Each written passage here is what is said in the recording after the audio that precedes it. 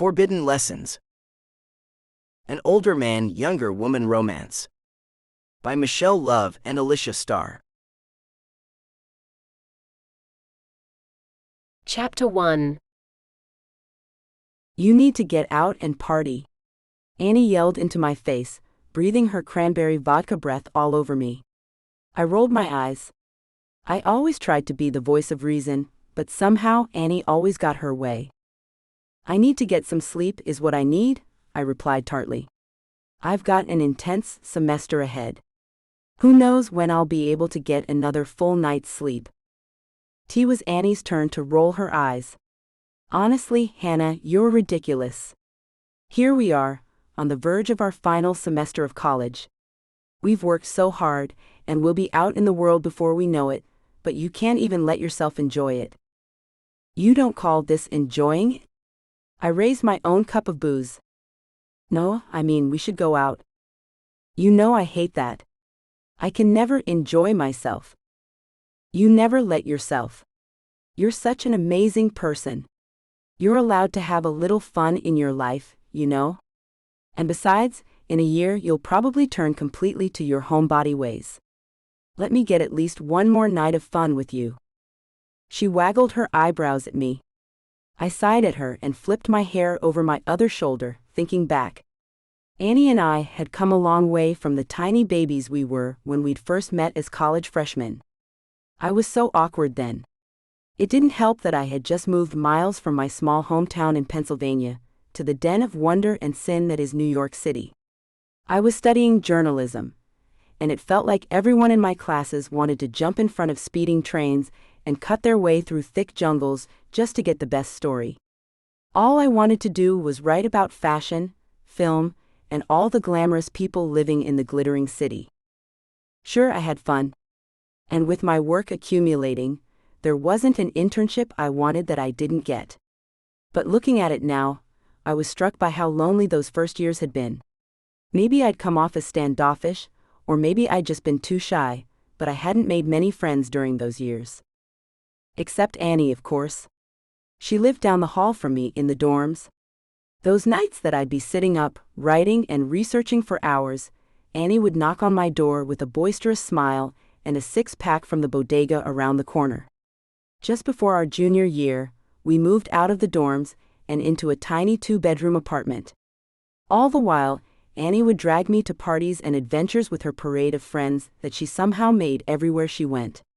Between her red hair and sparkling green eyes and my brown on blue, we always attracted attention. If I show up to class tomorrow hungover, it'll be your fault. Yay, senioritis. I'm serious. And so broke. I still need to find a job for this semester. Only you would give yourself a completely full course schedule for your last semester, and also try to take a job while doing it. Come on. You know you want to. Folding my laptop and putting it aside on my bed, I walked over to the wing-back chair next to my window. It was one of the only things I'd splurged on when I'd first moved out of the dorm. Not even my mattress was as comfortable.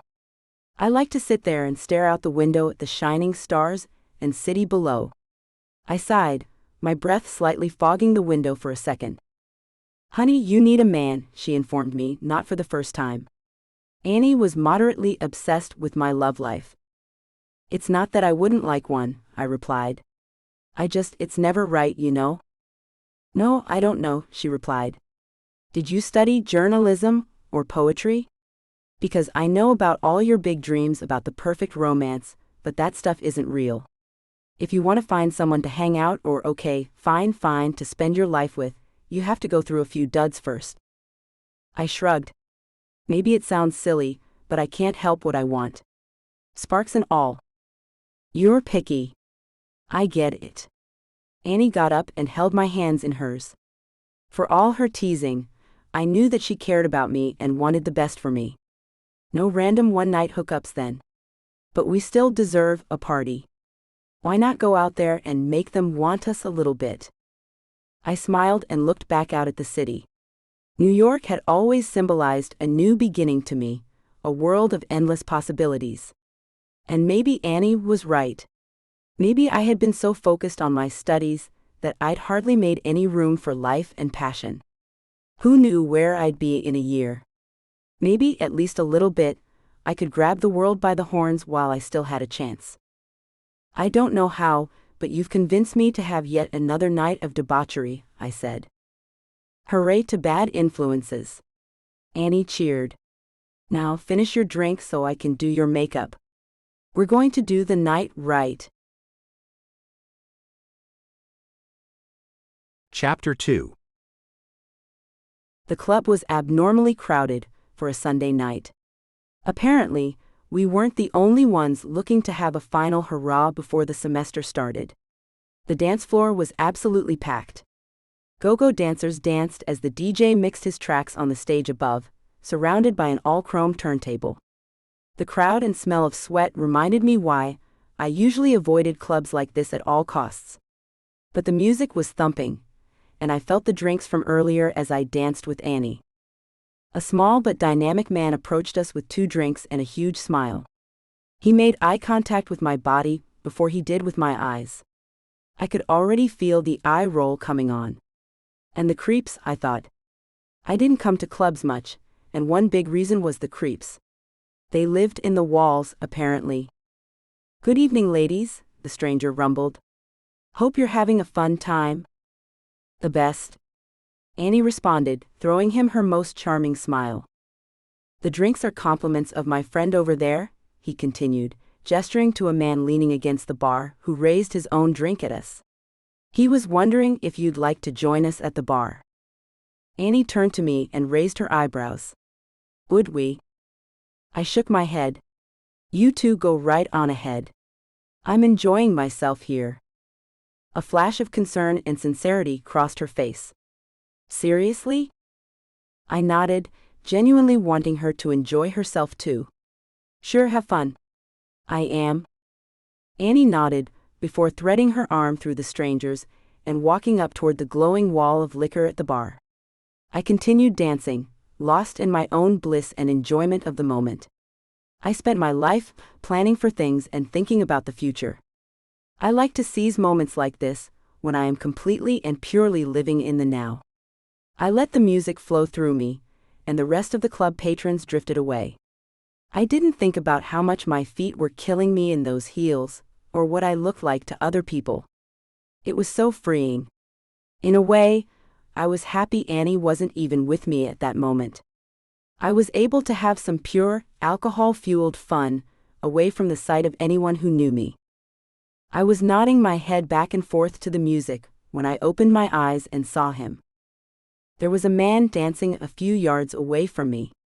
The first thing I noticed was he was absolutely stunning.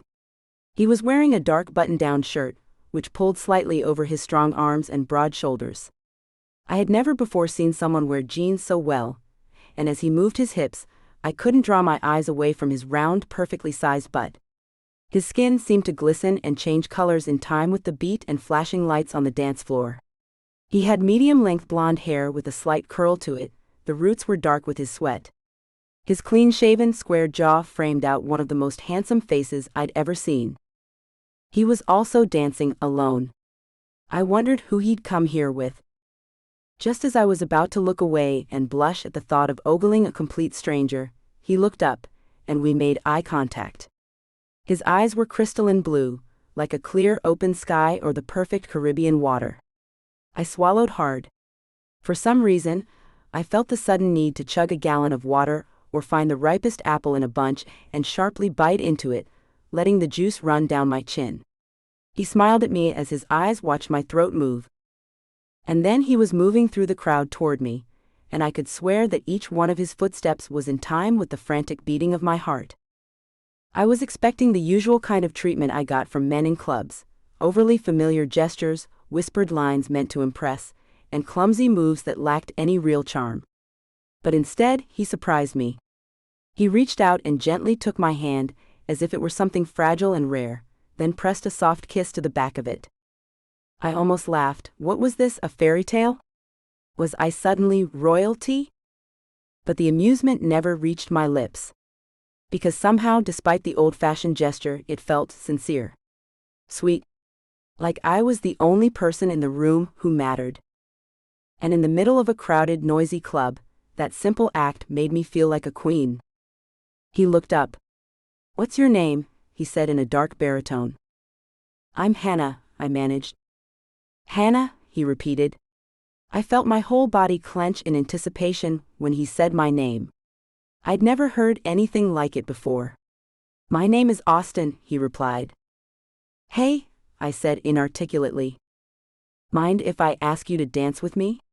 I saw you from across the room, and I absolutely had to try to at least meet you," he said with a surprising level of sincerity.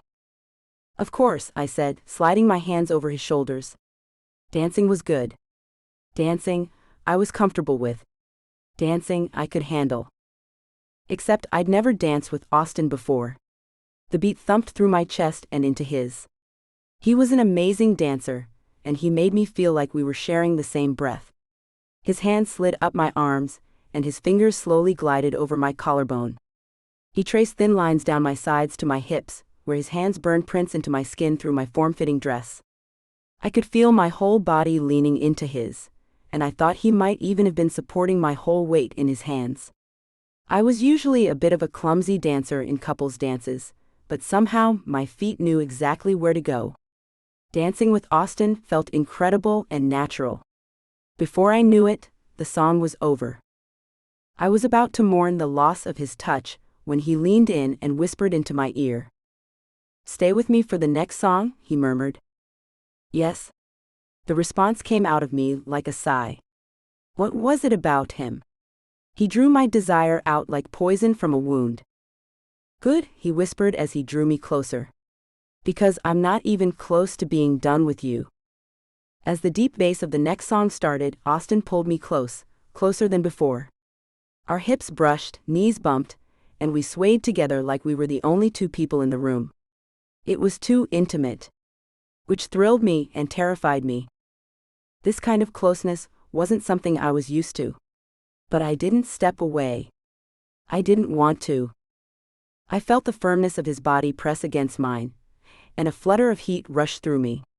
My breath caught, but instead of shame, I felt a strange mix of excitement and curiosity. I shifted slightly, and Austin let out a low sound that sent shivers up my spine. I tucked my face against his shoulder, hoping he wouldn't notice my blushing. Then his hand slid gently down my back and settled at my waist. He held me there, firm but not forceful, guiding our movements in rhythm with the music. There was a quiet intensity in the way we moved, his touch confident, mine unsure but open. He pressed his forehead to mine, a smile tugging at the corners of his lips. And just like that, the moment broke its tension, not with heat but with laughter. I pulled back slightly, flustered and breathless. "Are you always this good at making people lose their minds on the dance floor?" He chuckled, eyes sparkling. "Only when it matters." I was so caught up in the moment that I barely noticed when he lifted one hand to my face. Gently, he traced the line of my jaw with his finger, tilting my gaze up to meet his. The kiss was coming. I could feel it in the electricity between us, in the way his pupils had deepened with emotion. He leaned in just a breath, waiting, giving me space. "Trust me," he murmured, voice low and steady. "I want to make you feel everything tonight. But I won't rush it. Not until I've done this first." I didn't stop him. The moment his lips touched mine, it was like a spark igniting something I hadn't realized I'd been holding back. The kiss was soft at first, tentative, searching, but quickly deepened into something more assured, more certain. He kissed like he meant it. Like this had been building for a long time. Our hands found each other instinctively. My palms rested against his arms, feeling the strength and warmth beneath his shirt. I let my fingers travel down to his chest, lingering there, feeling the rise and fall of his breath. I didn't have to think. Everything felt natural. Easy. Then he pulled back slightly, his lips brushing the shell of my ear, and whispered something I couldn't quite hear, but felt all the same. "Come home with me."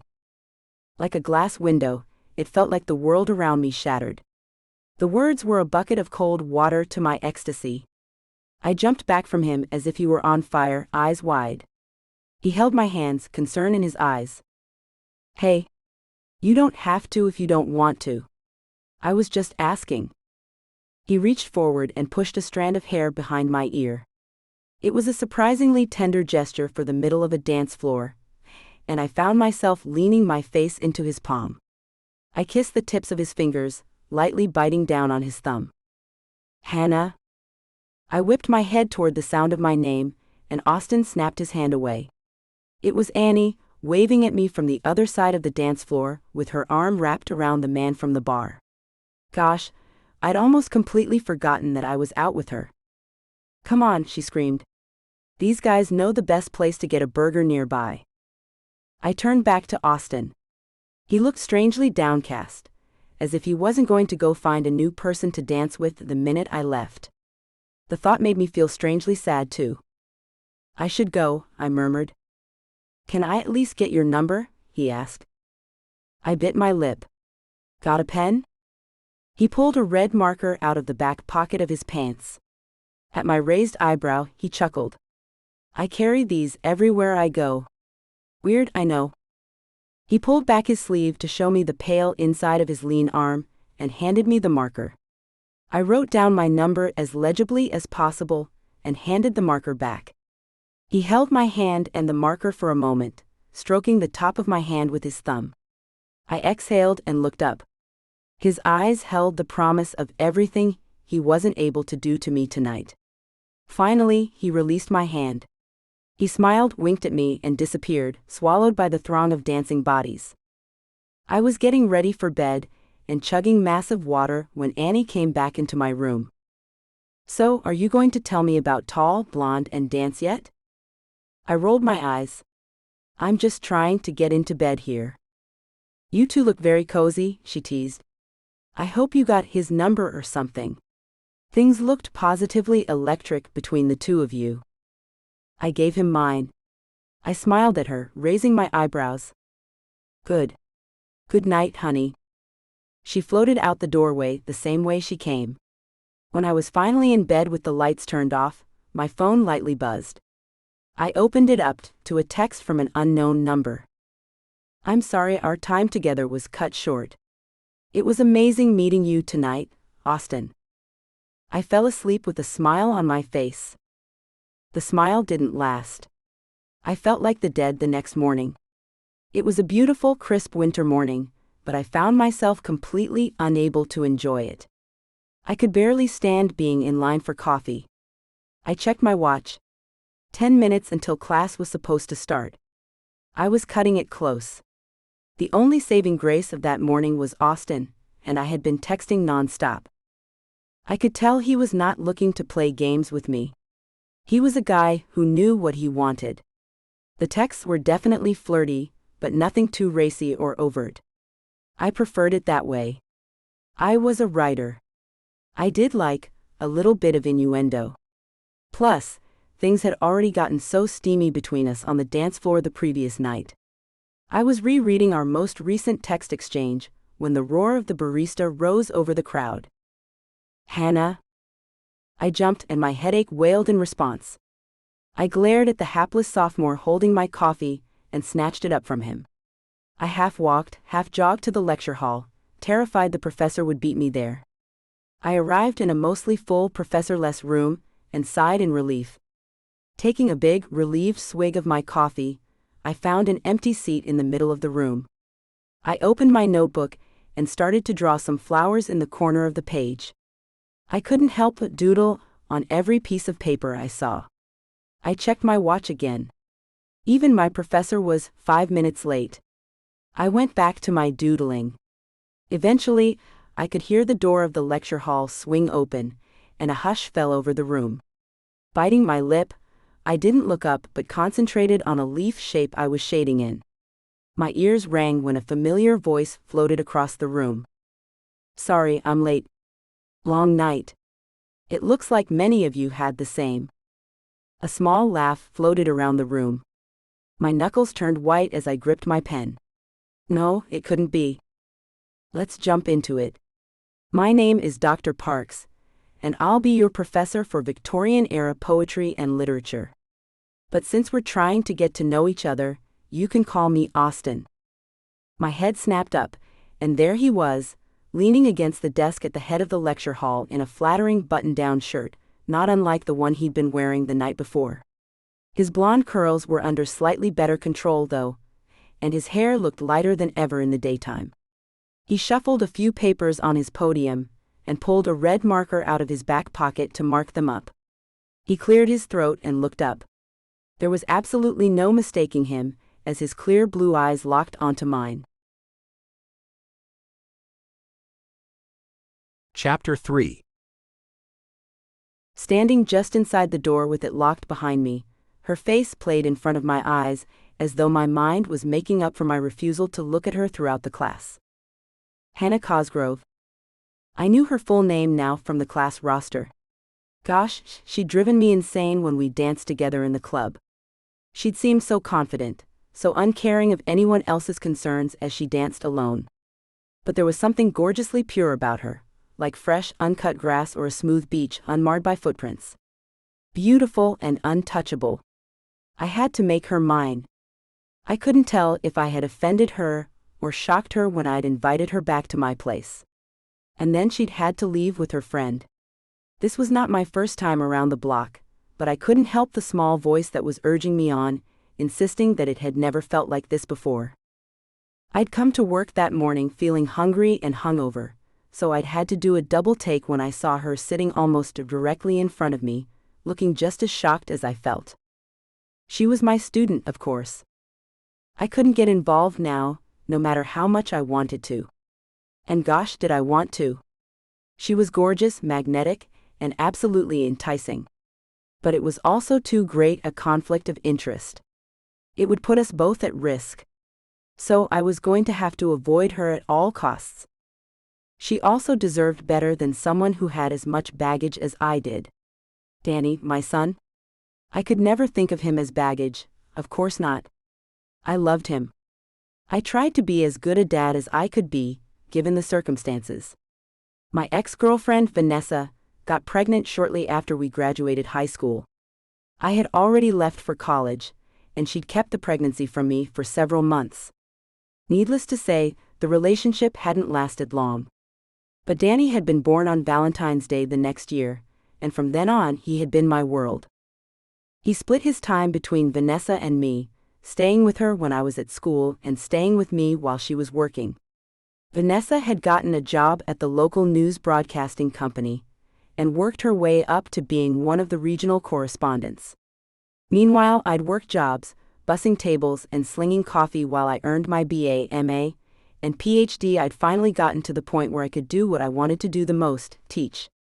It was hard for me to believe that Danny was nearly 8 now. I loved Danny, and wouldn't trade him for the world. I made some stupid decisions when I was young, some of which I deeply regretted. But I didn't regret him. But I also couldn't ask a student of mine to violate the university rules, be with me, and take on a single dad with a 7-year-old. I knew that no one wanted to deal with that at her age. But I was still so keyed up from seeing her, so shocked, so revolted at myself, so turned on. The mere sight of her did things to me. My fear of being cornered by her after class dissolved swiftly into desire. I had to struggle all the way through my first lecture, simultaneously trying to do my job and resisting the urge to pull her out of her seat and kiss her like last night. I sat at my desk for a moment, running my hands through my hair over and over again, before eventually relenting and picking up my phone, dialing Leo's extension. It rang twice before he answered. Humanities Department, this is Leo Renard. It's me. Austin. Hey. I wanted to call you. I lost you at the club last night. What happened? I started bobbing my knee up and down anxiously. There was this girl. Ooh? Scandalous. No, shut up. Listen. I came to class this morning, and it turns out she's one of my students. Leo snorted. So what? So what? I repeated in disbelief. She's my student. Hello, ethics. I could hear him rolling his eyes. They're in college, Austin. They're adults. We run into them around the city. It's not like you knew she was a student when you were on the dance floor. It happens. It doesn't happen to me. With your track record, that's hard to believe. She's so different. I groaned. What do I do, man? I can't teach like this. I can't get her out of my mind. Listen. You're imagining this person you wanted once on the dance floor. And she's so perfect. She's so attractive that you can't believe how much you want her. But once you realize how young she is, how she's just a person at school, you'll move on. Just try to view her through that mentality. She's just a kid, Austin. A legal kid, but nonetheless. Ultimately, young and naive, and not nearly as interesting as someone your own age with some kind of life experience. When you put it that way, I sighed. You're right. You're right. She's just a girl, Aussie. I know.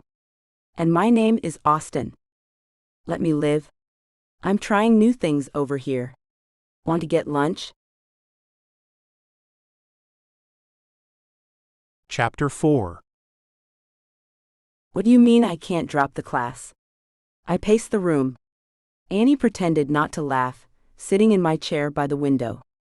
I gave her a warning look. Well, I have to get out of it somehow. There must be another, okay. Okay, fine. Fine? I angrily hung up and flung my phone across the room. I flopped down onto my bed, burying my face in the pillow. So? I turned my face. I need the credit to graduate on time, and all the other classes that satisfy it are completely full. Oh boo-hoo, you have to stay in class with Professor Mahati face. I'm so glad you find this hilarious. Hey, Annie got on the bed next to me. It's like I was saying the other day. It's your last semester. Maybe now's the time to really go for it, you know? I don't, actually. Go for what? You know what? He's attractive and he's clearly into you. Why the heck not? He's my professor. He's also a red-blooded man who has needs. And you have needs too. Even if you like to pretend that you don't. She patted my back. I snorted. It reminded me of my grandmother. I have a lunch date, so I have to go. You know though, Hannah, just think about it. I didn't acknowledge when she left. I simply waited to hear the sound of my door click closed. I rolled onto my back, staring at the ceiling. I found myself wondering about what Annie had said. I had played it so safe all through college, and now that I thought about it all through life, maybe it was time for me to really go there. Whatever I chose, he was stuck being my professor. I had to just deal with it. And unfortunately, dealing had to happen soon, because as it turned out I had his class in like 5 minutes. Damn. I bolted out of bed as I saw the time, grabbed my books and booked it out of the dorm at top speed. Turned out class with Austin flew by.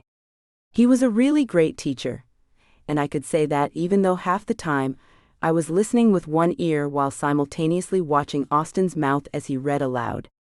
He was wearing his glasses again. Damn those things. I didn't notice he needed them at all, until he put them up on his nose to read to us from a book. I found it simultaneously adorable and endearing. He pushed them up his nose and licked his lips as he turned the page. And that made me remember his taste. I remember, he recited, cutting into my thoughts but not making things better as he read poetry in that gorgeous voice. The fir trees dark and high. I used to think their slender tops were close against the sky. It was a childish ignorance. But now 'tis little joy to know that I am farther off from heaven than when I was a little boy. As he closed the book, you could almost hear the audible sigh from all the women in the lecture hall. He looked up at us and smiled. Who can tell me what they think Mr. Hood is referring to when he writes this poem? Simple nostalgia? Or possibly something more? The lecture hall was silent. Really nothing? I was hoping I would get at least a little more than that, he suggested with a wiggle of his eyebrows. A giggle passed over the room. He checked his watch. We're 5 minutes over anyway. Go home and think on it. If we have silence again on Thursday, I'll start calling people out, and I know how you guys feel about that. What? Time to go already? I stared at the clock in shock. A nervous chatter. Students began packing up and filing out of the room. I rushed to collect all my things. But just as I was hastening toward the door, I heard my name. Hannah. I stopped hard in my tracks. I turned painfully slow toward him. I had completely forgotten the effect of hearing him speak my name. My knees were already shaking. Could you hold on for a second? Why, yes, I stuttered, and he smiled and moved to address a few students who had questions. When the room had finally emptied completely, Austin turned towards me, and just like that, the electrical connection reawoke. I could nearly hear it humming in the air. I braced myself for what would happen next, and was surprised when he finally spoke. I think there's another class coming in here. Would you mind walking with me to my office? The words were so casual, so harmless, so ordinary, that I actually let out a laugh. He smirked and rolled his eyes, clearly aware of how bizarre this moment was, talking about office hours with someone who had kissed you breathless just days ago. Yeah, I said at last, still amused. Sure. Great. Follow me. We walked in silence across the campus. I tried to distract myself by observing the world around me, musing at the campus being part city, part college campus, and reflecting on the times I had had in this spot or the other.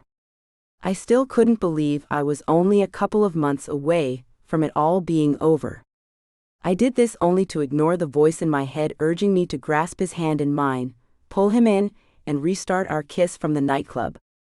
We reached the academic building, and didn't stop until we were inside his modest private office.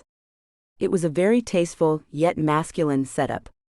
The walls were absolutely covered in yards and yards of books. His desk was a deep-colored wood, with a rich, comfortable-looking leather chair right behind it. In front of the desk sat 2 inviting chairs facing the window behind it. He didn't seem to have a computer, until I noticed the laptop folded discreetly on the corner of the desk. You can sit down, he murmured, and I wondered for an alarming second whether or not he could read my mind. I nodded and sat down, crossing my legs and folding my hands in my lap. Austin rounded the desk and sat down, leaning forward immediately. Let's just address the elephant in the room, because I know that it's making us both uncomfortable, he began. My mouth felt suddenly very dry. We met for the first time at a club and we did more than just dance. I would have been surprised if the blush didn't reach my toes. My silence apparently prompted him to continue to speak. Now, I think that at this stage, there's no point in denying the fact that I'm attracted to you. You've even felt the evidence of that. This remark elicited an audible gasp from me. Austin chuckled darkly. But obviously, our positions as student and teacher in an academic setting must take precedent, and I can't act on these feelings. I nodded much more than I had to. I was strangely disappointed to hear this. I knew the rules. I was not sure what I expected. Maybe I had had a small glimmer of hope that now would be the moment we both decided to break the rules.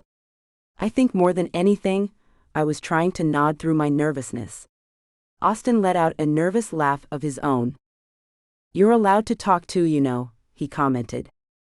Sorry, I blurted out. I'm sorry. This is just too weird. I agree, he continued. I just wanted to clear the air. I want you to feel comfortable in class, and know that I'm there to be your teacher. I don't want you to think that you can't talk to me, or think that you need to avoid me because we had an encounter before we knew who the other was. He swallowed harshly. And I'm sorry if anything I did the other night upset or offended you. I think I got a little demanding, carried away, and I'm sorry for all that.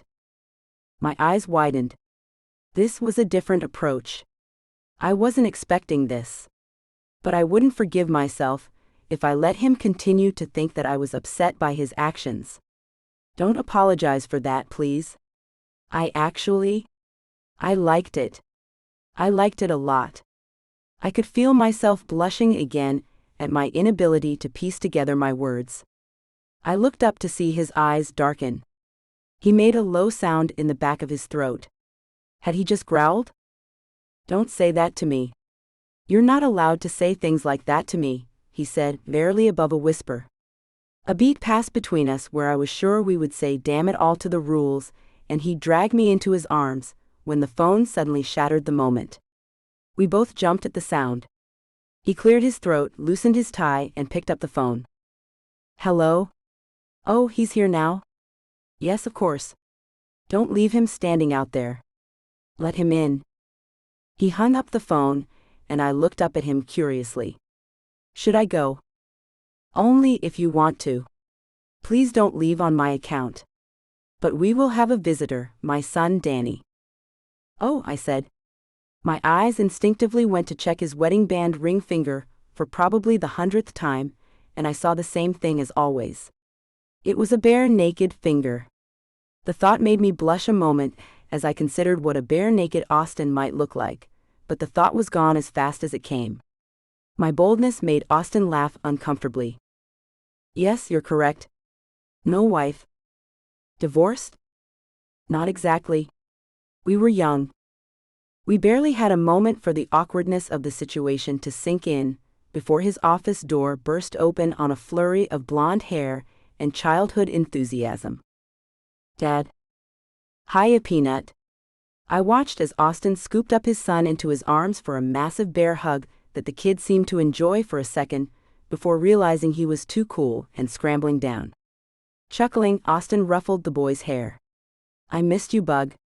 Bug, meet Hannah. Hannah, this is my son, Danny." "Hi, Hannah," Danny said, flashing me a smile devastating enough to rival his father's. "Hi, Danny. Nice to meet you. How old are you?" "I'm turning 8. "Wow. Congratulations." "Thanks." "What grade are you in school?" "Second. I get all A's in math," he informed me. "And I like trucks and planes."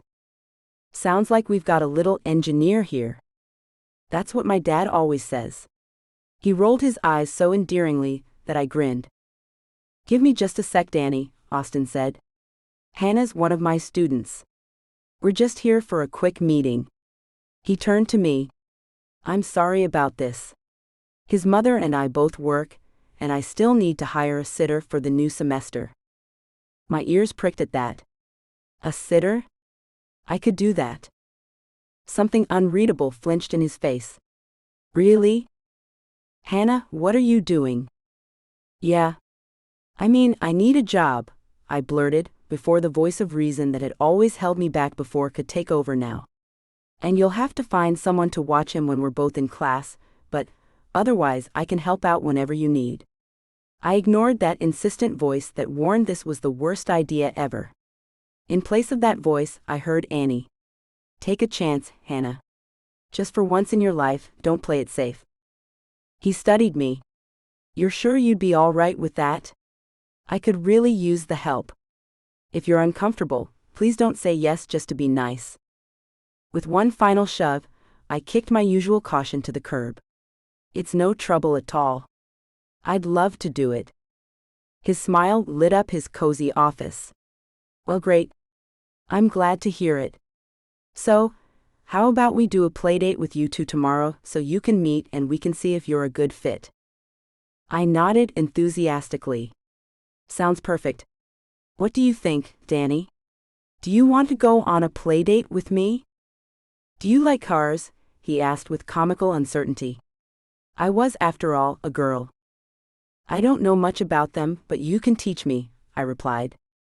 "I can try," Danny agreed, and I bit back a smile at his solemn tone. Austin cleared his throat. "And in regards to the meeting, you're sure you're okay with this? With me being your professor? We're all good." I returned the grin. "Peachy keen." Chapter 5. I downed my third whiskey sour, before finally saying it out loud. "She's going to be babysitting my kids starting tomorrow." Leo looked up from his own drink. "Who?" Hannah. Hannah. My student, I reminded him. Ah? He cracked his knuckles. Not quite the approach I suggested you take, I don't think. I rubbed my temples and flagged down the bartender for another drink. I tried to. I swear. Every minute I spend with her just makes me want her more. Tomorrow is the test run, but she met him when he came to my office today. I know she'll do great. He's already taken with her. He gave me a look. Sounds like he's not the only one. I glared at him as I got my new drink and immediately downed half of it. That's not funny. Take a joke. Meanwhile, you just need to hook up tonight. You know? Forget her, move on. She can't possibly be that amazing. Except, I chugged more of my drink. Except she is. Leo suddenly slammed his drink against the bar, sloshing beer over the sides. I jumped in surprise. He had a look on his face that I'd never seen before. You don't need this drama in your life, and you certainly don't need to be falling in love with a student. Love? I sputtered in shock. Who said anything about love? Why would you bring that up? It doesn't matter if it's love or not. You're too hung up on her. She seems perfectly nice, but you've got a grown-ass life to live. I'm not hung up on her. I'm having a brief infatuation. All right then, Leo challenged. Prove it. Go take that girl home. He pointed at a tall, beautiful, but decidedly not Hannah woman leaning against the wall on the other side of the bar. I rolled my eyes. I can't take any random girl I choose home, Leo. In case you forgot, that's not how anything in life works. Sure you can't. But you can take home someone who's looked at you 3 times already tonight, and you've been too busy feeling sorry for yourself to notice. I looked back over towards the woman on the wall to find that Leo was right. She was still looking at me. She really was beautiful. Long raven hair, quicksilver eyes, and a sly, flirty smile. She was older than Hannah. In fact, the two looked a lot alike, almost like looking into a picture of Hannah in the future. I finished my drink. I could do this. I could be with her tonight. I couldn't deny that I was attracted to her. I stood up and straightened my shirt, clearing my throat. Hold my seat, I told Leo as I headed across the dance floor, automatically recreating the moment that Hannah and I had laid eyes on each other. With her body moving to the sound of the music, my body couldn't help but be drawn to hers like a magnet. When we touched, danced, breathed each other's air, I felt higher than any drug could ever make me. Are you going to ask me to dance, or just stand there with your jaw hanging open, looking like an idiot? I shook my head, clearing my thoughts as I looked up. The gorgeous brunette was standing directly in front of me, giving me a little smirk and a raised eyebrow. You don't look like you really think I'm an idiot, I suggested, the suaveness resurfacing in my voice. Her eyes flickered back up to mine, intrigued. I'm Marissa, she said. Austin, I responded. Care to join me on the dance floor? I was starting to worry you wouldn't ask. I gripped her hand and led her to the center of the dance floor. Her hand was small and warm, but not soft like Hannah's. I shook my head again. Give it a rest, I told myself. The drinks I'd thrown back were definitely kicking in now, and my thoughts were all over the place. Marissa swayed closer, and without fully thinking, I pulled her into a dance, our movements falling into rhythm with the music. She let out a soft laugh as we moved together, leaning forward, and I followed her lead, caught up in the moment.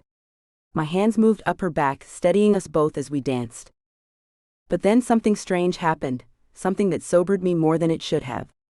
The scent that drifted toward me wasn't Marissa's perfume. And the feel of her beneath my hands didn't quite match. Somehow, through the haze, a single name rose to the surface. Unshakable. Steady as the beat of the song pulsing through the room. It wasn't Marissa I was thinking about.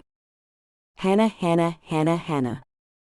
The room began to spin, and I pulled back suddenly. Are you okay? Marissa asked in surprise. Gotta go to the bathroom, was the only thing I could say as I rushed off the dance floor. My whole head was floating as I pressed into the bar's bathroom. Thank God it had been cleaned recently, and I pulled myself into an empty stall and locked the door behind me. I stared down at the toilet for a second, trying to decide if I was going to throw up or not. Being off the dance floor and in a well-lit room quieted most of my dizziness. I blinked and rubbed my eyes, trying to return myself back to the present. What the hell was that back there? What was happening to me? Visions of Hannah, a mixed bag of my own imagination and the small moments and touches we'd shared, filled my mind. The booze swam in my head, floating on a river of physical frustration. I thought briefly of going back to the dance floor to collect Marissa for a quickie in the bathroom. But I knew that wasn't what I wanted. It was all wrong. The smell, the taste of her height, the exact color of her hair. None of it was right. The look Hannah had given me in my office earlier emerged in my mind, lips pressing together nervously, then the warmth in her eyes as Danny raced in. My morality was fighting a losing battle. Despite the wrongness, awkwardness, and intensity of the situation, I couldn't turn away.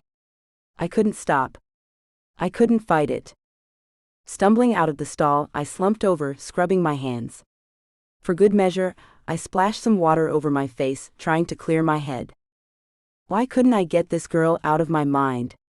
It was inappropriate, uncalled for, and I didn't need this in my life right now. I had come to the bar tonight thinking about the way she was looking at me when she agreed to babysit Danny, thinking about the tension between the two of us, determined to sleep with her the next chance I got. But this was clearly something I couldn't shake. I couldn't even be with anyone else, because I knew I just wanted her. But if I did that and threw caution to the wind just for her, I would risk everything. My job, my ability to support Danny, my reputation that I'd worked so hard for. Was she really worth all of that? Of course not. I looked up at my reflection and decided that I hated Hannah Cosgrove. I didn't. Not really. But I couldn't afford to feel drawn to her anymore. It was too dangerous, and it made me act too reckless. I had to stay as far away from her as I possibly could. But tomorrow she would be coming over to see if she was a good fit to be a sitter for my son. Damn. Chapter 6. I rang the doorbell and adjusted my skirt, tugging it down with my hands. Annie and I had a 20-minute conversation about what I should wear as I was trying to leave the apartment. I insisted that I was only going to test out if I was a good fit for this family, but she wanted me to wear something much more alluring. I flat out refused most of the outfits she pulled out for me, but we finally compromised on a long-sleeve shirt and a knee-length pleated skirt. Annie shoved me out the door, saying she'd be heartbroken if I didn't at least tease Professor Mahati face a little bit. Now I was realizing just how short the skirt was. I'd pulled it down about 100 times on the subway on my way over. I definitely felt out of place on the stoop of this fancy brownstone in some lovely part of Brooklyn. I couldn't remember the last time I'd visited somewhere so nice. I was counting the panels on the wood door when suddenly it flew open, and a disorganized but still devastatingly adorable Austin emerged. His hair was disheveled and wild around his face, and his shirt was unbuttoned, revealing his white undershirt. He blinked, surprised to see me. "Hannah, hi. Are you early?" I frowned and checked my watch. "No. I think I'm just on time." "Oh," Austin glanced at his own watch. "I must have lost track of time. Please come in." He ushered me into the apartment and closed the door behind me, hand hovering over the small of my back but never touching.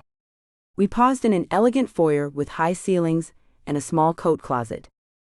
"Sorry I'm so unprepared. If it works out and you have to take care of a child, you'll get exactly what this whole situation is like." He laughed awkwardly. "It's fine, please don't worry about it," I insisted. "I'm a guest in your home. Danny's just about finishing up his breakfast, so I'll show you into the kitchen." Austin led me through the foyer, past a lovely staircase with a banister painted white. The color seemed to be the theme of the apartment. White, clean, chic, masculine. We entered a well-lit kitchen at the rear of the house, with a large glass door facing a small backyard. The kitchen was clean with brand-new appliances. At an island in the middle of the room sat Danny, eating eggs and sitting on a tall bar-style chair. He was leafing through a comic book and looked up at the sound of us entering the room. "Hi Hannah," he said, smiling at me. "Hey Danny, ready for our playdate today?" "Yeah. Dad got me a brand new car magazine, so I can teach you stuff." "Not so fast, bud," Austin interjected, and I caught the smile hiding in his eyes. "You've still got to change out of your pajamas, kid." "Oh yeah," Danny said, looking down at his Spider-Man-themed jammies.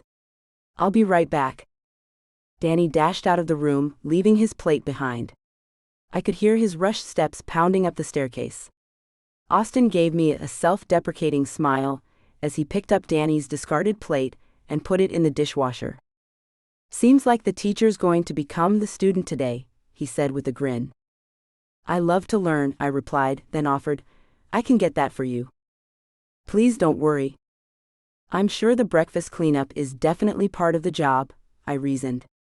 I walked around the island to take the plate from him, trying to convince myself that I wasn't just doing it to find an excuse to get closer to him.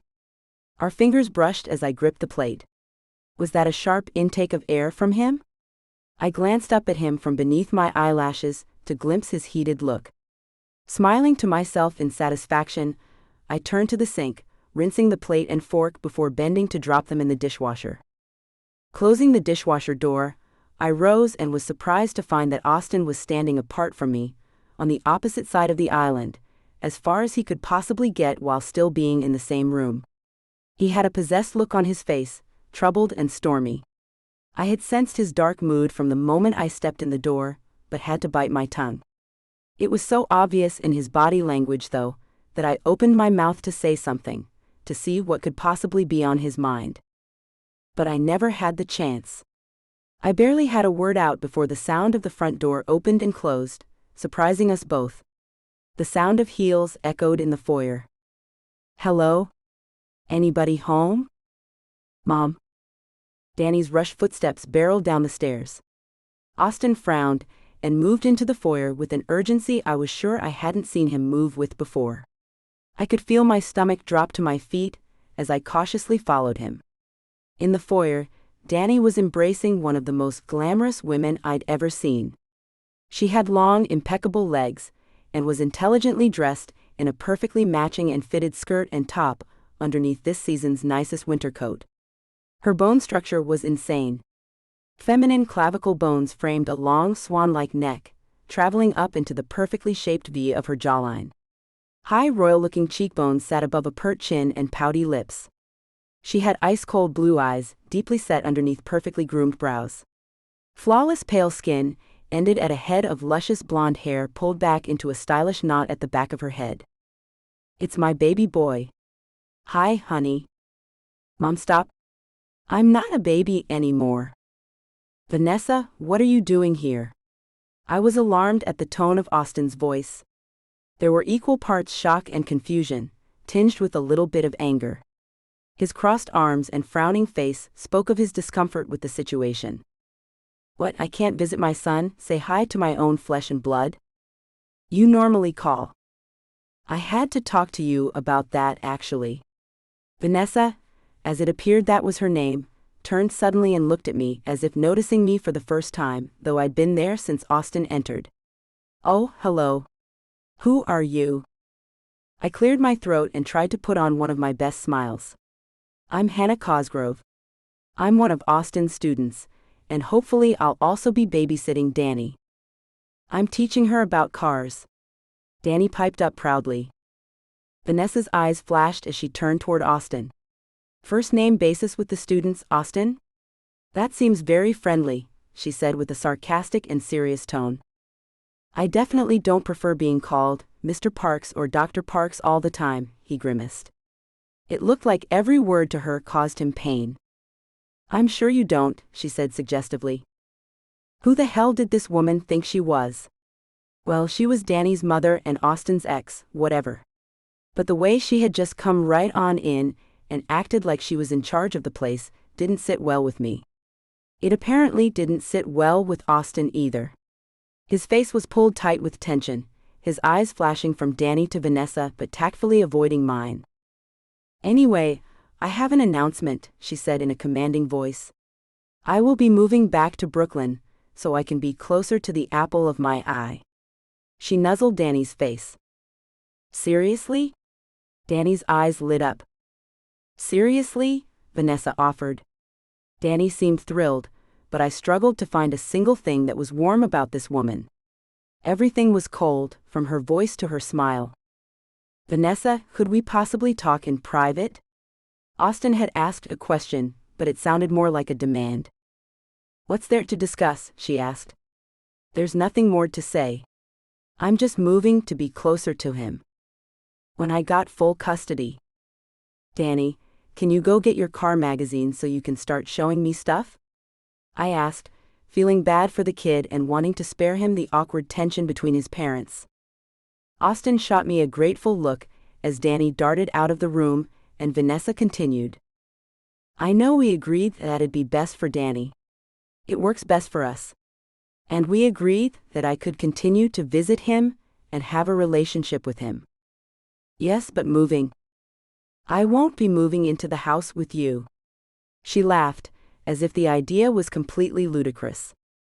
"I'll just be a 5-minute walk away." "You've already found a place?" Austin said skeptically. "I've just made an offer. Fingers crossed they accept." Austin chewed his lips.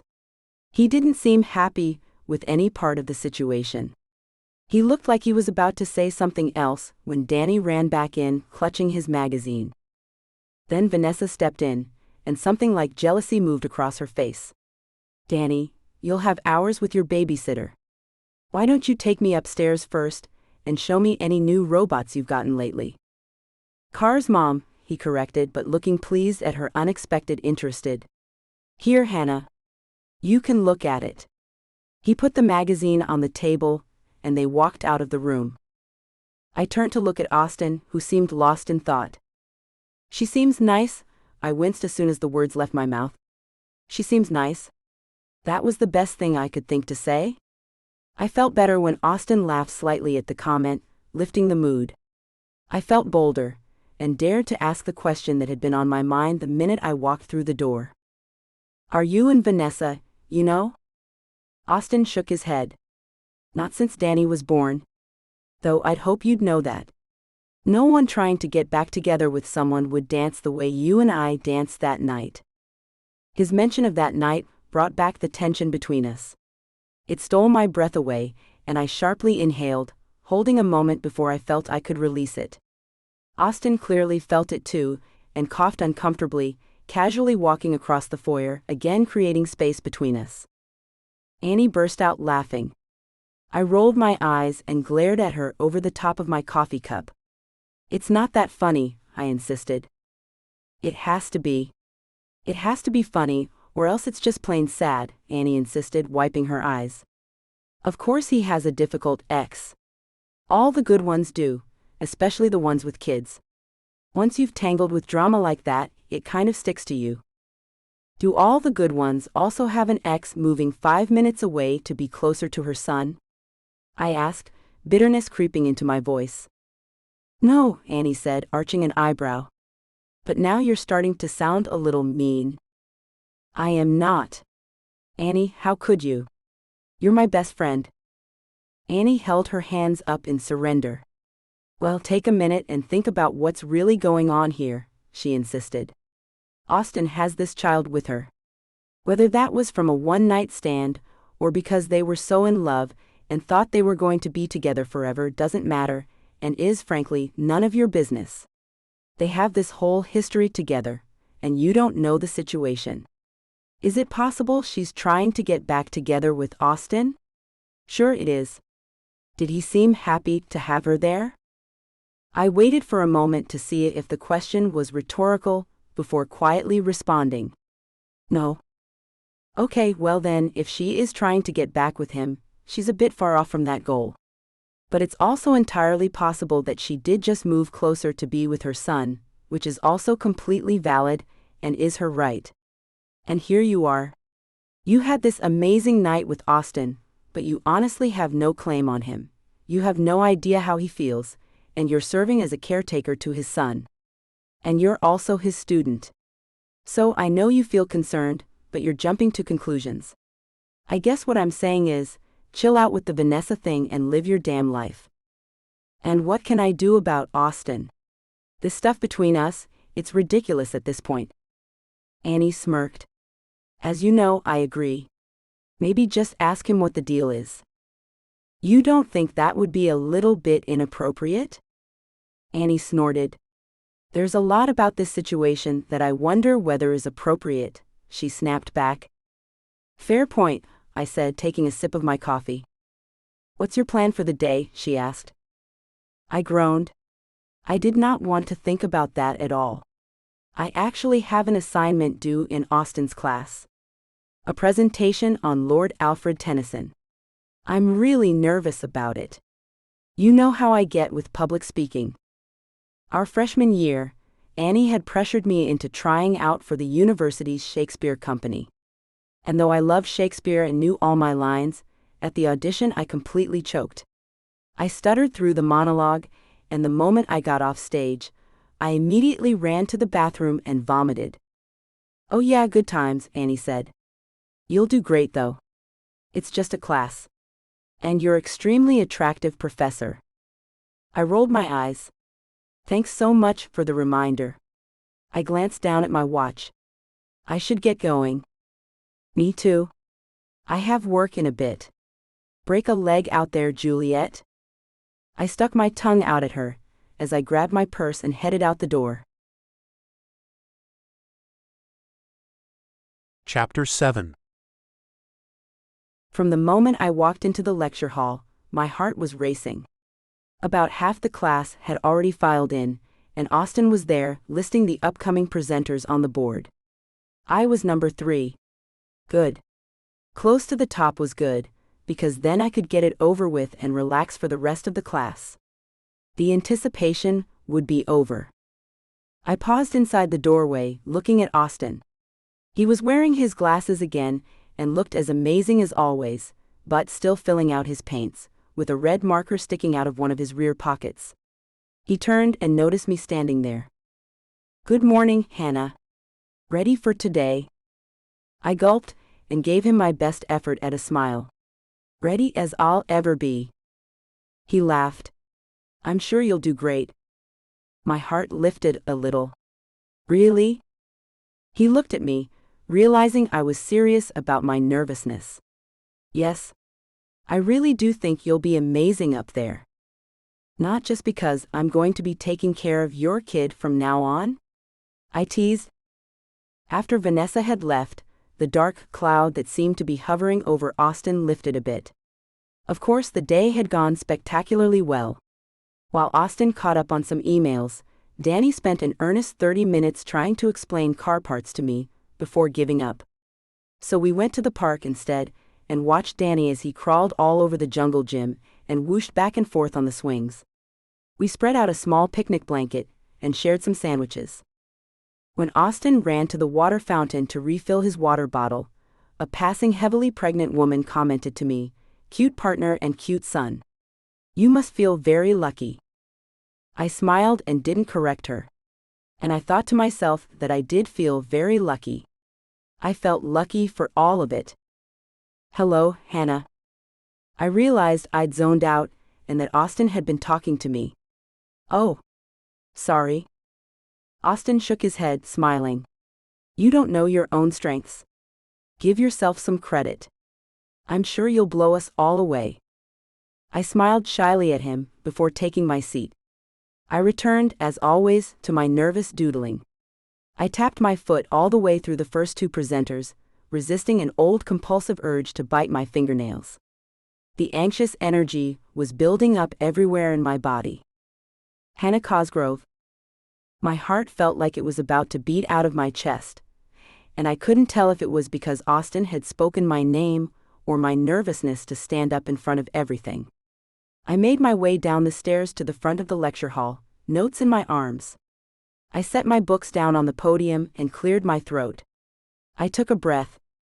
Lord Alfred Tennyson.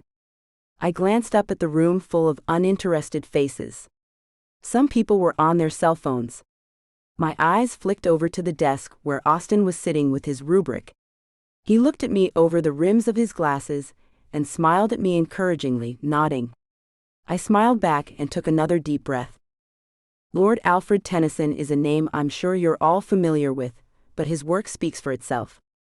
And I was off. It was incredible how at ease I felt delivering my report. The words fell from my lips like melted butter, so easily and simply.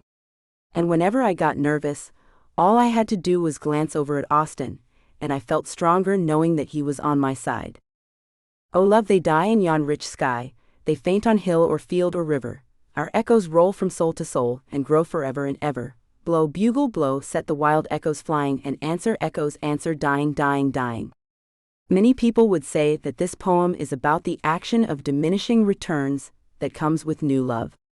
But I interpret it as an appreciation of the power of those moments. These echoes reverberate for Tennyson because they're beautiful, even if they're brief. Tennyson knows that love is something to be cherished. Something worth fighting for. I wrapped up my speech, waiting for anything to happen. I looked over at Austin. His heated gaze was enough to steal my breath, and it must have shown on my face. He shook his head, schooling his features, and cleared his throat. Good job, Miss Cosgrove. Very good. Mr. Crane? His attention was entirely on the next student as he began his report. It was just past twilight when I arrived at Austin's brownstone, a sleeping Danny in my arms. He'd had Boy Scouts after school today, so I'd had to pick him up and make sure he made it home. I had carried him the last block and a half after I caught him falling asleep while we were walking. The house was locked and dark when I arrived. I was secretly relieved. Things between Austin and I had only been getting worse, or better. I honestly couldn't tell. But the tension had completely gotten out of hand. After our moment during class, I really did not want to run into him tonight. It was a long day, and I didn't have it in me to deal with the awkwardness between us, or his attractive and cold treatment of me. I trudged up the stairs and brought Danny to his room. I woke him up briefly to get him into his pajamas and have him brush his teeth. As soon as I tucked him in, he was completely out. I sighed and watched him sleep for a moment, yawning and fighting sleep myself. I turned off the lights and headed back downstairs. I went into the kitchen, thinking I'd make myself a mug of coffee for the road. Nothing was worse than falling asleep on the subway. I was just closing the kitchen cabinet when I turned to see Austin standing in the kitchen's doorway. I jumped. Geez, you scared me. I didn't think anyone was home, I scolded him. He didn't respond to me, just looked me directly in the eye. Was he breathing heavily? The attention made me fidgety. I hope you don't mind that I was making myself some coffee to take on the subway, I explained. I'm feeling very sleepy, and I was cut off by Austin, who suddenly stepped away from the doorway and into the room. In just a few strides, he was standing right in front of me, and then he kissed me. Well, now I wasn't even a little bit sleepy. My whole body responded instinctively, like it had been waiting for this moment. I kissed him back, breath catching as our mouths met again and again. He held me gently but firmly by the hips, drawing me closer until I was pressed up against the counter. When his lips moved to my neck, I let my head fall back, a quiet sigh escaping me. Even in the haze of the moment, the thoughts I'd been pushing aside resurfaced. What about the rules? I whispered, barely able to focus as he brushed a soft kiss behind my ear. To hell with the rules, he murmured. I'm done pretending this doesn't matter. I've been driving myself crazy trying to stay away from you. His words made my chest ache in the best way. He looked at me, all heat and sincerity, and his voice was low and rough. I should have told you how I felt from the beginning. I'm not wasting any more time. His hands moved up my arms in a warm grounding motion, and he pressed a tender kiss to my shoulder. There was nothing rushed or careless in his touch. It felt intentional, reassuring. I was overwhelmed in a good way, but suddenly my nerves caught up to me. I gently stepped back, even though every part of me wanted to stay in his arms. His expression flickered with concern, and I saw the quiet hurt in his eyes. He thinks I'm pulling away, I realized. While I was terrified that once I told him the truth, he might be the one to walk away. There's something I need to tell you, I said quietly. Okay, he replied, his voice soft. He licked his lips, like he was bracing himself for whatever came next. I took a steadying breath. I've never been with anyone before. His eyes widened, surprise flickering across his face. Really? I looked down and crossed my arms, suddenly feeling small under his gaze. Yeah. I just thought you should know. Austin immediately shook his head. Hey, thank you for telling me. And for the record, there's nothing wrong with that. I guess I'm just surprised. The way you carry yourself, the way we are together, you always seem so confident. And you're beautiful. I imagine a lot of guys would have been drawn to you. I shrugged and stared at my feet. I know this might change how you see things. I just didn't want to keep it from you. He didn't let me finish. Instead, he leaned in and kissed me, softly this time. It wasn't like before, when everything between us had felt wild and intense. This kiss was slower. Gentle. It felt like a promise. Like comfort. Like him saying, I'm not going anywhere. When he pulled away, he brushed a hand through my hair. I'm really glad you told me, he said quietly. But tonight isn't about pushing anything. We don't have to rush. I tried to hide my disappointment. I had imagined things going differently. But before I could turn away, he lifted my chin and smiled. You haven't lost me, he said, his voice warm.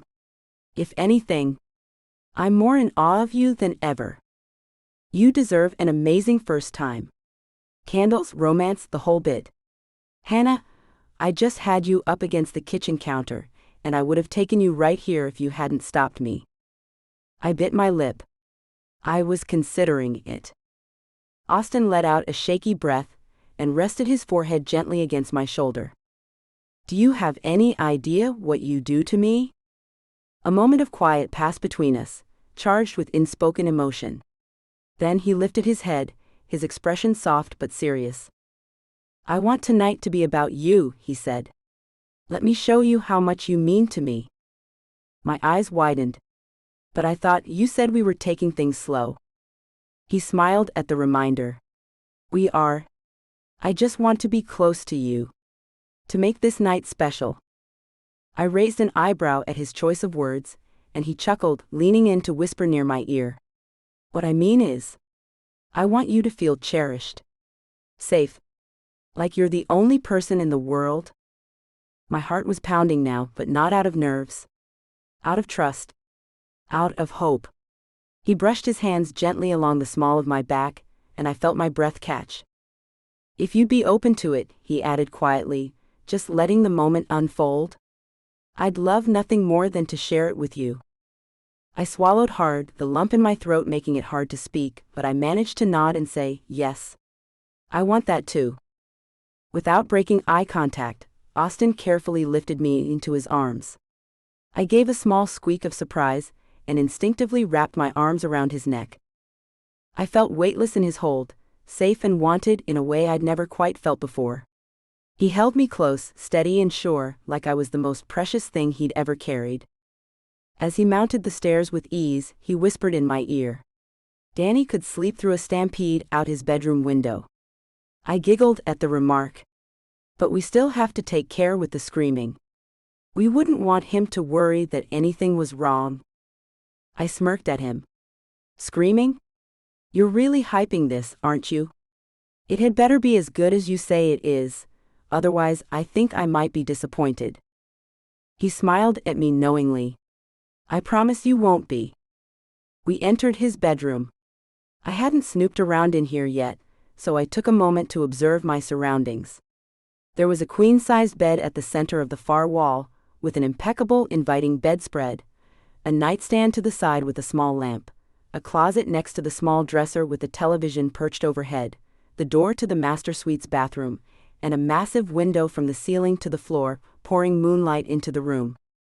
Austin walked me over to the bed and laid me down gently, brushing a kiss across my lips. "Can I help you get more comfortable?" he asked, his voice quiet, seeking permission. I nodded, nerves fluttering in my stomach. Thinking about it was one thing. Being here with him, feeling the warmth of his gaze and the tenderness in his hands, was something else entirely. It was overwhelming in the best and scariest way. He helped me out of my top with slow, careful movements, treating each step as if it mattered. He didn't rush. He folded my shirt and placed it neatly aside, his fingers lingering softly against my skin as if memorizing the moment. Every gentle touch was filled with intention, not urgency but care. His hands moved up my arms, over my shoulders, his lips brushing against my collarbone and cheek as if to reassure me. I felt myself breathe out, trying to steady the storm inside. There was no pressure in his touch. Just warmth. Just presence. Just him. We weren't racing anywhere. We were simply here, together, hearts open, letting ourselves fall a little further. "Austin," I whispered, heart racing. "Will you stay close?" His answering smile was tender, not teasing. "Of course." He leaned over me again, brushing a soft kiss across my lips, then another along my cheek, down to my collarbone. His hands never rushed, they moved gently, as if reading my every hesitation and responding with care. I felt wrapped in warmth, in safety, in something deeper than I'd expected. "I just want you to feel how much I care about you," he murmured. I nodded, emotion rising in my chest.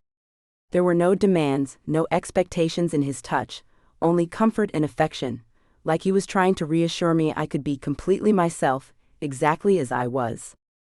He helped me relax, his fingers trailing lightly along my arms, my waist, my back.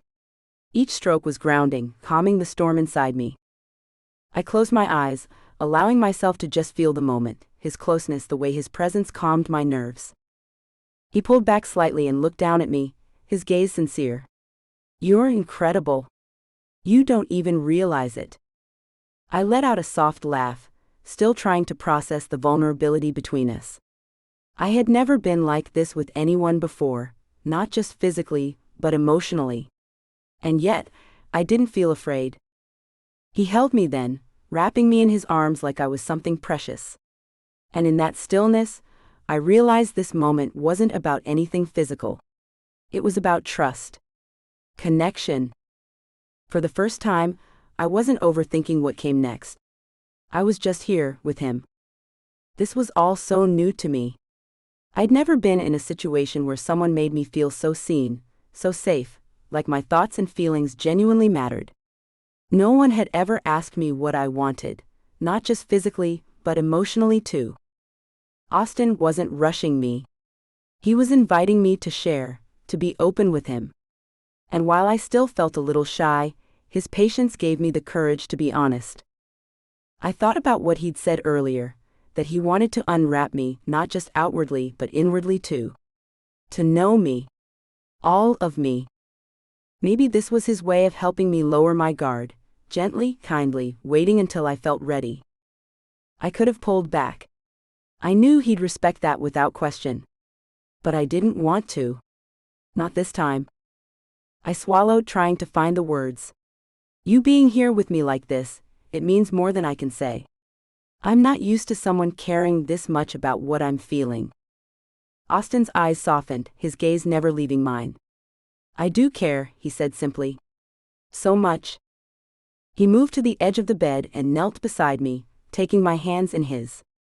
"You don't have to say or do anything you're not comfortable with. Just be here with me. That's all I need." I blinked fast, overcome by emotion. The intensity of his words, the sincerity in his eyes, it made my heart ache in the best way. He pressed a kiss to the back of my hand and held it to his chest. "You don't have to pretend. Just let me be close to you." I nodded slowly, a quiet yes on my lips. And then he gathered me in his arms again, not to take anything, but to give me something I hadn't realized I needed. A moment of closeness, trust, and deep, quiet understanding. My legs relaxed, falling gently to the side.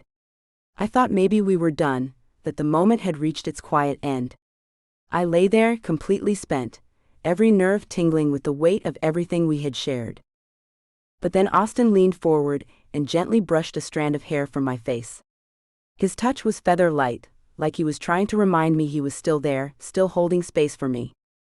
"I know you're tired," he murmured, his voice low and comforting. "Just rest. I'm right here."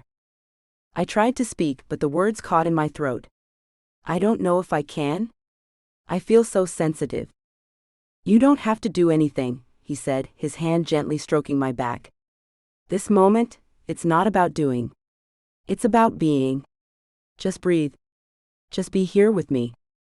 I melted into the mattress, into him, letting his quiet words and tender gestures soothe me. Every part of me felt fragile and alive all at once. He didn't push, didn't ask for more. He simply stayed with me, steady and warm. He pulled the blankets up around me and gathered me gently into his arms. His body curled protectively around mine, his chin resting near my shoulder. I felt him kiss the back of my neck, softly, reverently, before his arms tightened slightly, as if anchoring us both in that one perfect moment. I noticed the tension in his body then, how he was holding himself back, how he was still thinking of me, not himself. "But what about you?" I mumbled, fighting off the pull of sleep. He chuckled softly. "Another time," he said. "Tonight was just for you." He smoothed back my hair, his fingers lingering for a moment before gently cupping my cheek. "You've let me see a side of you no one else has. That means more than I can say." I reached up sleepily and pressed a kiss over his heart, then let myself fall completely into the warmth of his embrace. My body gave in to rest, but my heart stayed wide open, full of everything he had shown me. Chapter 8. I woke up feeling content to the warmth of sunlight on my face. I couldn't remember my dream, but I knew that it was wonderful. I smiled and settled further into the plush pillow, before being roused further awake by confusion. That wasn't my window. These weren't my sheets. This wasn't my bed. The sound of the shower running in the ensuite bathroom brought me back to the present, and memories from the night before flooded my mind. I flopped onto my back, staring at the ceiling. Had that really happened last night? Had Austin really carried me to bed, held me like I was something precious, and stayed with me through the most vulnerable, overwhelming moments of connection I'd ever experienced? It must have. Even in the soft blur of morning, everything felt vivid, every word, every look, every quiet touch. And wow, I had fallen into the deepest, most peaceful sleep of my life. I turned my head and caught sight of the clock. Just after 6 in the morning. The first rays of sunlight were beginning to peek through the curtains, bathing the room in gold. Then I heard it, the gentle sound of the shower running. Austin. A warmth bloomed in my chest at the thought of him.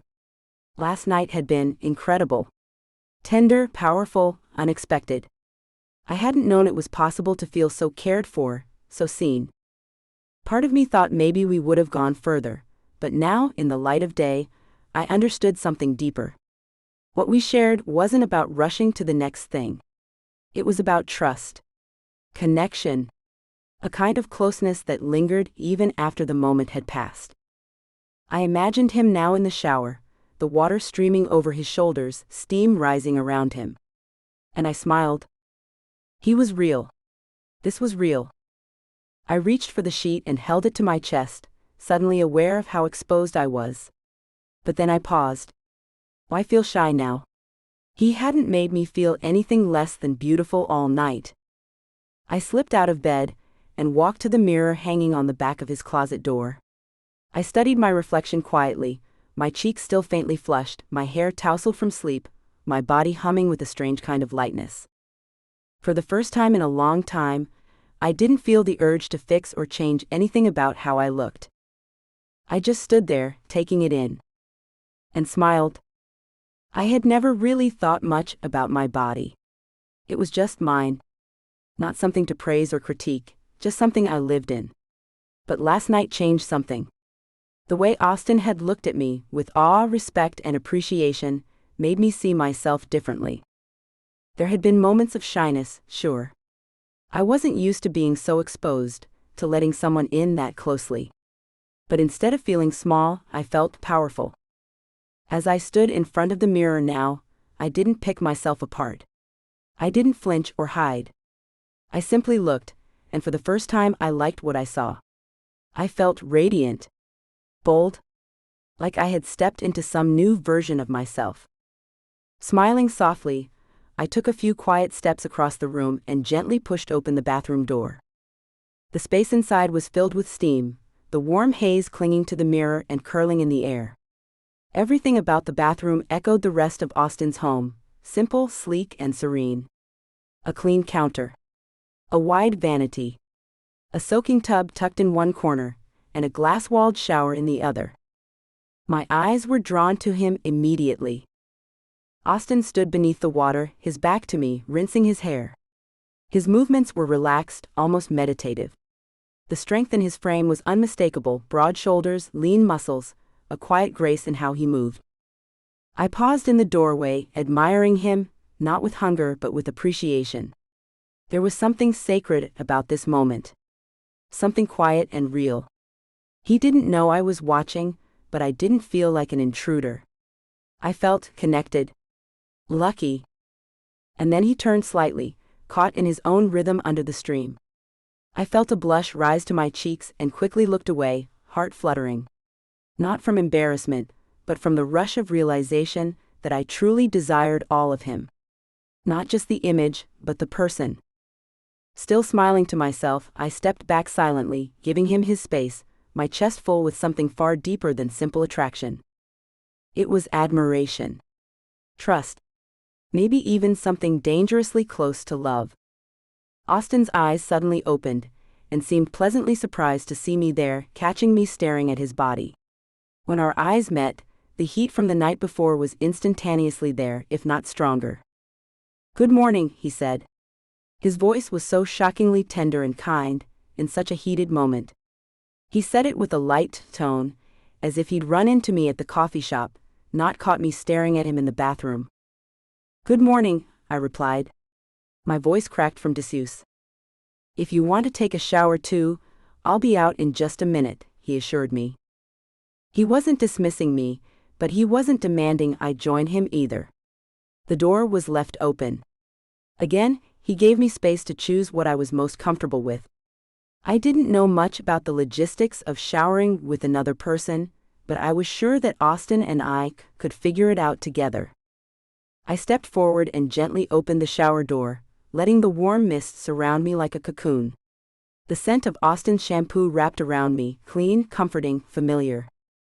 The moment I stepped inside, he was there, pulling me close with steady arms.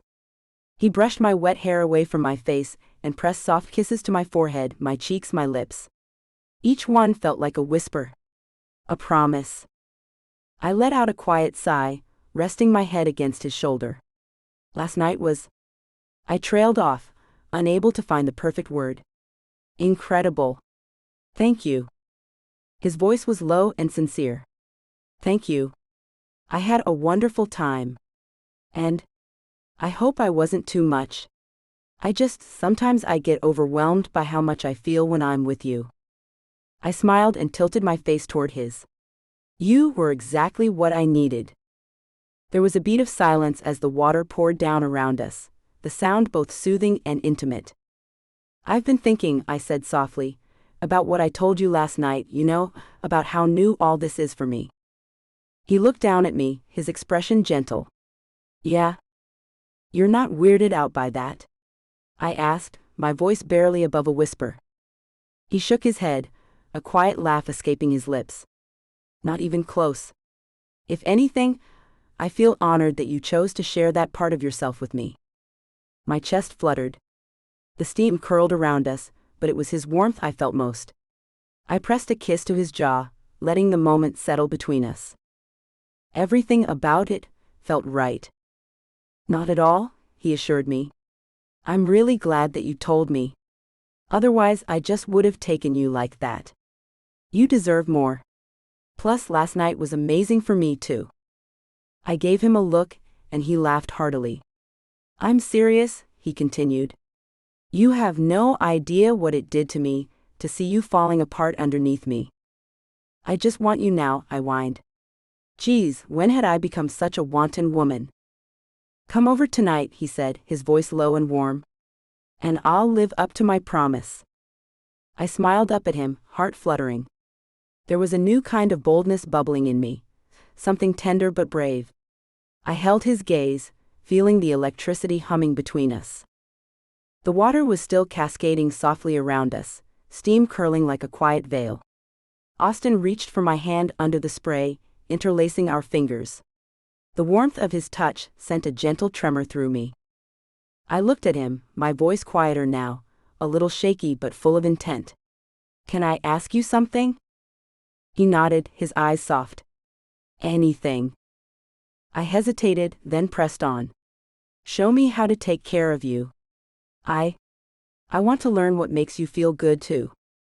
For a moment, he just looked at me, like he was memorizing something important. You already do, he said, brushing his thumb along the side of my face. You being here, trusting me, sharing this moment, that's everything. I exhaled, a smile tugging at my lips. The vulnerability between us felt more intimate than anything physical. There was no pressure, no script, just us, standing together, fully present. Austin leaned down and kissed me again, slow and reverent. And in that moment, I felt like the only person in the world. Austin reached down gently, his hand resting against me with a quiet question in his eyes. But I placed my hand over his, and softly guided it away. He looked up at me in confusion, searching my face. Last night was about me, I said, my voice calm and full of quiet purpose. Today is about you. His eyes softened and he swallowed hard. You really don't have to do that. I know, I replied, smiling. I want to. I leaned closer to him under the warm spray of the shower, steam curling between us like a veil. The moment was still, heavy with emotion and unspoken meaning. I wrapped my arms around his waist and rested my cheek against his chest, feeling his heart thudding beneath my ear. For a few breaths, we just stood there like that, no words, no need for more. I just want you to feel as cared for as you make me feel, I murmured. You give so much of yourself, Austin. Let someone take care of you for a change. His arms came around me slowly, holding me like I was something he'd never expected to deserve. The way his body relaxed into mine said more than words ever could. You do that just by being here, he whispered. You make me feel seen. We stayed like that for a long time, wrapped in each other, surrounded by warmth, saying nothing and everything all at once. I wanted to make him feel good, wanted to give something back after everything he'd given me. But as I tried to lean in, Austin suddenly winced and let out a small hiss of discomfort. I froze, panic bubbling up inside me. Had I done something wrong? My heart stuttered as I looked up at him, suddenly unsure. But when our eyes met, there was no frustration in his gaze, only warmth. He reached down and gently brushed the side of my face, his fingers calm and comforting. You're okay, he said with a soft smile. Sometimes, we just figure it out as we go. That's part of the fun. I let out a shaky laugh, both embarrassed and relieved. He chuckled too, and the moment softened instantly, as if he'd plucked the tension right out of the air. That was one of the things I loved most about Austin, his ability to meet awkwardness with affection, not criticism. No matter how intense or vulnerable things got, he had this gift of making it feel easy again.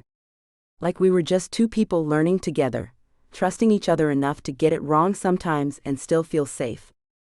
It reminded me that we didn't have to be perfect. We just had to be us. And that was more than enough.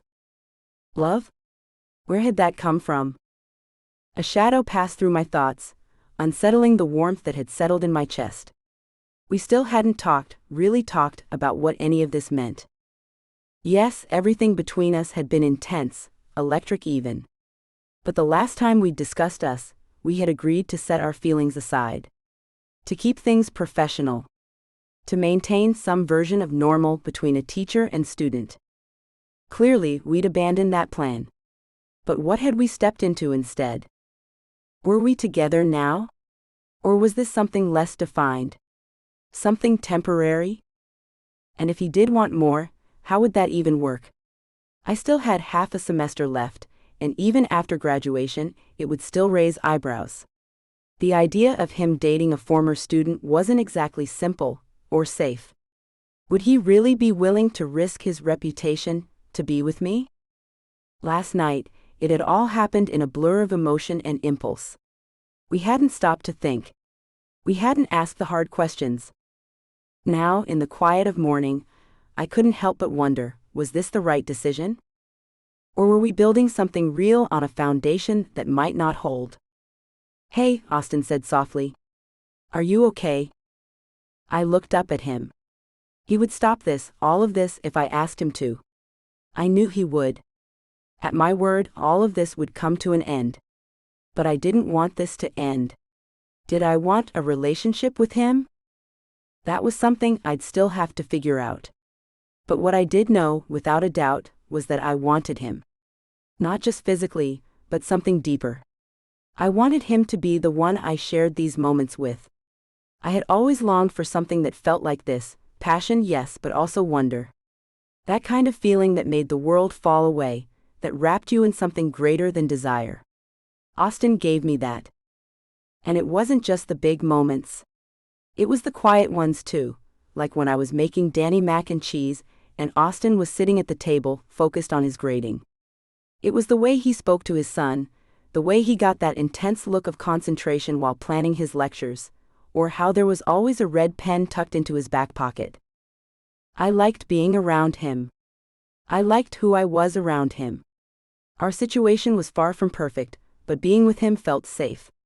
Even if it was just for now, even if this was all it would ever be, I knew I could live with that.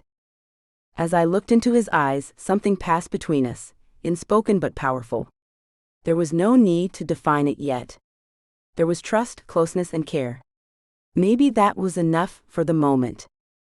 He reached out, his hand brushing my cheek as water still ran around us, and I leaned into his touch. The silence wasn't empty. It was full of everything we hadn't said, everything we were still figuring out. We held each other in that quiet space, hearts pounding, bodies close, souls a little more exposed. Eventually, the water turned cool, and Austin reached behind to shut it off. Without the rush of water, the only sound left was our shared breath in the still air. We stood there, holding on, not out of heat, but out of something deeper. Something neither of us had fully named, but both of us felt. Finally he spoke, his voice quiet but warm. I let out a soft laugh, my head resting against his shoulder. Yeah, that was kind of overwhelming in the best way. I think I forgot how to breathe for a second. He chuckled, his arms tightening gently around me. Same. Austin planted one last kiss to the back of my head before exiting the shower. He went to the small cabinet under his sink and opened it, pulling out 2 plush white towels. He dropped one on the sink and returned to the shower, opening the door and holding out a hand for me. I eagerly took it as he helped me step out onto the bath mat. He began rubbing down my body, drying me. Once he was satisfied, he wrapped me in the towel, then reached for his own, unceremoniously brushing himself down. Once we left the bathroom, I looked at my clothing piled on his dresser and blushed. I desperately wanted to go home, eat breakfast, and prepare for the night. I turned to him with my mouth open to say an excuse, when I was interrupted by a stomping noise down the hall. "Sounds like Danny's up," Austin said as he pulled on his jeans. "Wait here and I'll get him settled." I nodded, and Austin pulled on a shirt and hurried out of the room. I was filled with guilt. Danny. I hadn't even thought about him once, and I was supposed to be one of his caretakers. While doing my thinking in the shower earlier, he hadn't even crossed my mind. Did he know I was here? Wouldn't that be confusing for him? I awkwardly began pulling on last night's clothes. I'd never done a walk of shame before, but now I understood why it felt so crappy. Though I was well rested, I badly needed to change my clothes and take a proper shower. I was doing a final sweep of my things in the room when Austin returned. Okay, he's got his iPad with his cartoons on, so he's set for about another hour if you want to slip out of here, he said. Yeah, I should head out, I said reluctantly. Of course, he responded lightly.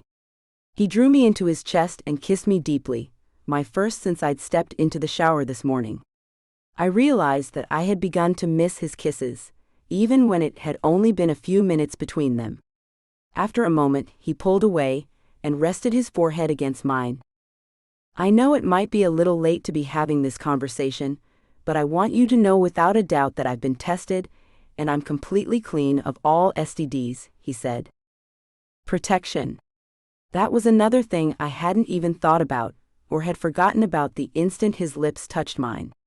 Not that I thought he had anything, but it did put me a little at ease to know that. As you know, I've never been with anyone else. And I've never done anything like this even, I said. I licked my lips. And I'm on the pill. The thickness in the air returned between us. Will I see you tonight? He asked hopefully. What time? Come over around 7. I'll be here. Chapter 9. You should see your face when you talk about her, Leo said over a mouthful of sandwich. After I'd told him about everything that went down with Hannah last night, he was looking at me more seriously than I think I'd ever seen him. You're starting to have feelings for her. I stared down at my sandwich in frustration. I'd completely lost my appetite. Is that so bad? She's smart, kind, great with Danny, amazing to touch. Why wouldn't I care for her? Care isn't the word I would use, Leo cautioned. The Austin I know wouldn't risk his career and his reputation on a woman surrounded by such baggage. You feel more for her than that. I had no time to respond because before I knew it, a young red-haired woman was stomping up to our table looking pissed off. She planted her salad onto the table in front of her. Are you Dr. Austin Parks? She asked. Yeah, I responded cautiously. I'm Annie Owens, she responded. I'm Hannah's best friend. You may recognize me from the club the other night. Or maybe not. You were a tad preoccupied. I could feel the color drain my face. What did she know? What had Hannah told her? From the look on her face, it seemed that the answer to both of those questions was everything. A tense moment passed, where both of us waited for the other to make the next move. Leo cleared his throat uncomfortably. Hi, he said. I'm Professor Leo Gill. And I know everything about Austin and Hannah. We both turned our heads to him sharply. What? He asked. I do. Clearly, neither Austin nor Hannah can keep anything from their best friends. No one asked you, Annie snapped. Leo whistled. Meow, he said before leaning down to slurp up some of his soda. Annie rolled her eyes and turned her attention back to me. I just want you to know that I know everything that's going on with Hannah. And if you hurt her, I will end you. Whoa! Leo exclaimed. Wait a minute, hang on, I interjected. I'm not going to hurt her. I'm afraid of what impression of me she's given if you think that. I don't know you or a thing about you. But Hannah is a very special person. I know. And she likes you a lot. I like her too. And you need to know that she has me in her corner if you try to do anything funny. Leo jumped in. A fighter. I like that. I said buzz off, Annie retorted. I could feel a wave of anger rise inside me, hot and immediate. Who did this girl think she was? I opened my mouth, ready to tell her exactly what I thought, when her tone suddenly shifted. Her voice softened, catching me off guard. Imagine you were me, she reasoned. What would this situation look like to you? Your best friend having a good time with a guy, or a professor taking advantage of a student, with so much at stake? Her dignity, her grades, possibly the rest of her life. She needs to graduate next month, not worry about what you are doing.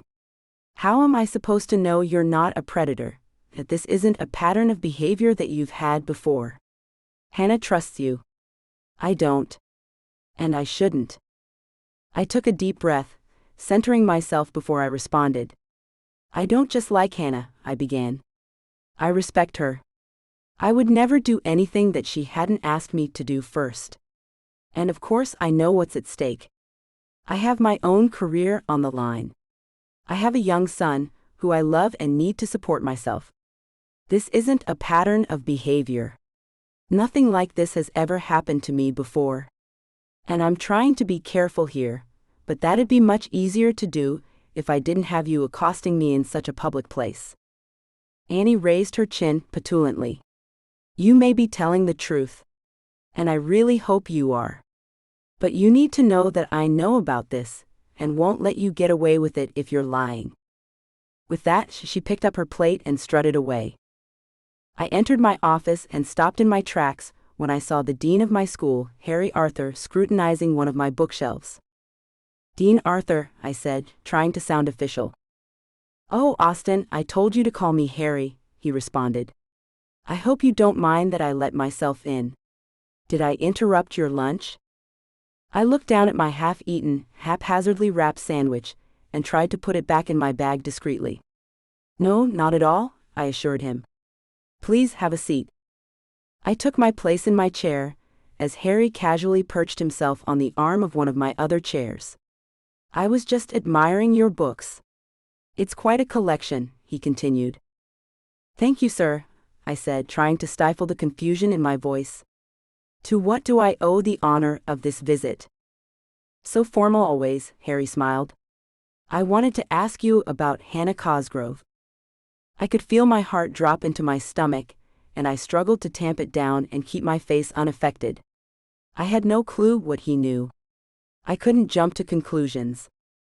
Yes, she's in one of my intro classes, I said as evenly as I could. Victorian-era poetry and literature. What about her? Well, what are your thoughts, your impressions of her as a person?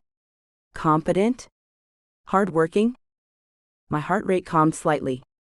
He didn't seem to know anything about our relationship. Was this really a purely academic question? Has she done something wrong? Harry laughed. Quite the opposite, actually. She's on the dean's list. Well, my list, I guess. Though that feels very odd to say. Her marks are extremely high.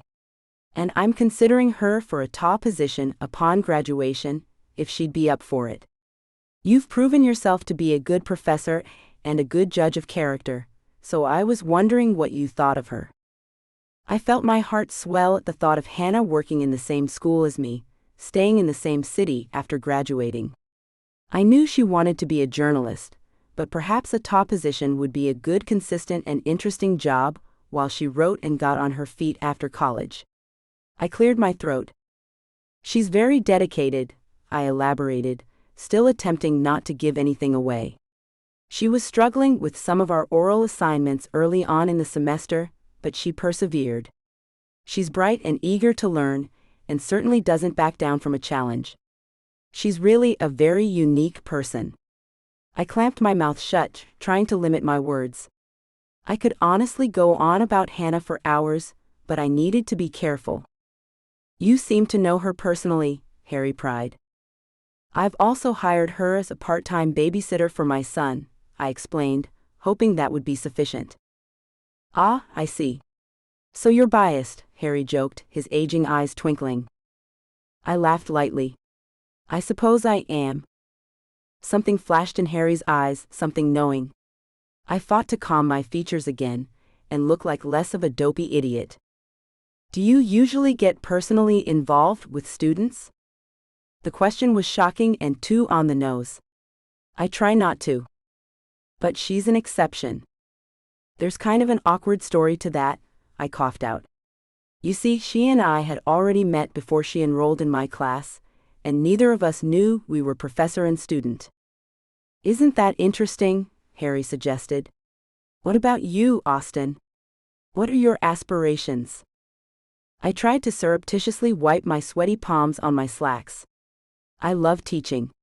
My son is settled here in the city. I'd like to raise him up as best as I can, keep working here, maybe do some research. I think I'd like to write a book at some point. And you're the kind of person that would prioritize your family and your work? Oh geez. Did he know? Of course, sir. Harry looked down at his hands momentarily, then back up at me. Good. I'm glad we understand each other. He rose and made a motion to leave, until thinking of something and turning back to me.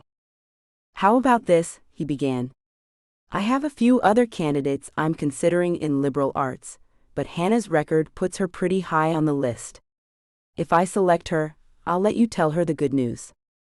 Whatever works best for you, I gushed. Of course. Well, have a good evening, Austin. With that he left, closing the door quietly behind him. Chapter 10. I reached my hand up to knock on Austin's door for the third time, before thinking better. This is stupid, I thought to myself. I have a key, shouldn't I just let myself in? And in any other case I would have, without a second thought. But tonight was different. Tonight gave me pause. I almost clawed Annie's eyes out of her sockets when she came back to the apartment, grinning like a cat that caught the biggest and fattest mouse of all. When I finally asked her why, she told me that she had given Austin the business about our arrangement. I felt absolutely mortified, and texted Austin to apologize to him instantly. Luckily, he took it in stride, and responded that he was still ready for tonight if I was. And of course I was. So I had no idea why I was so nervous at all. Austin and I had already been naked together, done almost everything together. Was going all the way really that much different? I still had questions about the status of our relationship. I still wanted to know what was about to happen between us, what the consequences might be. But I had never let myself throw caution to the wind like this before. I had never opened myself up to the world, to indecision, to not knowing what came next. I decided to just open the door. I was being too awkward. What would Hannah do? She would take the bull by the horns, and walk on in there without a thought. I tested the door and found it unlocked. My eyes widened to see what awaited me in the foyer.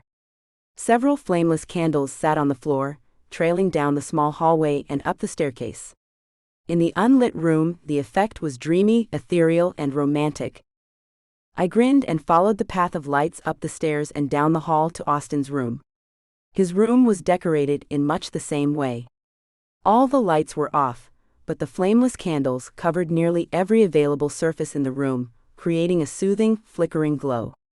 Austin was sitting in a comfortable-looking chair, facing the window which cast planes of moonlight across the room. He looked up when I entered and smiled, checking his watch. You're so prompt. I'm a timely gal. Am I interrupting your work? He closed his book and rose from his seat. In a few strides, he was holding me and kissing me gently on the mouth. When the kiss ended, he spoke. I don't usually fill my house with candles for ambience. You know I was waiting for you. Well, who am I to judge your process? I teased. Are you hungry at all? He asked. I have some food if you'd like. Maybe later, I replied. I think I might be a bit too nervous to eat. There's no reason to be nervous. It's just me, he comforted. Where's Danny? I asked curiously. Sleeping over with a friend, he explained. So, you don't have to be quiet tonight. I swallowed hard, my throat suddenly dry. Austin gently stroked the side of my face, his touch steady and calming. Are you sure about this? He asked, his voice soft. It was the third or maybe the 30th time he'd asked. Part of me was getting a little irritated, but I knew he wasn't trying to be patronizing. He was trying to protect me. That was his nature. Maybe he'd never been with someone who hadn't done this before. But I couldn't assume what he had or hadn't experienced. All I knew for certain was that we were both nervous. And neither of us wanted to mess this up. I'm sure, I said quietly. But as soon as I said it, the swirl of thoughts came flooding back in. I was in my head again, second-guessing, overanalyzing, doubting. When Austin leaned in to kiss me again, I wanted to melt into it. But something in me had stiffened, and I could feel my own hesitation seeping through. He noticed instantly. Of course he did. He stopped, resting his forehead gently against mine. His hands moved slowly over my arms and sides, not pushing or asking for anything, just reminding me he was there. Present. Patient. We don't have to rush, he whispered. I just want you. All of you, whatever you're ready to give. Do you know what I find most attractive about you? I smiled up at him, shaking my head. Well, firstly, your body is amazing. The way you move, it is amazing. From the moment I saw you dancing in the club that first day we met, there was no way I wasn't going to be absolutely magnetized to you. He gripped my hips, swaying us slightly in a broken dance. I could already feel the tension begin to fall off of me. You're an incredibly open person, he continued. And you're not intimidated by me, by a hard assignment, by life. You barely even flinch. He didn't usually talk to me like this. I should have stopped him, but I couldn't. These words were rare and beautiful, and I had to hear them. But if I had to pick one thing, one single thing above all others, as what I find most attractive about you, it would have to be your incredible persistence and dedication to something that you care about or want to do. You always go that extra mile with your work or while taking care of Danny. Bizarrely, I could feel tears fill my eyes and a lump form in my throat. I was floored by my emotional reaction to his words and intimidated by the power of them. I couldn't take any more. Blinking back my tears, I pressed forward and joined my lips with his. This time, the kiss didn't skip a beat. We were fully there, taken with each other as we had been on all other kisses before. I poured everything into the kiss, trying to tell him that I was thankful for him, that I wanted him, that I was ready. Breaking the kiss, I took a small step back, leaving just a breath of space between us. Austin's eyes stayed on me, filled with something between awe and curiosity as I slowly reached for the buttons of my shirt. I'd chosen a crisp button-down tucked into a high-waisted black skirt, more formal than seductive maybe, but it made me feel like myself. Comfortable. Confident. Maybe one day I'd be bold enough to step onto the subway in something sheer and daring, but today wasn't that day. One by one I unfastened the buttons, my hands steady, despite the nervous flutter in my chest. As I slid the shirt from my shoulders, I watched Austin's reaction carefully. When the skirt followed, falling to the floor with a soft whisper of fabric, I heard his sharp inhale. His eyes widened, his expression shifting into something reverent, like I had taken his breath away. Good call on the outfit, I thought to myself with a flicker of pride. I remembered standing in Annie's doorway earlier, cheeks flushed with embarrassment as I mumbled for her advice. I had told her I was still mad at her, but that I needed help. She hadn't hesitated. Black lace, she'd said without missing a beat. You can never go wrong with black lace.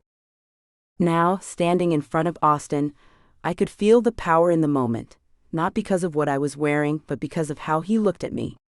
Like I mattered. Like I was something extraordinary. I reached up to unfasten the clasp at my back, but before I could, Austin stepped forward and gently stopped my hands. Let me, he whispered, his voice rough with emotion. Please. Just this part. His eyes searched mine, full of admiration and something even deeper. I nodded, letting him close the space between us again, our connection quietly humming in the stillness of the room. All right, I said with a playful smile. Besides, you're definitely overdressed now. I reached forward and started unbuttoning his shirt slowly, making a bit of a game of it. This time, I didn't second-guess myself. I didn't worry whether I was doing something right. I just let myself enjoy the moment, the closeness, the trust, the way everything between us felt easy and unexpected.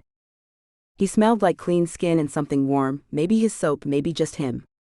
Once his shirt slipped from his shoulders, I leaned in and rested my head lightly against his chest, smiling at the rhythm of his heartbeat. Austin didn't just stand there.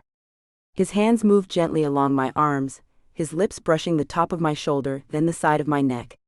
When he kissed just below my ear, I let out a soft, surprised laugh. "You're distracting me," I said, even though we both knew I didn't mind at all. "Me?" he murmured, his breath warm against my skin. "You're the one who's impossible to ignore." I reached for his belt, undoing it and sliding it free with a quiet clink as it dropped to the floor. I opened the button of his pants and gently unzipped them. He stepped out of them, and for a second we both smiled, at how natural it felt to be here like this, not rushed or awkward, just close. There was something beautiful in the simplicity of it. Just two people letting their guard down, discovering comfort and joy in each other's presence. I didn't need to guess what he was thinking. Somehow I just knew. "Already so excited?" I teased, raising an eyebrow with a playful tilt. Austin's response was a crooked smile, his hand sliding down my back in a warm grounding sweep. His touch was steady, not urgent, not greedy. Just sure. Like he knew exactly what he was doing, and wanted to savor every second of it.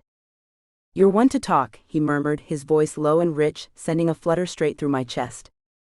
I laughed and rested my hands on his chest as he slowly guided me backward. My legs met the edge of the bed, and I reclined slightly, still holding his gaze. There was heat in his eyes, yes, but it was wrapped in something deeper. Something sincere. He leaned down, brushing soft kisses along my collarbone, then up toward my jaw. His hands stayed at my hips, anchoring me with a quiet tenderness that made my breath catch. When his lips ghosted over the curve of my shoulder, I tilted my head back with a soft sigh. He wasn't trying to impress or seduce. He was simply present, intentional, and that was more powerful than anything else. "Careful," I whispered, trying for a stern tone, though the smile on my lips betrayed me. "You're going to leave marks." He lifted his head, amusement dancing in his eyes. "Would that really bother you?" he asked, his voice teasing but gentle. "Because you don't exactly look like you want me to stop." To prove his point, he leaned in again and kissed the same spot, lingering just long enough to make me shiver. I swatted at his shoulder with a laugh. "You're impossible." "You love it," he said, his grin softening as his eyes searched mine. We stayed there, breathing each other in, moving slowly, like we had all the time in the world. Our touches weren't rushed, they were curious. Playful. Reverent. It wasn't about where things were going, it was about the connection, the quiet rhythm of two people learning each other's language, one smile and sigh at a time. Eventually, he pulled back slightly, resting his forehead against mine. His breath was a little uneven now, and mine matched. "If we don't slow down," he said, chuckling, "I might get carried away." I smiled, leaning into him. "That's not such a bad thing." He looked at me then, eyes shining like I was the only thing that mattered in the world. "What's that smile for?" I shrugged, soft and content. "I guess I just like knowing I get to you like this." His laugh was low and genuine. "You have no idea. You honestly have no idea what you do to me," he whispered, voice thick with emotion.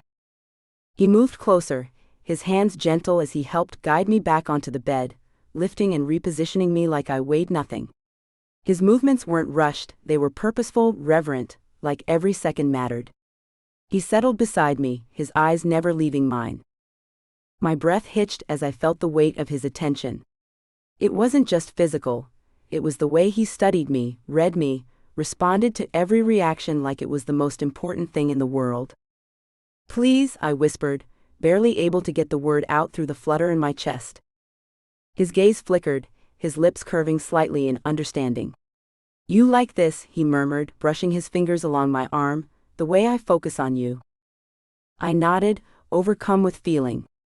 "Yes, please." "I love how connected you are," he said, his voice low and awed. "Every little reaction, every breath, I see all of it." That word, love, lingered in the air again. It made me pause, just for a moment. Was it just a word? Or was it slipping out of him without thought, because it was starting to feel real? I didn't have long to overthink it, because Austin didn't give me the chance. He was too present, too focused on me, grounding me in the moment with every touch, every look. His hands cradled my sides, his lips trailing soft kisses along my skin. I closed my eyes and let myself feel all of it. The tension. The connection. The way we seemed to move in sync, without speaking. I let go of everything but this. The feeling of being cherished. Of being seen. Of being chosen. By the time he pulled me into his arms again, my body was trembling, not from nerves, but from anticipation that had been building for what felt like forever. "Can I?" he began, his forehead resting gently against mine. My heart leapt and I nodded, breathless. "Yes. Please." He laughed softly, pulling back just enough to smile at me. "You're really something, you know that?" I blushed, my heart skipping. "Don't laugh. I've been waiting for this for you for a long time, Austin." And just like that, everything else fell away. He reached forward, gently brushing his knuckles against my cheek. His eyes held mine, steady and full of something deep. "I'll make it worth the wait," he said softly. "I promise." That same tightness bloomed in my chest again, like emotion trying to find its way out. I wasn't used to this feeling, but I didn't feel alone in it.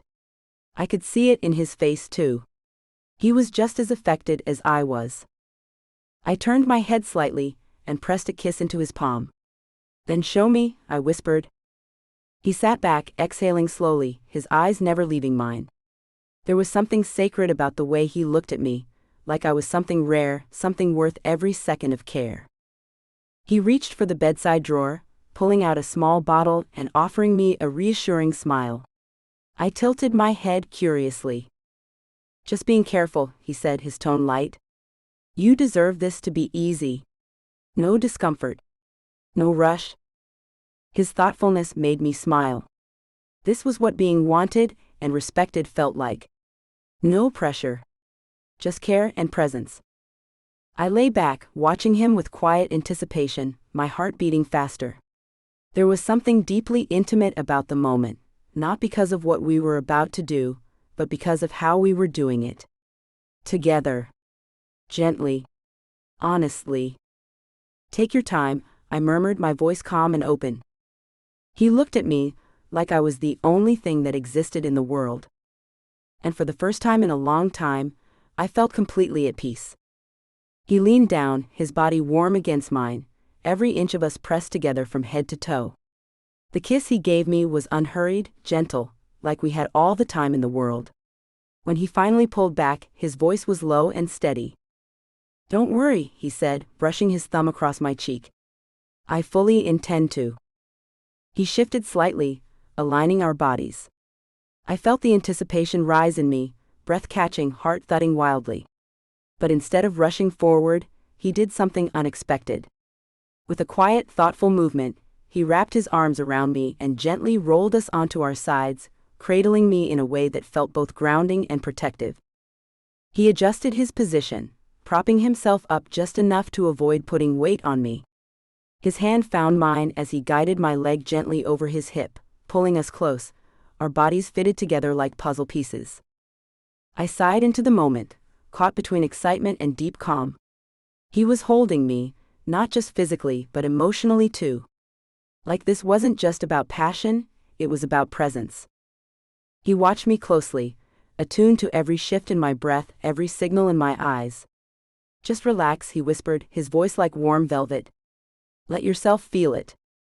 I nodded, taking a deep breath, grounding myself in the quiet electricity between us, the feel of his skin against mine, the rhythm of our hearts in sync, the way he held me like I was something to be cherished, not conquered. The stillness between us was rich with meaning. And then, slowly, he began to move with me, not in a rush, not in a race, but in quiet understanding. In that moment, everything else faded away. There was no pressure. No fear. Just the feeling of being with him, seen, heard, held. I looked up at him, my fingers curling into his shoulder as he moved gently with me. His eyes met mine, full of something I didn't have a name for yet, but it settled into my heart like it had always belonged there. This wasn't what I had imagined. It was more. Not just physical. Mutual. Not rushed. meaningful. Not about taking, about sharing. And as we held each other close in that sacred stillness, I realized this was more than a moment, it was the beginning of something real. He hadn't broken eye contact with me for a second. Our movements fell into a quiet rhythm, me mirroring him adjusting to me. The heat between us grew with every passing moment, our breath mingling in short, unsteady bursts. As we moved together, his hand came up to cradle my cheek. I leaned into his touch, overwhelmed by the way he looked at me, like I was the only thing in the world that mattered. His lips parted, breath ragged, and I pressed a soft kiss to his lower lip. He let out a sound somewhere between a sigh and a groan, deepening our connection without needing words. "Are you close?" he whispered, his voice husky. "Almost," I breathed, closing my eyes for a moment to steady myself. Then I felt his hand slide down, finding mine and holding it tight. That small gesture, his fingers laced with mine, sent something through me. Not just heat but safety. Affection. Love, even if we hadn't said it out loud yet. "Open your eyes," he said gently. "I want to see you." I blinked back into focus and found him watching me, open, vulnerable, and fully present. And in that gaze, I felt everything I had ever hoped for in a moment like this. "I'm here," I whispered. His eyes softened and we moved as one. And when the intensity finally peaked, we clung to each other like we might drift away if we didn't hold on. When it was over, Austin collapsed gently on top of me, wrapping me in his warmth. His arms, his breath, his weight, it all felt like the safest place in the world. "I'm trying so hard not to crush you," he murmured into my shoulder, still catching his breath. That was the most intense thing I've ever felt. I let out a soft laugh, still floating somewhere above the world. "You're doing fine," I whispered. He sat up slowly and began trailing soft kisses along my collarbone. "That was? I mean..." I shook my head, struggling to find the words. Austin smirked. "A journalist at a loss for words? Should I be worried or flattered?" I smiled and pulled him in for a kiss. "It was perfect. Thank you." He kissed me back, and even though we had just shared something so powerful, it still felt new. Fresh. Alive. The kiss deepened, and without meaning to, our bodies began responding again. He broke away with a breathless smile. "If you're not too sore, I wouldn't mind holding on to this feeling just a little longer." I raised an eyebrow, teasing. "Seriously? Aren't you supposed to need a little more recovery time?" He shrugged with a playful grin. "Normally? Yeah.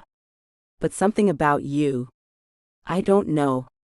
You make me feel like I'm 20 again." I laughed, nudging him gently. Was that a compliment, or an admission of age? He grinned wider. "I'm not sure. All I know is, whatever it is about you, it's never happened to me before. And I don't want it to stop."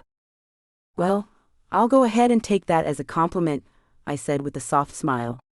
"Thank you." Austin leaned down and pressed a gentle kiss to the center of my forehead. Then he placed his hands at my waist and slowly sat back, creating space between us. I felt the change instantly, my body still buzzing with emotion and closeness, but he moved carefully, as if trying to honor the moment. "Wait," I whispered, reaching for him instinctively. "Why are you pulling away?" He brushed a hand over my cheek and gave me a reassuring kiss. "You didn't answer me earlier," he murmured. "And if you're even a little sore or overwhelmed, that's completely okay." I paused, searching inside myself, not for pain but for clarity. And all I could feel was the warmth of his presence, the calm beat of my heart, and the quiet glow of something I hadn't let myself name yet. "I'm okay," I said softly. "Really?" Austin watched me for a beat longer, then exhaled slowly and nodded. "I just don't want you to feel like there's any rush. Being close to you like this, it's already more than enough." His words settled over me like a warm blanket. I felt grounded, respected, understood. He leaned back slightly, kneeling at the edge of the bed, his gaze sweeping over me, not with desire but with something gentler. Admiration. Care. A kind of quiet wonder. I was actually thinking, he said, a playful glint in his eye, that I'd like to do something completely non-scandalous. I lifted a brow, curious. Oh yeah? He grinned. Yeah. Something bold. Like getting you a glass of water. Maybe even tracking down a snack. I laughed, the tension easing out of me entirely. You really know how to treat a girl. He winked. Don't mention it. 5-star service. And just like that, the moment shifted from intense to light, proof that whatever this was, it was about more than just attraction. It was about knowing when to hold close and when to give space. And for the first time in a long time, I felt like I had both. Can I ask you something a little different? He said, his voice low but steady. My heart skipped a beat. What is it? He hesitated for a moment, then looked into my eyes. I want to understand you better. What brings you comfort, what helps you feel good, on your own. Not just when I'm involved. I blinked, surprised by the tenderness in his voice. You already know what I like, I said softly. He smiled. Maybe. But I want to see how you show it, just for yourself. No pressure. Just pretend I'm not even here. Unless you want me to be. I swallowed hard, unsure how to respond. The idea felt bold, intimate in a completely new way. But his voice wasn't demanding. It was filled with quiet curiosity and care. I don't know if I can, I admitted, my voice small. That's okay, he said gently. There's no rush. Just try if you feel like it. I'm right here. I hesitated, then slowly let my hand settle on my stomach. I took a few deep breaths, trying to tune in, to slow down enough to listen to my own body, my own heart. Closing my eyes helped.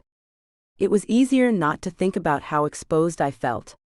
I focused on my breath, on the warmth that lingered in my chest, and on the steady presence of Austin nearby.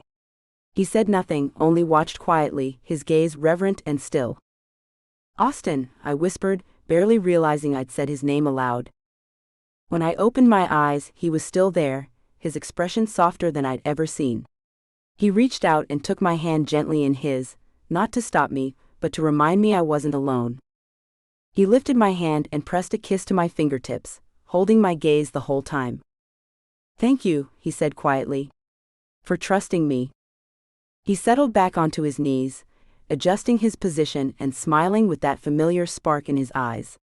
You know, he added, reaching to the side for an extra pillow, I had something a little different in mind. I blinked, amused.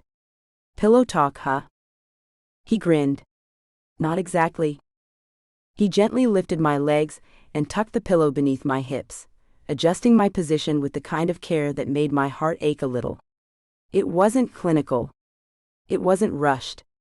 It was intentional and thoughtful. What is this? I asked with a raised eyebrow. Just trust me, he said with a playful wink. I lay back, breathing slowly, not entirely sure what would happen next, but completely certain I was safe. With him. With us. And in this moment, that was everything. You feel so far away, I said quietly, my voice barely above a whisper. Austin smiled and reached out, brushing his hand gently along my side. All in good time, he murmured. You have no idea how much I love seeing you like this, so open, so beautiful. His fingers traced slow, thoughtful patterns over my arm, grounding me. I let out a soft breath, the tension in my body melting beneath his touch. I think you make me want more than I ever expected, I admitted, eyes searching his. He stilled for a moment, as if those words had reached deeper than I intended. Our eyes locked, something unspoken passing between us, a kind of reverence, awe, maybe even fear of how real this had become. He exhaled, a smile tugging at the corner of his mouth. You know, the funny thing about moments like this, he said, voice low and thoughtful, is how different they can feel depending on how close you are, not just physically but here. He gently tapped over his heart. I smiled, touched by the sincerity in his tone. People say some forms of closeness are less personal, he continued, adjusting our position so we were fully facing each other, arms loosely wrapped around each other. But I think how you hold someone doesn't matter as much as why you're holding them. He gathered me gently into his arms, holding me against his chest as if anchoring us both in the quiet stillness. That's what I want right now, he whispered. Not rushing. Just feeling you next to me. My heart pounded as I buried my face into his neck. You always say the right thing. Only when I mean it. He pressed his lips to my temple and we stayed that way, bodies close, hearts closer. There was no need to rush. Everything we needed was right there in the stillness, in the way we held each other like it meant something. Because it did. Determined, I gently moved his hands away and shifted onto my side, creating just enough space between us. Austin's expression flickered with concern, worried that he'd done something wrong, but I gave a small shake of my head and repositioned myself, settling onto my knees, heart pounding. I want to try something different, I said softly, almost too breathless to speak. There was a pause, one of those still, weighted silences where everything feels suspended. I turned slightly to glance back at him, my cheeks warm, my voice barely audible. He was staring at me like he'd never seen me before, as if he was trying to memorize the moment. After a beat, he moved toward me, visibly steadying himself. I don't know if I can be gentle like this, he whispered, one hand sliding up my spine with reverence, the other resting gently at my hip. Not because I want to hurt you, just because, being this close to you makes it hard to hold back. His honesty sent a ripple through me, not fear, but something closer to awe. I trust you, I whispered. His hands moved up to my shoulders, pausing there as if anchoring himself in the moment. One hand brushed through my hair, gently gathering it. I closed my eyes and let out a breath as he kissed the back of my neck. Every part of me felt alive, not just from touch but from what it meant. He adjusted our position with surprising care, always aware of my comfort. What followed wasn't urgent or wild, it was focused, deliberate, and emotionally charged. We moved together like we were trying to speak without words. Every shared breath, every pause, every connection of skin was layered with trust and intensity. Austin murmured my name, his voice rough but full of reverence. I could feel how present he was with me, how tuned in, how much he wanted to make sure I was okay. Even as the moment deepened, he kept watching me, kept checking in without having to say a word. You're the first. I whispered, emotion catching in my throat.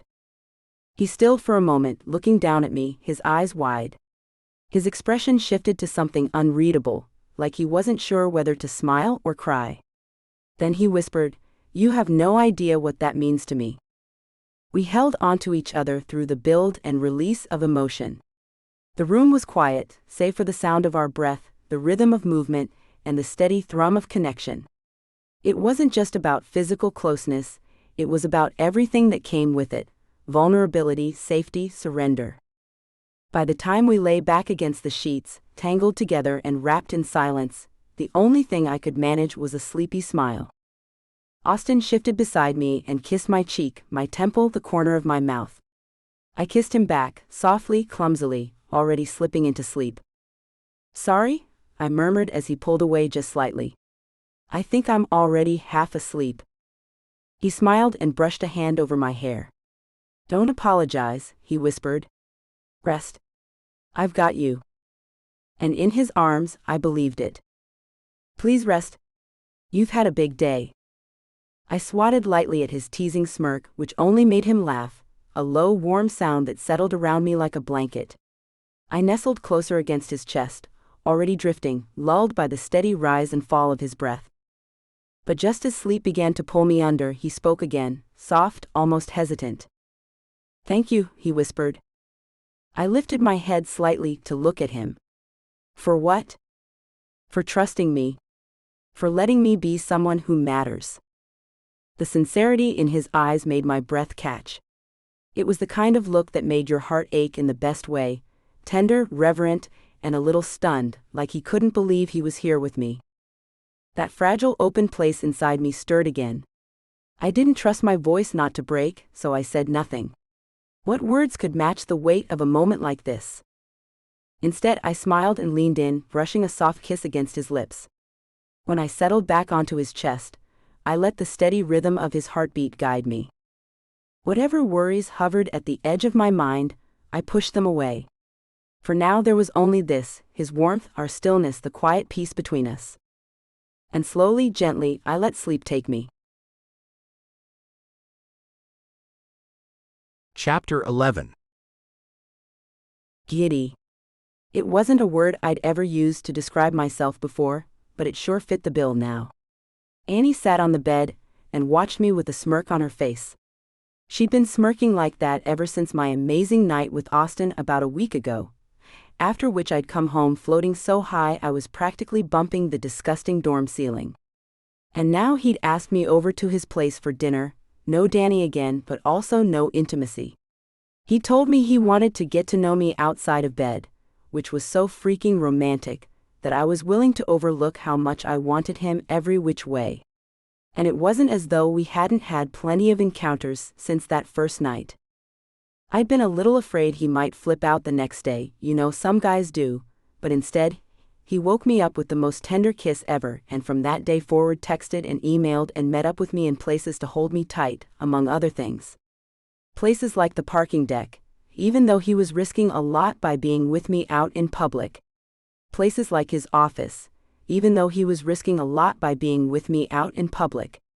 You get the idea. He was making it eminently clear that being with me was more important to him than laying low, and that was just so heart-melting it left me almost a puddle. "You're disgusting," Annie commented, lounging on the bed as she carefully striped her nails with tape to create an intricate star pattern. "Look at you. You're in Louvre sunshine. Admit it." "I'm not," I protested, hiding my head in the tiny closet and pretending I was actually still looking for an outfit even though I'd already decided on a cute pair of skinny jeans and a crop top. It wasn't overtly hot since that wasn't apparently what we were after tonight, but it also wasn't sackcloth. Because, a girl could dream. "Liar, liar, lace underwear on fire," she sing-songed. "You are in so much trouble, girl. The only good thing is that he obviously feels the same way. Which is great. Because otherwise, I'd have to kill him." "Annie," I admonished. She told me all about her little threat session with poor Austin before we'd even done anything. "It's a miracle you don't send him running off screaming." "A best friend has a role," she shrugged as I emerged with my chosen outfit. "Oh, come on, Hannah. You're wearing that?" I hadn't told her about the no intimacy thing tonight. She'd have teased me into oblivion. "We're going to Danny's baseball game," I lied. "Stilettos and a bralette won't cut it." Thankfully, she seemed to accept that, and even let me dress without more comments before she got up to help me with my hair. Annie was a wizard with the curling iron, and my decidedly average mane suddenly turned into tumbling curls. "Okay." I stared at myself in the mirror, reaching for a gorgeous-looking curl, only to have my hand smacked. "Let it set," Annie scolded. "Or it'll frizz." I reluctantly withdrew my hand and wondered if Austin would have nearly the same reaction. He did. When he opened the door to his place and saw me standing there, I finally understood what people meant by doing a double take. His eyes widened in genuine shock, like I'd shown up in a ball gown or maybe a lightning bolt had struck behind me. "Your hair," he murmured, eyes tracing every wild wave. "Looks like you've been up to something." Before I could answer, he took my hand and tugged me inside. Without a word, he backed me up gently against the wall and kissed me like he'd been waiting all day to do exactly that. Apparently, tousled curls were working in my favor. I melted into him, arms sliding around his neck as I kissed him back with everything I had. But just when I thought we were about to lose ourselves completely, he groaned and pulled back, his eyes wide, focused, and very much not ready to let go, but somehow making himself take a breath anyway. "You are dangerous on the best days," he informed me, holding his hands up in a surrender pose. "Wear your hair like that in class, though, and we're going to put on a show for everybody." Shaking his head, he nodded at the kitchen. "Come on, gorgeous. I made us appetizers." Still high on that soft, fluffy love cloud, I sailed into the kitchen behind him, admiring how good he looked in plain old jeans and an old worn t-shirt. Before I could contemplate the skin beneath them too much, Austin handed me a champagne flute, already filled to the brim with sparkling amber liquid. He picked up his own flute and tapped mine. "Here's to you, Hannah. In case you aren't aware of it, you're amazing." And he drank, as I stood there and bubbled and fizzed every bit as much as the champagne, before finally taking a sip. "So what's for dinner?" I asked him, looking around at the array of unfamiliar things on the counter. "Buttermilk curry," he replied, walking over to the counter and handing me a mortar and pestle. "You grind these," he handed me various spices, "and I'll start to sweat the curry leaves." "How is this getting to know me, exactly?" I inquired, examining the unfamiliar kitchen device, followed by the spices. I had an overall idea of how it worked, obviously. I just never used one of the smashy things before. "Easy. While you grind and I sweat, we talk. There are other places we could do those things," I teased, turning into Annie suddenly. Austin chuckled. "Yeah, I'm into you, Hannah." "Oh yeah." He turned the stove on and reached for what was apparently a curry leaf. "So, graduation's around the corner. Had any meltdowns yet?" Tentatively pouring a few grains of black mustard seed into the mortar thing, and then wondering if there even were any. They were so small, so I added a bunch more until they were actually visible to the naked eye. I replied, "You could call them that." It's so weird to think the whole world is going to change in a matter of months. No more safe daily schedule, knowing exactly when and where to be at any given time. The worst part is, I actually really like it here on this campus. I'd love to do something here. But I know without a PhD, that's not happening. He nodded. "Yeah, colleges are hard places to get jobs without higher-level degrees. But you never know. Something could turn up. Hey, are you going to grind those seeds or not?" "Kinda not sure how." Laughing, he dropped a lid over the pan and walked over. Sliding his arms around me from behind, he guided my hand to the pestle and whispered in my ear, "Did you plan this?" "No." "Yep." I grinned up at him and stole a kiss before refocusing on how he was working the pestle, smoothly grinding each seed into a fine powder.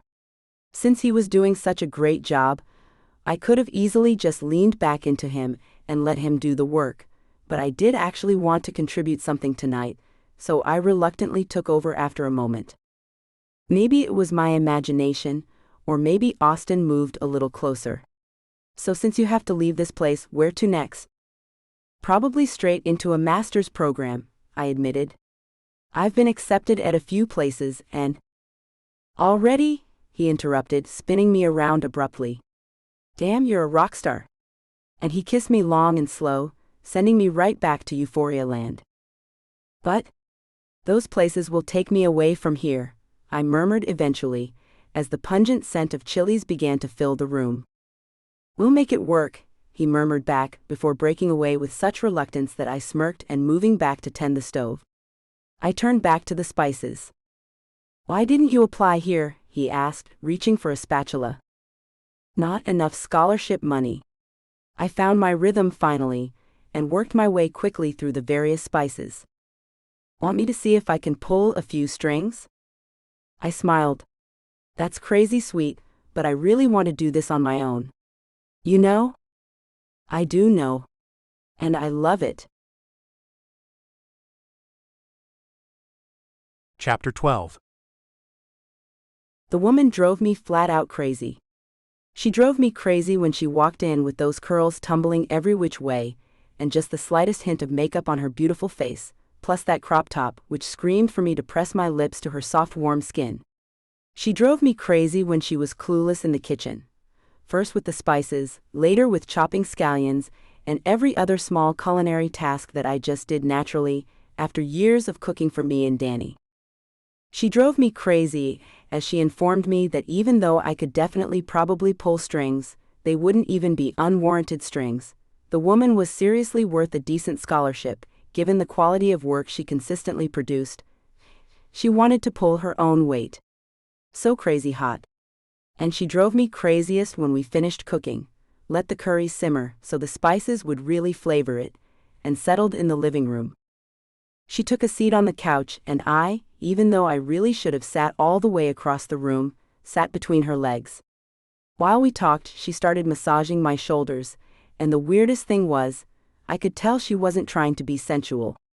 She just noticed that I was kind of wound up, and after finding out about Vanessa and all that crap, she decided to try to help me unwind. Not that her hands anywhere on me could remotely accomplish that, but the point was her thoughtfulness. Also her small, strong hands moving across my shoulders firmly. What were we talking about? I managed to ask finally. Her laughter moved across me like a tongue of flame. Oh, don't think about tongues, Austin. Bad idea. So very bad. I was telling you about my family, and how they think it's funny I'm considering being a professor, after I gave my own teachers so much crap. Gosh, I was such a demon. You? Never, I said in surprise, tipping my head back to look into her lovely face. Oh yeah, she assured me. I had an attitude you'd have to have heard to believe. That, plus an overall refusal to do homework for half my academic career. It's a miracle I wasn't expelled. What changed? I inquired, reaching up to pull her down for a soft kiss. Her responsive little moan hit me in all the right places. I got this civics teacher, Mr. Thomas, she whispered into my lips, stroking her fingers across my 5 o'clock shadow. He saw something in me that others didn't for some reason. He pulled me aside and read me the riot act one day. Other teachers had done that, but not like he did. He just laid it out, how other people wished they had my brains and how I was throwing it all away. How I was an entitled little brat who knew I could get by with mediocre, so I never reached higher. Wow. My fingers wove through her beautiful hair. And that did the trick? MMMHMM. Don't know why, but it did. I changed my stripes after that, and got my act together enough the last 2 years of high school to get some decent college money. To hell with it. Reaching up, I lifted her body off the couch and onto my lap. Grinning like a Cheshire cat, Hannah curled up into me like she was made to be exactly there, in my arms against my chest, her head pillowed on my bicep. I bet you've changed a few students' lives like that, she told me seriously, as I tried to remember talking. Talking. Why had I ever come up with that stupidest of all ideas again? I don't know, I admitted.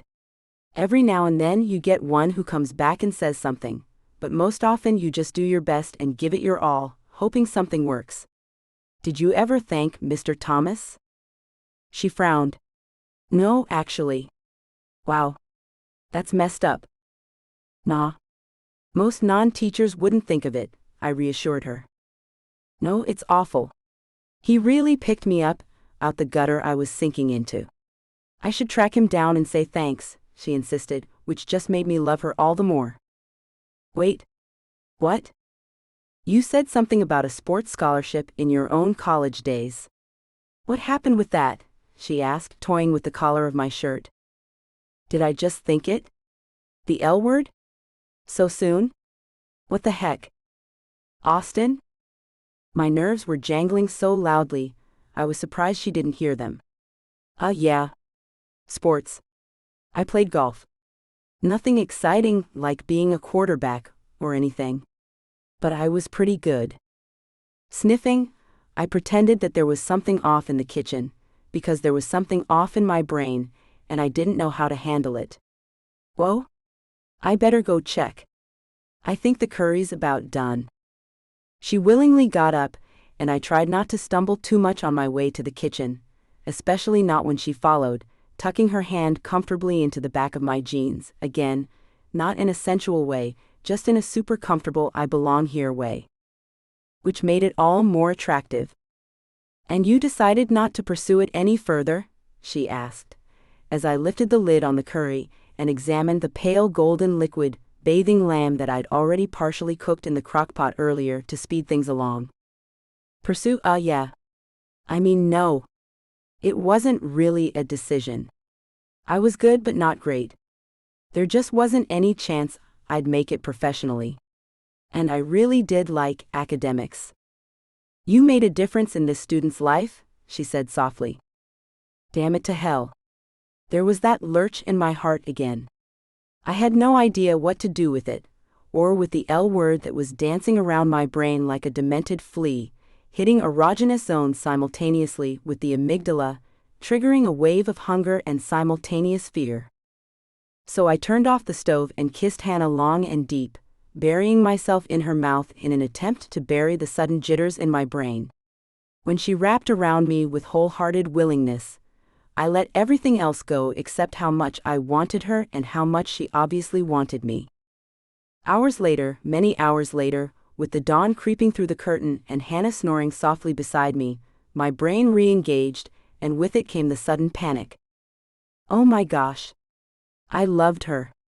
I loved this woman, who was not only my student, but also years younger than me, someone Danny would view more as a sister than a mother. Why was I even considering having Danny think of her as a mother? He had one of those. Granted, she was a pain, but she was still his mom. And yet, Hannah would. Stop it. Stop it. Sliding out of Hannah's warm embrace, I made a beeline for the shower and stood under a deliberately freezing cold spray. But even before I stepped into it, I was already shivering. Chapter 13. Weeks later. I'm not sure where I thought I would be at the end of my senior year of college, but it sure as hell wasn't here. Facing finals, graduation, and finding a job, I was scared, excited, full of trepidation, eager. And I was pissed as hell at Austin Parks. It was the last thing I expected. The night we spent together was so sweet, maybe in some ways even sweeter than the first time, because now I knew enough to at least participate more fully. And in between heated, hungry bouts, he'd hold me so tightly, his face pressed to my hair, his heart beating fiercely against my chest so I could feel it. I could feel him inside me even when he wasn't in my mind. In my heart. But when I woke up the next day, he wasn't there. I found him in the kitchen, viciously scrubbing pans that didn't need scrubbing. We hadn't used them for our dinner.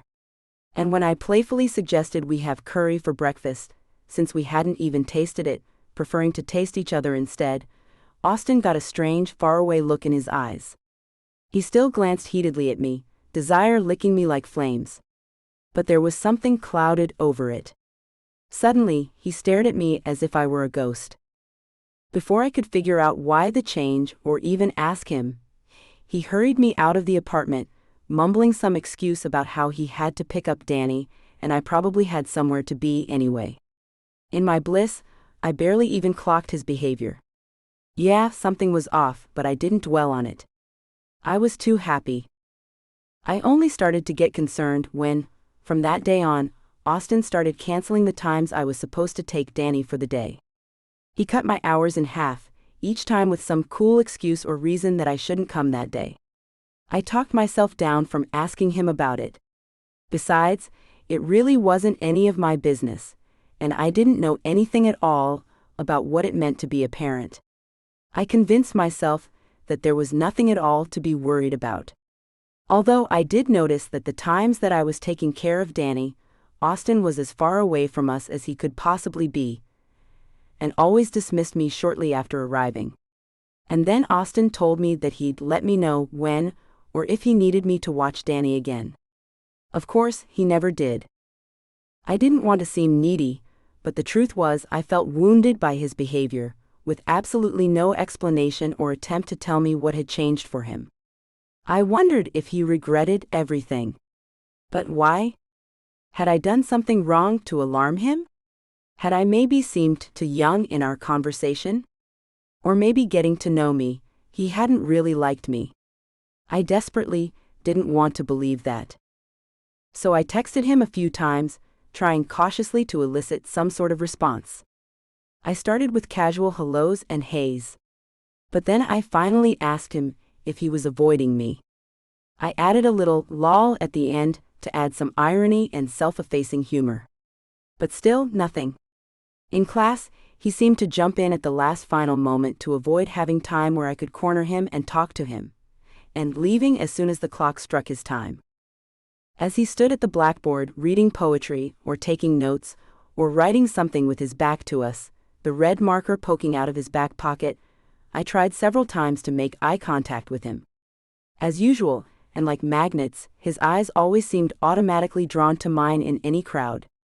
But now they flitted away fast as the wind, and he would instantly busy himself with something else.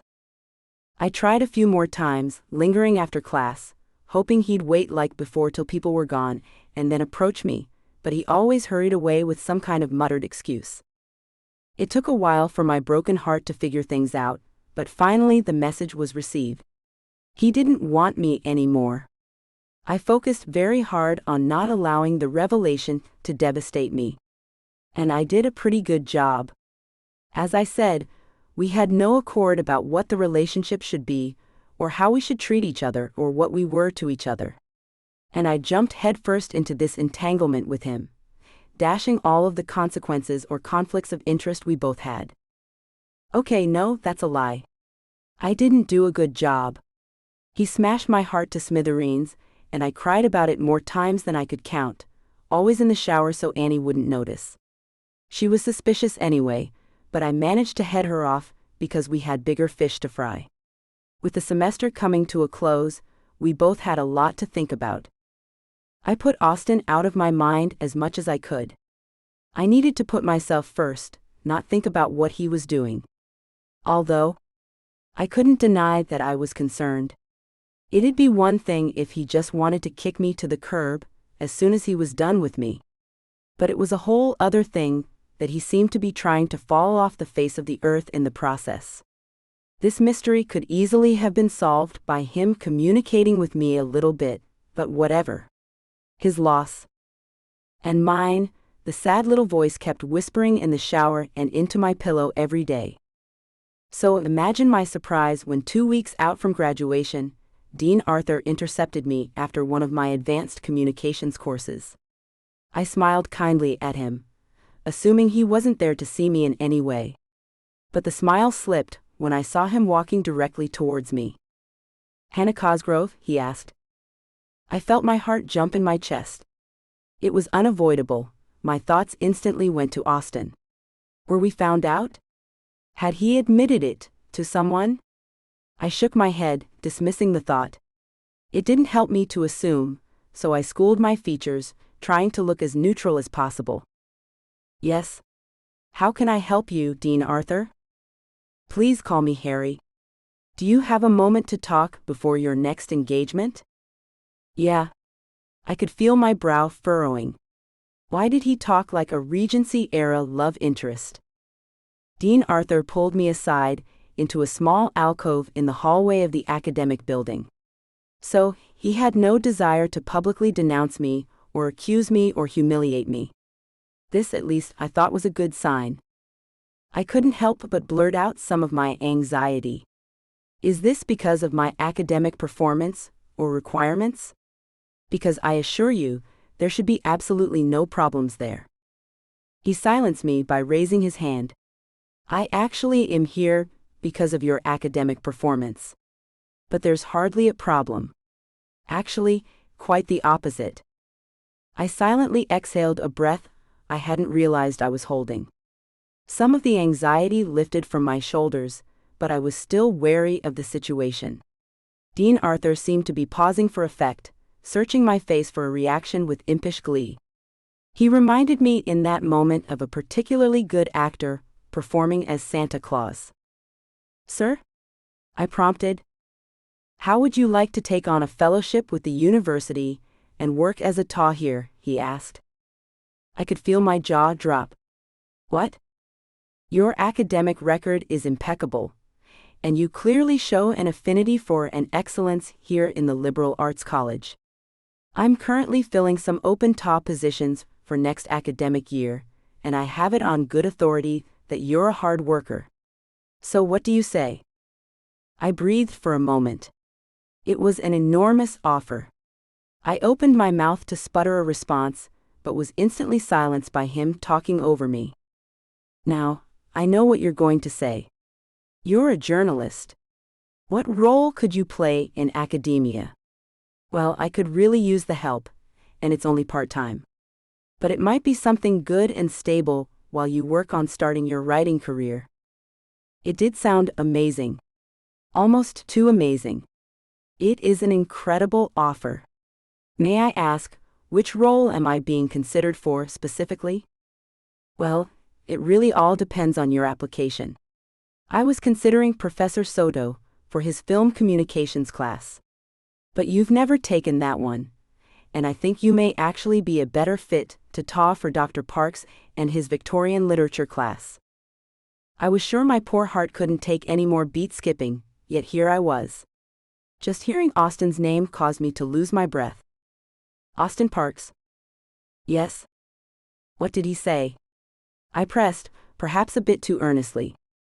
Now, I can't tell you about the confidence between two men of academia, but I can assure you that he only had good things to say about you. And he's not one to sing someone's praises who doesn't deserve it. I stared at the tops of my shoes. You're right. He's not. Well? I looked up, pasting a smile onto my face. This is exciting news. Could I ask for some time to think about it? I want to make sure it's the best fit and the best choice for me. Absolutely, he purred. But don't leave me waiting long. I'm trying to pin down these hires before graduation. Of course. Thank you, sir.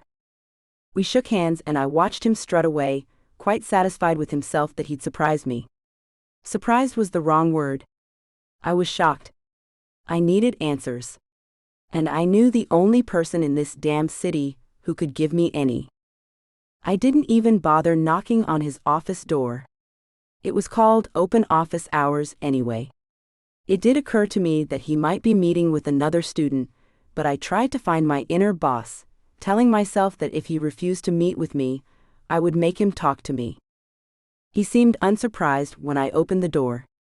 He was sitting at his desk, reading papers with his glasses propped up on the end of his nose. Those damn glasses. I couldn't help but feel my heart leap into the back of my throat. I convinced myself it was from nervousness, not from how strangely cute I found them. He looked up at me, casually.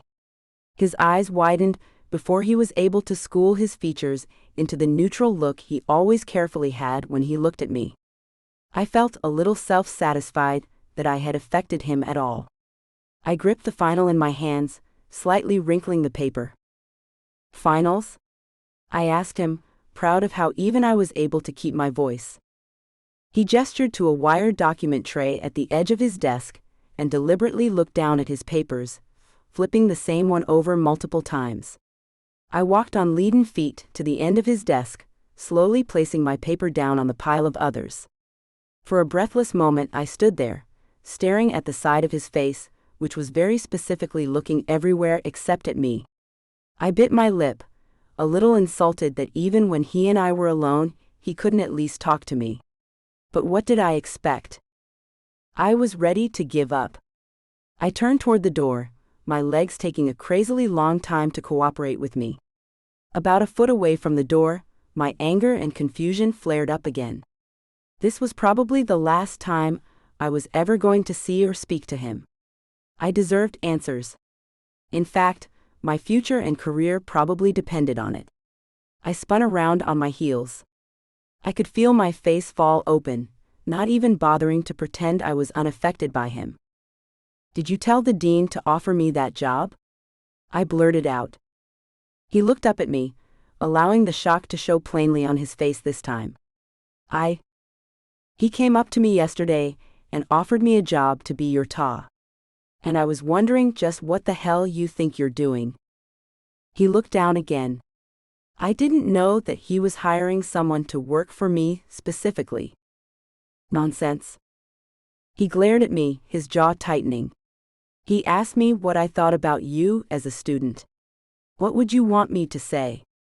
Would you want me to lie? As a student. Right. Did you sleep with me while I was still your student too? Please, Hannah, Austin hissed, glancing around nervously. Keep your voice down. I hated him cursing at me as much as I hated the tone of his voice, so totally devoid of emotion and frozen. I will not. What do you want me to say? Just tell me the truth, Austin. Did you just use me? Is that what that night was? Slowly, he got up from his desk. He took 1, 2, 3 steps toward me and reached forward. I closed my eyes, already ready for his touch, his kiss, anything to end this cold war between us. Instead, he gripped the doorknob behind me and opened his office door. Get out, he ordered in a cold voice. When I opened my eyes, still too afraid and stunned to move, he repeated himself. I said, get out. The remains of my heart crumbled. So this was how it was going to be. And I realized I didn't want to fight him. I just wanted answers. And he wouldn't even give me those. Goodbye, I whispered and left his office, not looking back for a second. My feet carried me down the hallway, out of the building, across the quad, and into the university auditorium. At the end of the semester, it felt almost completely abandoned.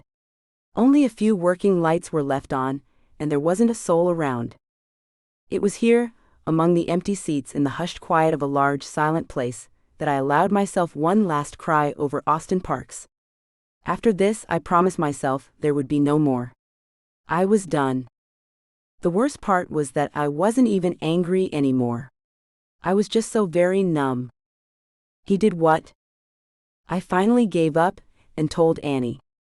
It was just too hard to keep hiding everything. Son of a gun, she yelled, stomping over to my side of the room and pulling me into a hug, which would have started me crying, except that I was now completely empty of tears. Oh, honey, she said sympathetically, pulling back. I'll poison him for you. Something slow and painful. I managed a half laugh. Thanks, I think. But if you get put away for murder, then I'm really all alone forever. Don't say that, she admonished. You're not alone now, and you never will be. You'll always have me. And there'll be a much better guy out there for you. One who knows everything you're worth and treats you like a queen. I wished I could believe her. Truthfully, I had no interest in being royalty. All I wanted was the guy who was definitely no prince. Chapter 14. I didn't think it was possible for me to drink as much as I had, and yet, here we are. Leo watched me knock back whiskey after whiskey on the rocks, drunk so fast that the room temperature booze barely had time to cool down on the ice. I couldn't understand why I didn't feel the least bit drunk, and I complained as much to him. He shrugged. I don't know, are you depressed? He asked, knowing full well the answer. It didn't take a psychologist to realize I was headed off the deep end. Between the deep circles under my eyes and the grimace on my lips that came from more than just the booze, I was about the worst person in the world to hang out with. In fact, I might just be the worst person in the world, period. The things I'd realized I felt for Hannah that night had been things I'd never felt for anyone, including Vanessa. I loved Danny with my whole heart, but other than him, I didn't know what it meant to be completely overwhelmed by another person, to the point that not having them in my life left me bereft. I finally realized that Vanessa hadn't been entirely to blame in our marriage. She'd undoubtedly felt my lack of real love, as much as I'd felt the lack of hers. I loved Hannah. There was no denying it. And after the bed sheets had cooled and her breathing became heavy with sleep, I had still lain awake, staring at the ceiling. I'd realized in that moment that somewhere between the game of chicken that she and I had been playing for months, and the affirmation of our attraction to one another, my feelings for her had bloomed from plain desire into something more. This revelation would seem joyous to some, exciting to others.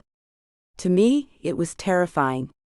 I had never been a person to catch feelings. And yes, I'd had trysts with many women, but it was never more than a heated encounter or a night of fun. I'd never had a problem with separating those two halves of myself. Perhaps the fact that Hannah had borne witness to my duality of self was partially to blame for the development. She had seen me in my raw, desirous state. But she had also seen me in my relationship with my son. And of course, she had to be my student. I pushed down the larger feelings to find only shame and self-loathing underneath. What was I thinking? I couldn't believe how stupid I'd been. Sleeping with a student, involving her in my son's life. What was I going to do when this all blew up in my face? That was the issue. I chose to believe that if she had been any other woman who I was dating, without the ramifications of possible career repercussions for me and academic repercussions for her, it would have been okay to love her. I almost convinced myself of that, except I wasn't that good of a liar. It was more than her student status that was freaking me out. I just had no idea at all how to love anybody. Damn. I was unable to catch more than a few hours of sleep that night, my disturbing thoughts keeping me up until I could see the first tendrils of growing sunlight outside of my window. I resisted the ache to wake Hannah up so I could ask her how she felt too. Were her emotions changing too? Was it just me? I didn't want to project any of my confusion onto her. This was her first time doing this. Hell, it felt like my first time doing this. I couldn't just be a teacher to her anymore, no matter what the outcome. I now realized that we'd been trying for months to compartmentalize these different parts of our relationship when they were really all one and the same. I had two options in front of me. The first was to sort through my feelings and then present them to Hannah with an open mind, knowing that I could be rejected by her but hoping beyond hope that she and I were somehow on the same page.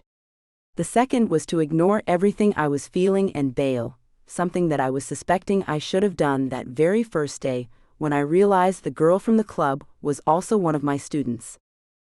I was leaning heavily toward the first option when I hurried Hannah out of my apartment the next morning. My traitorous body begged me not to, wanting to ask her to stay, to talk, to snuggle, to go another round or three. But I needed space. I needed air.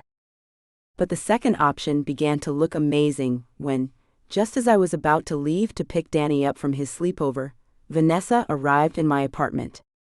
"Don't think I didn't see that," she coyly insinuated. Between her tone, her facial expression, and the fact that she freely entered my space again unannounced and uninvited, I was instantly on edge. "What are you doing here?" I demanded, refusing to play whatever game she was starting with me. "I saw that 20-something leaving your place this morning." My eyes narrowed. "Are you following me? Or watching me? Because that is beyond creepy." She laughed at me, a completely cold laugh. A vision of Hannah floated before my eyes, her genuine smiles glittering in the darkness of my apartment by moonlight, or giving me a thrill to see her among the other faces in class. I blinked, returning to the dead, leery eyes in front of me. "Austin, please," she said, rolling her eyes as if I was in on some joke between the two of us. "You can stop with this. I know what you're doing." With that, she took 2 long steps, gripped the sides of my face, and pressed her lips against mine. As soon as she began, I ended it with a firm press of my arms against her shoulders. I felt the rage rise in the back of my throat. "What are you doing?" "Oh, come on. I tell you I'm moving back to town, and then you parade your student around in front of me. I get it, you can have whoever you want." "Geez, Vanessa. It's none of your business, and it has nothing to do with you. It's exactly how you courted me the first time." I couldn't even believe this. "What are you talking about?" I said, throwing my arms up in the air. "Remember our sophomore year, when you came to my sorority mixer and you started making out with Maria Smith because you wanted me to know that you were available and sensual? First of all, I made out with Maria because she liked me too and I wanted to get laid that night. Second of all, why would you think for a second that anything I do with someone else has anything to do with you? Remember how good we were together," she said. "We made Danny. We owe it to him to at least give it a shot." "We gave it a shot years ago," I retorted. "Until you decided that you didn't want to do any of the heavy lifting that being a parent really entails." I rubbed my eyes with the heels of my hands. "You know what? I'm done here. Are you seriously telling me that you'd rather sleep with that nothing girl instead of be with me, The mother of your child? Ah, there was the Vanessa I knew. The pettiness, the childishness, the raw and awful anger. I'm telling you that my life is absolutely none of your business. And what I am or am not doing with Hannah is none of your business. And we aren't together. I yanked my coat on. Now, if you'll excuse me, I need to pick up our son from his sleepover, so I'm going to have to ask you to get out of my house. I ushered her out my door, made sure to lock it behind us, and barreled down the street, ignoring Vanessa's cry behind me. Danny's friend's house was only 2 stops on the L away, but I decided to walk the distance anyway. I needed to clear my head. Vanessa was crazy. I had always known that. But I had a moment when I realized what Hannah and I looked like to someone on the outside looking in. Her, a younger student, and me, her divorced single dad professor, making moves on her. Vanessa misread everything about me, but I realized how easy it would be to misread the whole situation. And did I want this? Did I want to put my little family, including my son, and my career on the line to be with someone I'd had a few nights of passion with? I could sense that was what was happening between Hannah and me, but in that moment, I was terrified by the whole prospect. She was young and beautiful. It wouldn't be hard for her to find someone else to replace me. That was what was best for both of us. And me? What would I find? I tried not to think about how no one could ever replace her. I didn't trust myself to talk to her, so I allowed myself to slowly float away. I knew that what I was doing was referred to as ghosting, and was, even in younger groups, kind of a lousy thing to do, but I needed Hannah to move on. I needed her to leave at the end of the semester and never look back. She had to see that it would be better that way. I was a coward. No denying it. Who does that to anyone, much less a total innocent? So it broke me when she confronted me in my office, looking as glorious as I had ever seen her, not holding back her frustration and anger. Why? She wanted to know why I was doing this. Again, I was completely torn. Part of me reached out to her and wanted to soothe her and explain what was happening. The other part of me held me back, reminding me that I shouldn't talk to her. I was bad for her. I was dangerous. This was too much, and neither of us should have to pretend that we could do this for one more day. Which was why I was downing yet another drink, with Leo watching judgmentally. You are a royal mess. It's the only way I'm ever going to be royalty, so why not? The booze burned as it hit the back of my throat, and I knew I was going to pay dearly tomorrow, but it didn't matter. At the very least, for a few hours, I might be able to stop feeling. Okay, Prince Not So Charming. So, do you want to talk about it yet? Go to hell, I hissed in response. Fine, drink alone. See if I care. Usually I could take Leo's ribbing, but I could tell that this remark was different from his normal jabs. He seemed to really mean it. I believed that he would get up and leave me here to drink alone, just like he said. Maybe it was because he could sense the depth and meaning behind my harshness. Maybe he just had quite enough about me. I'm sorry. I don't know what to do. You're not the one I'm angry at, I apologized. He snorted and smiled at me. Don't worry, big guy, you're not going to get rid of me so easily. Especially when things are just about to get more exciting. I looked up at him in confusion, and he nodded at something over my shoulder, a flirty smile plastered to his lips. I turned and could feel my eyes widen. Oh wow. Out of the crowd of the bar, Hannah's friend was barreling toward me. Annie. The rage on her face was unmistakable, and besides, I didn't tend to forget the names of people who insulted me on every single level. Oh, Dan was right. I didn't have it in me to deal with this today. I popped an ice cube in my mouth and broke it apart with my teeth, giving my anxiety and hatred something to do, when the redhead came to stop in front of me, arms crossed. Ever the charmer, Leo was more than happy to fill the tense silence. She stormed over to my table, eyes blazing. Not just daggers, more like hand grenades and a full-on verbal assault. One look from her could have melted steel. Annie? Looking beautiful as always. You unbelievable jerk. She grabbed my nearly empty glass and tossed what was left right over my head.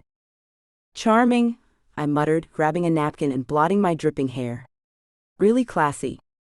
Bartender, she called out. Another of whatever he was drinking.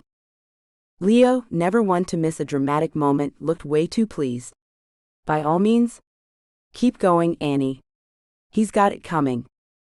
She shot him a withering glare, then turned back to me with fire in her eyes. Do you remember what I told you a month ago? That I didn't deserve your friend? Yeah, I remember. Not that, she snapped. I told you that if you hurt her, I'd come for you. And guess what you did? She really liked you, you know that? I kept my tone cold, even though she had every right to be furious. We cared about each other. It didn't work out. That's the end of it. Now, if you don't mind, I'd like to be miserable in peace. Oh, that's rich. Like you even deserve the luxury of guilt. Her drink arrived, and before I could dodge, it was flying at my face. I coughed and wiped my eyes as Leo grinned like a kid at a fireworks show. If you're staying up all night to make sure he doesn't sleep, I'm happy to offer my company, he said with a wink. Just saying. Annie wrinkled her nose. What is wrong with you? Did someone drop you as a baby? Almost definitely, I muttered, raising my hand to signal the bartender again. I was soaked, humiliated, and still nowhere near drunk enough. It was a bad call to speak up, because Annie turned back to me and went back to the business of tearing me a new one, which was something that, unlike my colleague, I was not in any way turned on by. Nobody asked you, she snapped, turning her glare on me. But I could ask you the same thing. What is wrong with you? I get that you weren't officially dating or whatever, but don't pretend you two weren't headed there. And then what? You disappear. No call, no email, nothing. You just vanish right after things got serious? She paused, clearly holding back a stronger outburst. And what happened in your office? I didn't hear about that, Leo said, raising an eyebrow. What did he do? He treated her like she didn't matter, she said flatly. The words hit harder than I expected. I winced before I could stop myself. Had I really made her feel that worthless? Seeing my reaction, she narrowed her eyes. Yeah. That's exactly what it looked like. You acted like she was just some mistake. Like none of it meant anything. I flushed. Now wait a minute. No, you wait, she snapped, cutting me off. You selfish, spineless coward. I don't even have enough words to describe how low you've sunk. You broke my best friend's heart in the cruelest way possible, and you didn't even have the decency to give her an explanation. So now you're going to tell me. What's your problem? What's really going on? Why are you acting like this? Because I think I'm falling in love with her, okay? I shouted, causing a hush to fall over the bar. There seemed to be no air amongst the three of us, robbed by the impact of my statement. Oh, seriously? Annie blustered, clearly not expecting this development. I ignored her, accepting another drink from the bartender. What number was it again? It didn't matter. I drank it down anyway. Maybe I actually was feeling the booze. I didn't generally go around yelling that I loved people. Or even admitting it to myself, apparently. Leo had a rare showing of his ability to charm an awkward situation, as opposed to making it worse. Annie, he said calmly. Would you please excuse my friend and I for a second? We need to have a private conversation. Some of her anger returned, but a strange sort of compassion lay underneath. I wondered if, despite all her bravado, she could sympathize with me. I wondered if she'd ever found herself in a similar situation. You're an idiot, she told me harshly. But if you're in love with her, and you really mean that when you say that you are, then you should tell her. She deserves to know. But I honestly don't believe you love her, or you wouldn't be treating her this way. Otherwise, you're just about the world's worst human being. With that, she turned and left. Leo watched her as she left, and I wondered what I would have to do to convince the bartender I was good for another one, even though I had yelled to the point of silencing his whole bar. "Do you want to talk about it now?" Leo pressed, a rather fatherly look on his face. "Not really," I spat out. "Did you really do what she said in your office?" "Yes." "Damn it." "Yes, I did. But I didn't mean it that way." Guilt ate a hole in my gut, and the alcohol buzzing through me made that hole ache and sting like a mother. Unfortunately, that pain did nothing to ease the other pain from the realization of what I'd done. Leo laughed totally humorlessly. "Oh, so that makes it okay? You're better than that, Austin. Look, being intimate is one thing, but falling in love is a completely different animal," Leo insisted. I rolled my eyes. I hated when he developed a conscience at my literal lowest moment. "So what do you want me to do?" "I already messed up things between us," I argued. "If she feels the same way, she will forgive you." "Even though you're being a jerk," Leo responded. "Women are good like that. Because believe me, if a girl treated me that way, I'd never darken her doorstep again. Way too much pride. I can't love her. There are too many reasons why it will never work." "You really are a jerk," he said in obvious surprise. "Not just a jerk, but a coward to boot. Here, I thought I was the shallow jerk in this relationship. Ha. Goes to show you never really know someone. Bartender, another one please. When did you get so low, Austin?" I shrugged morosely. "I don't know. Hanging around you, probably." "Oh no. Don't pin it on me. Because you see, I own what a jerk I am. Whereas, you go around pretending to be better than everyone else." The drink arrived, and before I knew what was happening, he'd appended it over my head. "You deserve way worse than that," my best friend observed, and got up and walked away, sticking me not only with the drink running down my hair and face in rivulets, but with the entire tab, even for his own shots. Ah damn. I wasn't sprung into action until Danny and I were playing with some of his action figures later that day. "Is Hannah mad at me?" he asked abruptly. I stopped in my tracks, disturbed by the question. "Of course not, buddy. Why would you think that?" "Well, she stopped hanging out with me. She didn't even say goodbye. So I was worried she was mad at me." I could feel my heart breaking, not just for me, but for my son. I felt a new tide of disappointment rising, but swallowed it down in an attempt to compose myself for the sake of my child. "Hannah is graduating soon. She's just busy, buddy. It has nothing to do with you." At least that last part had been honest. Well, I miss her. For such a benign thing to say, it completely cut me to my core. And it made me feel that there was something I needed to do. I had known I had to do it for, honestly, about a week, but this was the final straw. There was only one thing left to do. Chapter 15. I hated being in my apartment alone. Sure, being a writer, I always liked my solitary time, but after a while it always became a sinkhole of unproductivity. Perhaps part of it was due to the fact that I wasn't used to having so little to do. Since all my classes had wrapped up, I'd spent the last week planning for graduation, welcoming my family coming to town for the event, and making arrangements and reservations for post-grad celebrations. Now was the proverbial calm before the storm. My entire life was relegated to re-watching my favorite sitcoms, drinking wine with Annie, and avoiding most other people. I knew that next week would be crazy, so I guess in a way I was preparing myself for the craziness to come by embracing the quietness of my life. And at this moment, I was preparing for it literally and physically as well. The new heels I would be wearing to accept my diploma were strapped to my feet. Over the phone, my mom had assured me that wearing them to walk would be so much easier if I spent a few days moving around in them and stretching them out. I was mostly just using it as an excuse to avoid cooking and keep my quiet existence. Which was also why I had started my third puzzle today, in the crossword book I'd picked up from the bodega this morning. I knew how I looked, splayed across the couch, doing a crossword, with dressy heels strapped onto my feet. I enjoyed how comical it all was, which was something I couldn't take for granted after all the drama with Austin. I was doing my best to move on and stop thinking about him, but my heart was still more than a little sore. When I heard the knock at my door, I assumed that it couldn't be anything other than the pizza I'd ordered.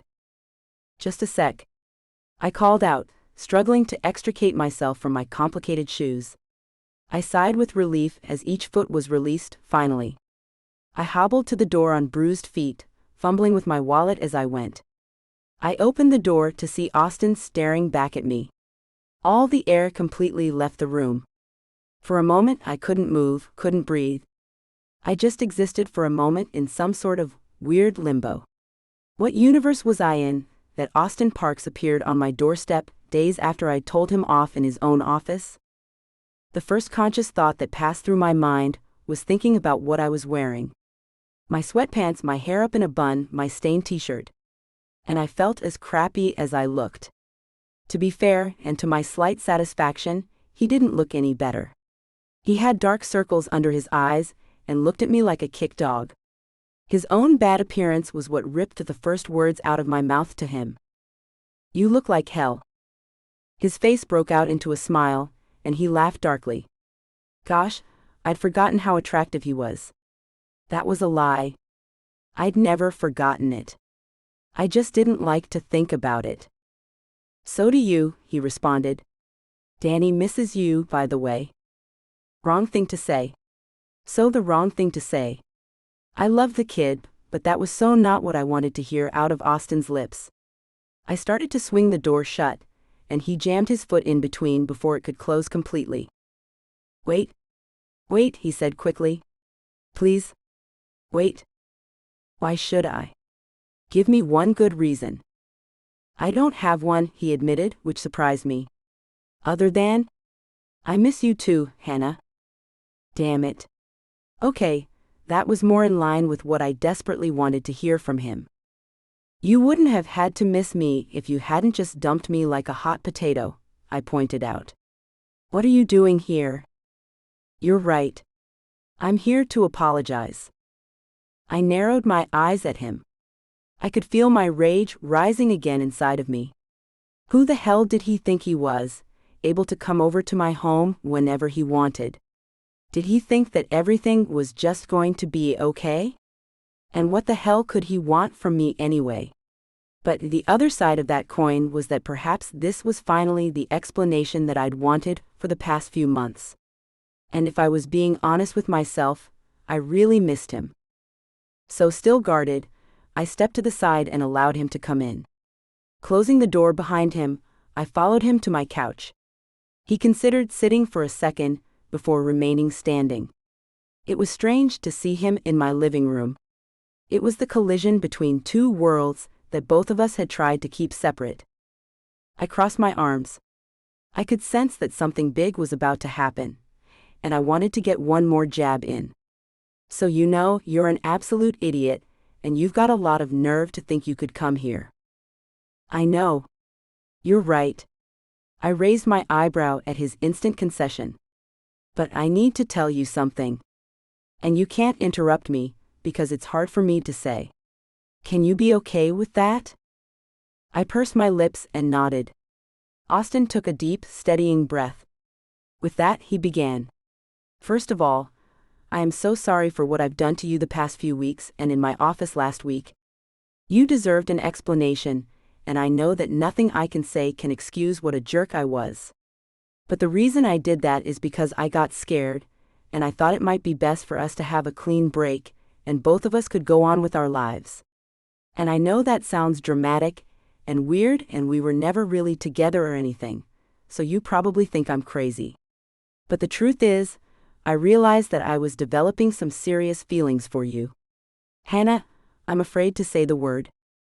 I didn't say anything, because I hurt so badly, and because what he was saying actually made sense, and I wasn't ready to forgive so easily. Like, feelings on the level I've never quite felt before. And I was thinking about how you were a student, and maybe you just wanted the one night of physical experience, and I felt like I needed to run away, instead of facing the possibility that you didn't feel the same way. And so I'm here now. I'm trying to face it, and I can't believe you're in front of me right now, and that you're even listening to me. I can't believe I'm saying this either, I said quietly. You hurt me more than anyone ever has, Austin. That night, we shared something that meant a lot to me. You were gentle, and for a moment it felt safe. Like maybe it didn't have to hurt. But then you disappeared. And somehow, the pain you left behind made up for all of it. He went white, as he obviously thought through my words before answering. You're right. You're absolutely right. And I can say I'm sorry over and over, but it won't mean anything unless you see it in action. What does that mean? I asked, wrapping my arms around myself and turning my head away a little, because he didn't get to see my tears, damn him. It means I'm begging you to forgive me. I'll do anything you ask. Anything at all, if you'll just try to forgive me my total stupidity and give me a second chance. To my total surprise, and maybe to his, who knows, his voice cracked. A tear slid down my cheek and I got up, clenching my fists. No. No? Why do you deserve a second chance? Do you have any idea what you've done? I finally turned to him, letting him see the shadows in my eyes, the tracks of tears on my face, the weight I'd lost from forgetting to eat when I was trying so hard to forget him. I didn't realize people could be that cruel, Austin. You took my innocence in every sense of the word. My belief in the goodness of people. Hannah. He got to his feet, and I took a step back involuntarily, afraid he'd reach out. If he touched me, I was done for. There is nothing I can say or do, he repeated hoarsely, and this time I didn't miss the shadows in his own eyes. I realized that maybe he'd actually thought about me every now and then. Maybe I wasn't the only one who was suffering. I don't deserve another chance, but I'm asking you anyway. Cautiously, Austin took a step toward me, then another and another. I just barely held my ground, and managed to not flee like a scared rabbit as he finally stopped in front of me. I'm falling in love with you, he whispered, and my eyes widened slightly. I've only ever said that word to my son and his mother, Hannah. And I didn't mean it with Vanessa, even though I thought I did at the time. I'm falling for everything about you. Your intelligence. Your kindness. Your sense of humor. Your courage. You could say my beauty too, I mumbled, finally breaking and taking my own step toward him. He opened his arms and finally I was in them, pressed against his chest, as he wrapped me up tight and seemed to cling to me as I clung to him. Of course, your beauty, he whispered into my hair, and the scent of his cologne wrapped around me so familiar and soft that I cried into his chest, letting my tears soak the fabric. I'm sorry, baby. I'm so sorry, he said again and again, until my grief finally abated, along with my anger. I lifted my eyes and looked up into his. You really hurt me, Austin, I said quietly. Don't do it again. I won't, he promised. I'm still your student. It doesn't matter anymore. You and I both know our relationship hasn't affected your grade in the slightest. You've earned your A, I haven't given you a thing. He rested his forehead against mine. Baby, it doesn't matter. Nothing does, except making it up to you. And I will. I promise. Strangely enough, I really did believe him. And when he kissed me, it was so tender that I teared up for entirely different reasons than I'd cried all these last weeks. It was because it felt like I was finally home once again. The pieces of the world slid back into place, finally. Chapter 16. 6 months later. Halfway through a tirade about poem structure, I happened to catch sight of my watch and noticed that I had, in fact, made the class go over 15 minutes. I could feel myself blushing as I apologized to my class profusely and dismissed them. When I got really into a lesson, I could go on and on forever, much to the chagrin of my students. I was really getting in my flow with all of this. Hannah regularly reassured me that everyone found my untimely nature cute. But you only say that because you think I'm charming, I argued. She gave me a toothy grin. Maybe. It took time for me to earn back her trust. We weren't even intimate for several months after that first tentative step when she forgave me. It was too important to build other parts of our relationship. So we did things in public places. Restaurants, bowling, movies, even a stupid pottery painting thing that I sucked at so bad, Hannah laughed the whole night through. I loved it because she finally seemed like Hannah again. I'd mess up a dozen damn mugs if it made her laugh freely.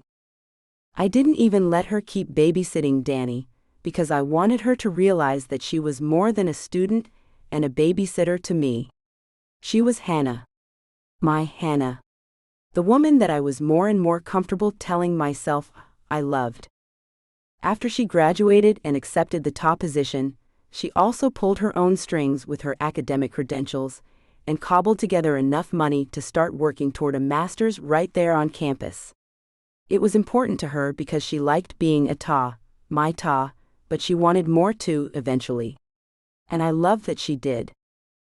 At the end of our first semester working together, we decided we'd navigated the situation well enough that we could move in together. Ever the one to know exactly what she wanted, she was ready to go at the end of the summer. She was fully incorporated into my life and Danny's, and she basically was living with me at that point, since she stayed at my place nearly every night. Hannah still got angry when I got intimidated by what we were building together. And yeah, I still freaked out occasionally. She'd lose her patience, understandably so, and we would fight. And then we would talk through it. My relationship with Hannah was definitely a learning experience, but she was worth it. She was worth all of it. The best thing I did for our relationship was outing us to Dean Arthur. Right after her graduation, I basically blurted out to him that I was in love with Hannah, a former student and future coworker, and that nothing he could say would stop me. But Dean Arthur surprised me when he shrugged his shoulders, looking completely unsurprised, and said, "Of course I wouldn't even try." He then proceeded to tell me that he and his wife had met when he was a lecturer for her master's program. The reason for the rule is to discourage conflicts of interest, but ultimately it wasn't up to the administration to dictate relationships of consenting adults. He asked me if I thought that Hannah had actually not earned her A in my class. I vehemently told him no, and he smoothly said that he didn't see a problem, just so long as she didn't interfere with my work. I assured him she wouldn't and had kept true to my word. Most of the time. Later, I enthusiastically relayed the tale to Hannah, still reeling from the story and from Arthur's overwhelming understanding. That was the first time she told me she loved me. And I didn't quite manage to say it back, but she didn't get angry, thank God. On days Hannah wasn't in class with me, I missed her badly. I'd come to expect her quiet assurance at the front of the room, operating the projector, helping me write things out on the blackboard, and tapping her watch to let me know to wrap it up. Today, I wondered if I should pick up some dinner for us on the way home. I knew she was nose deep in her studies, and would appreciate the gesture and not having to cook for a night. Baby? I walked in the door and spotted her immediately, sitting at her desk, hunched over her laptop. She turned and eyed the bags I was carrying. Pad Thai, she asked hopefully, sniffing the air. Your middle name should be Bloodhound, I teased, opening a container and walking over to wave it under her nose. She groaned happily. I love how you take care of me on days when I'm going crazy with tests and wondering whether I can possibly survive more years of writing essays. And that was when it happened. Totally naturally. Without any fear at all. I put the pad thai down on the floor and leaned in to kiss her. You'll survive. And by the way, I love you. Her eyes filled with tears so fast that I immediately realized how badly she'd been wanting to hear the words, and felt like a first-class heel. But before I could apologize, she was hugging me tight. You are so slow at some things, she whispered into my chest. But waiting is worth it.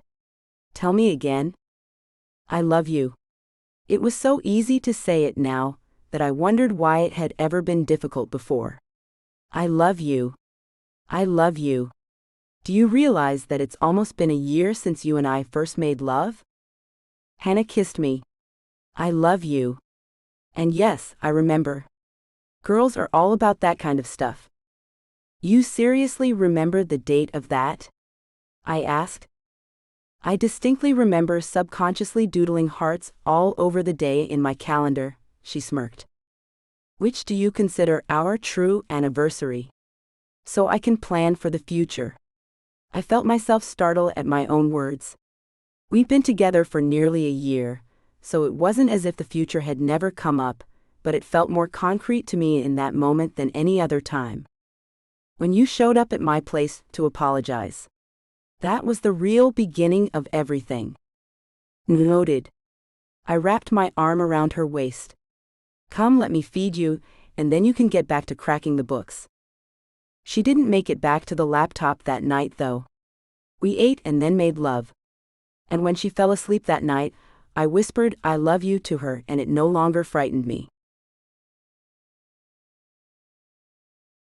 Chapter 17. 6 more months. So yeah, I forgave him. And he more than kept his promise, even if sometimes he did have panic attacks so bad that I wondered if he had a side of Hugh Grant commitment phobia in him. But I never doubted that he'd stay faithful to me. And eventually, I stopped doubting that he'd eventually feel comfortable enough to use the L word. It took forever, but when it happened, it was perfect. Damn, I loved the man, from his head to his feet, and everything in between, including how great a father he was. I also loved that he wanted me to be a part of Danny's life that was more than just a babysitter. After screwing up so bad, Austin really got it right. Which was why on this, the anniversary of the day he showed up at my place to apologize, I was almost skipping down the block to our house like a little girl. I knew he'd remember. And he'd have something nice for dinner, maybe flowers. I'd had a horrendous test earlier in the day, and there was nothing I could think of that would be better than curling up with my man. Only as I walked up to our house, I realized his car wasn't in the driveway. Confused, I tried the door and it was locked, even though when he was home, he always made sure to leave it open for me. I used my own key and stepped inside, finding the house dark and cold, like nobody had been inside all day, not even Danny, who should have been here. It was Austin's weekend for custody. Hello? I called uncertainly, wandering through the kitchen and living room, hoping he was planning a surprise and was going to jump out of nowhere and scare the crap out of me. But there was nothing and nobody. Not so much as a note pinned on the fridge to let me know the deal. Well, crap, I said out loud, trying not to feel too hurt. He forgot. I took a slow breath. Guys just sucked at that stuff, right? No big deal. Deciding I should go right back out instead of staying around moping, I texted Annie, who was working at an attorney's office only a few miles away. Drinks? On me. She responded less than 2 seconds later. Free booze? Yas? The usual place. I'll be there in 15. I looked down at myself and figured I should at least look slightly nicer to go out. Khakis and a boring shirt were my go-tos on exam days, because they required no thought. Hurrying upstairs, I impulsively slipped into a cute LBD, did something random that sort of looked okay with my hair, and even slicked a little lip gloss on while I waited for my Uber. Look at you, Annie exclaimed as I walked into our favorite bar. All dressed up just for me? Hate to tell you, girl, but I'm taken. I stopped dead in my tracks at the table she'd held for us. You what? She grinned from ear to ear. Jeremy finally decided we're dating. Hallelujah! I exclaimed, hugging her hard. We'd been waiting for months for her coworker to see the light. They'd been going out forever, but kind of like Austin didn't like L words, neither did Jeremy. The L word for him was label. Annie had been surprisingly patient, waiting for him to come around. Look at you. All labeled officially. I grinned and flagged a bartender down, giving him our usual orders before sitting down across from Annie at the high top. "Took him long enough," she grumbled, but I could see how happy she was, and it made me happy for her. She'd stuck with me through all of the Austen drama, and more than deserved a fair shake at romance now that she'd decided one-night stands weren't what she wanted anymore. "Where's Loverboy?" Annie asked, reaching eagerly for a margarita as the bartender placed it in front of her. "No idea," I admitted, taking a long sip of my own drink. "This is his weekend with Danny, but neither of them were home. Maybe he had something planned that I forgot about. But isn't today?" I shook my head. "How do you keep all this stuff in your head?" "Yes, it's our sort of anniversary." "The guy forgot, huh?" She grimaced. "Make him pay." I laughed. "Why?" "It's not a huge deal. It would have been nice, yeah, but who really cares?" "You do." I rolled my eyes. "Yeah, okay. I do. But we're not married or anything, so I guess it doesn't really matter." "So why don't we get married, and then it'll matter more?" Austen's voice came out of nowhere, so much so that I nearly jumped out of my seat. Across from me, Annie grinned from ear to ear as I slowly, very slowly turned and found my boyfriend down on one knee at the foot of the table. Danny stood beside him, beaming as brightly as Annie. Chapter 18. "You were about to get pissed at me for seeming to forget, weren't you? Let me take a step back here and explain." See, like me, Danny had completely fallen head over heels for Hannah. She was sweet, charming, and had become a stable figure in his life. He'd taken to calling her Mama Hannah, something that moved Hannah so deeply that she had to hide her tears against my chest in fear that Danny would assume he'd said something wrong, when in fact he'd said something so right. A few weeks back, Hannah had been studying upstairs for a test while Danny and I made dinner. I was spooning some veggies onto his plate when he blurted, "Dad, when are you gonna marry Hannah?" I felt myself seize up at the question.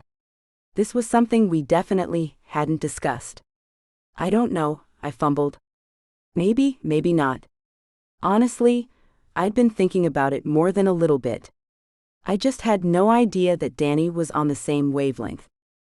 This overly simplified answer didn't satisfy him at all. "Well, I think you should.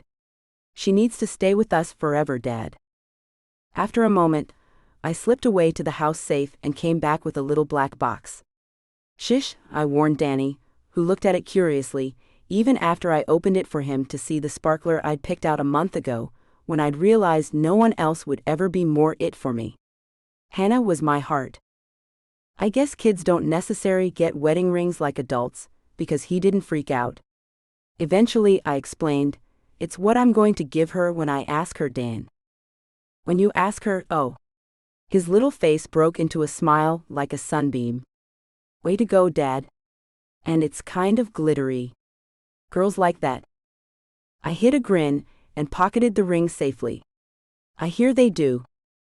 So that was 2 weeks before the anniversary of my apology, and I couldn't figure out what the best time to ask would be, besides that exact day. So Annie and I plotted and schemed.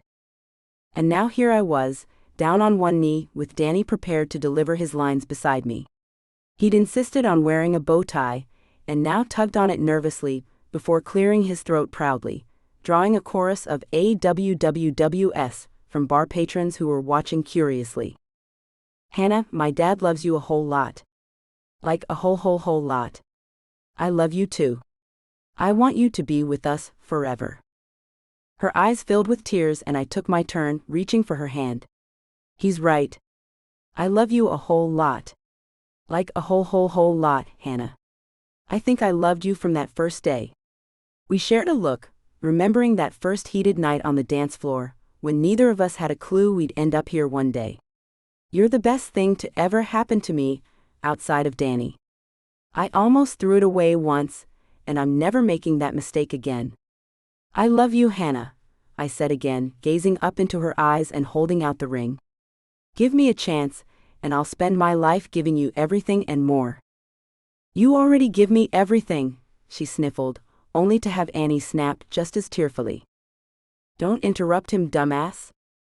"She said a bad word, Dad." I heard, son. Sorry, Annie muttered. My bad. Okay, not quite how I'd seen my proposal going, but a smile lurked at the corner of Hannah's lips, which made me love her all the more. Marry me, Hannah. I'll love you forever. Please? Yes. She threw herself off the bar stool and into my arms, almost knocking me over. Yes, yes, yes, yes. As I held her tightly before drawing her into a long, sweet kiss, I heard Danny comment to Annie, I knew she'd like the glittery thing.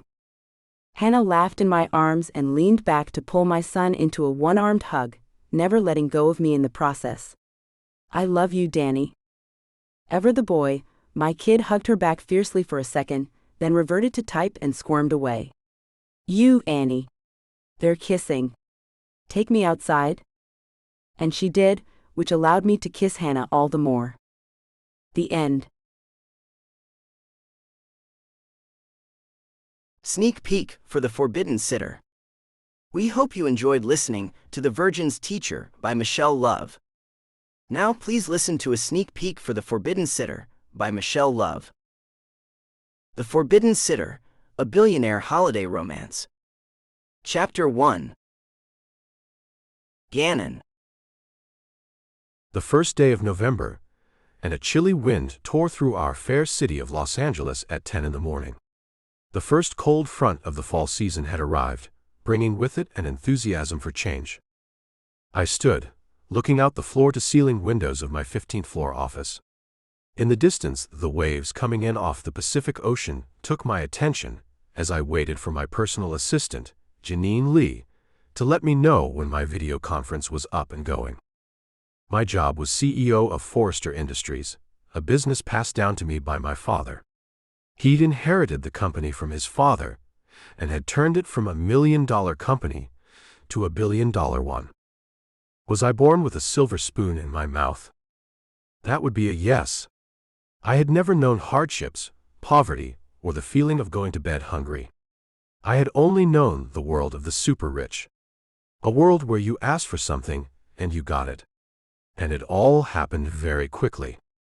Maybe all that instant gratification wasn't healthy for me, because I was impatiently waiting for the first time in my life.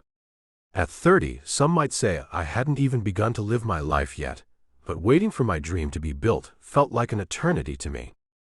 At a prestigious nightclub in Vegas one night a few months ago, I met a couple of fellow billionaires at Hakkasan, a nightclub for the extremely wealthy. One could blow $100,000 with ease at the place. And it was there that a plan was hatched to build a nightclub comparable to that one. Hakkasan was #1 on the top 10 chart of high-status nightclubs around the world. The men I met that night wanted to build something even better than that. And right here in LA, the place we all called home, coincidentally. It took us no time to find a place and get construction going on the club. Currently, we were bantering about the name of the place, hence the conference I was waiting for. We were at the stage where the name was necessary to order insignia and other things that would carry the nightclub's name on them. I turned away from the window as my office door opened. There stood Janine, all 4 feet 5 inches of her. Her short hair hung in dark black, silky strands around her round face. Thick-framed glasses housed her chocolate eyes. One hand on her hip, she jerked her head in gesture. Mr. Forrester, your Skype conference is up in the conference room.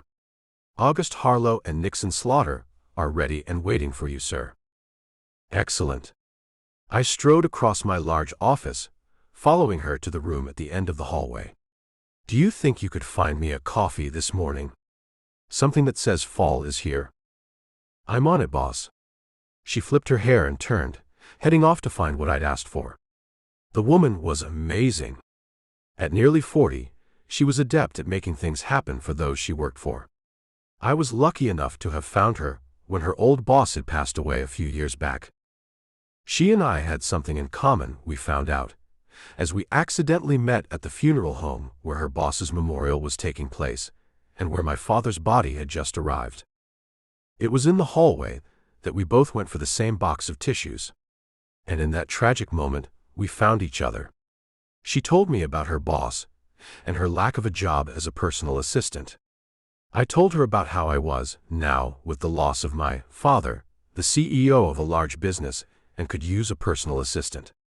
And in that sad moment, a partnership was made that would make us both feel better about life in general, after suffering from our losses. My mother had passed on several years prior to my father. Breast cancer took her from us. Being an only child, my father's death left me utterly alone in the world, something I wasn't real crazy about being. But with Janine's appearance right at the time, I felt the most alone I'd ever felt, came hope. Perhaps things wouldn't always feel the way they did at that time. One day, things would get better.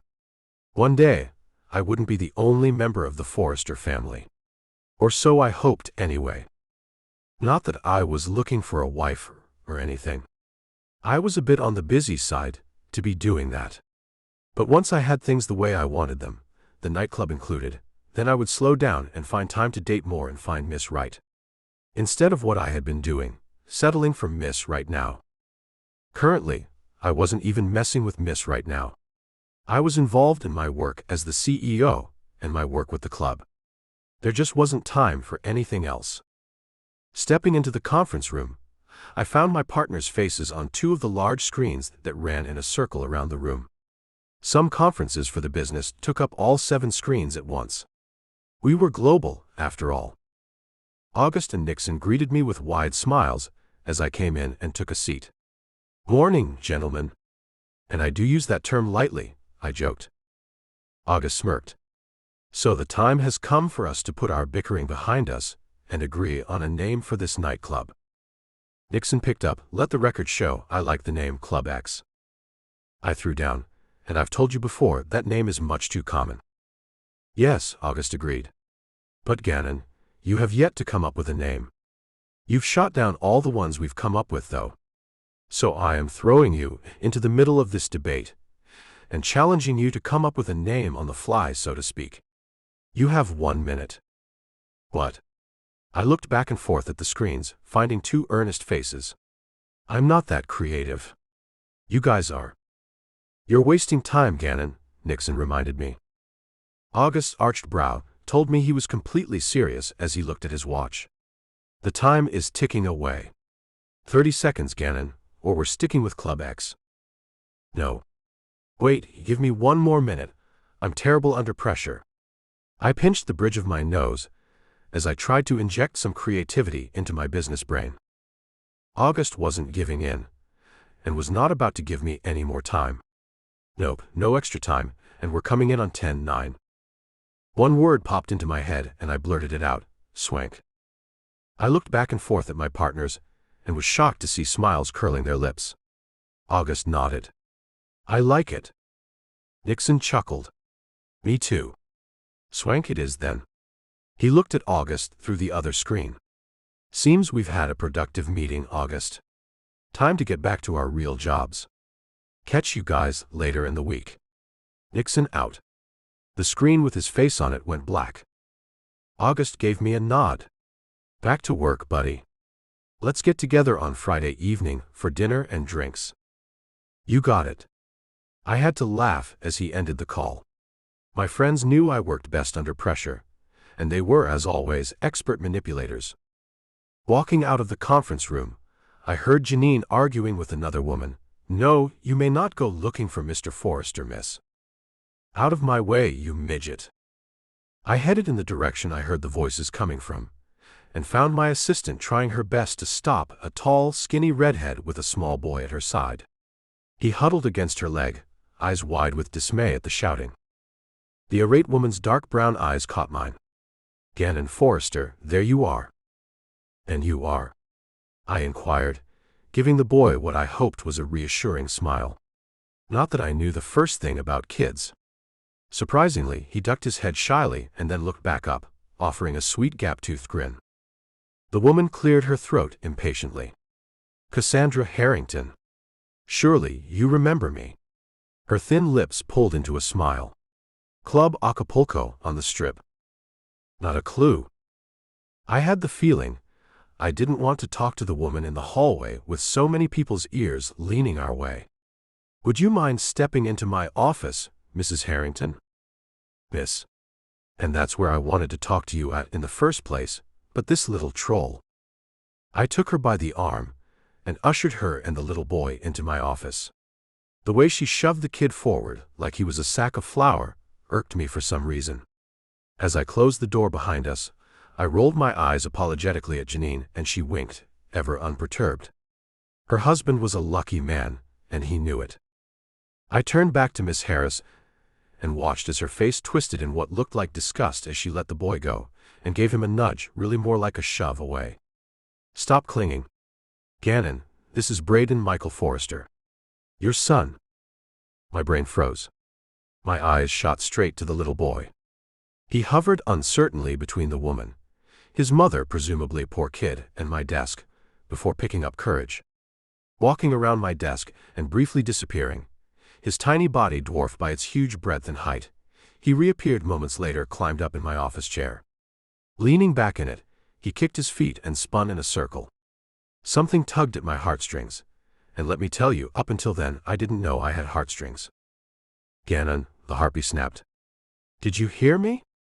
I refocused my attention from the boy onto Cassandra, even as he began to play with my stapler.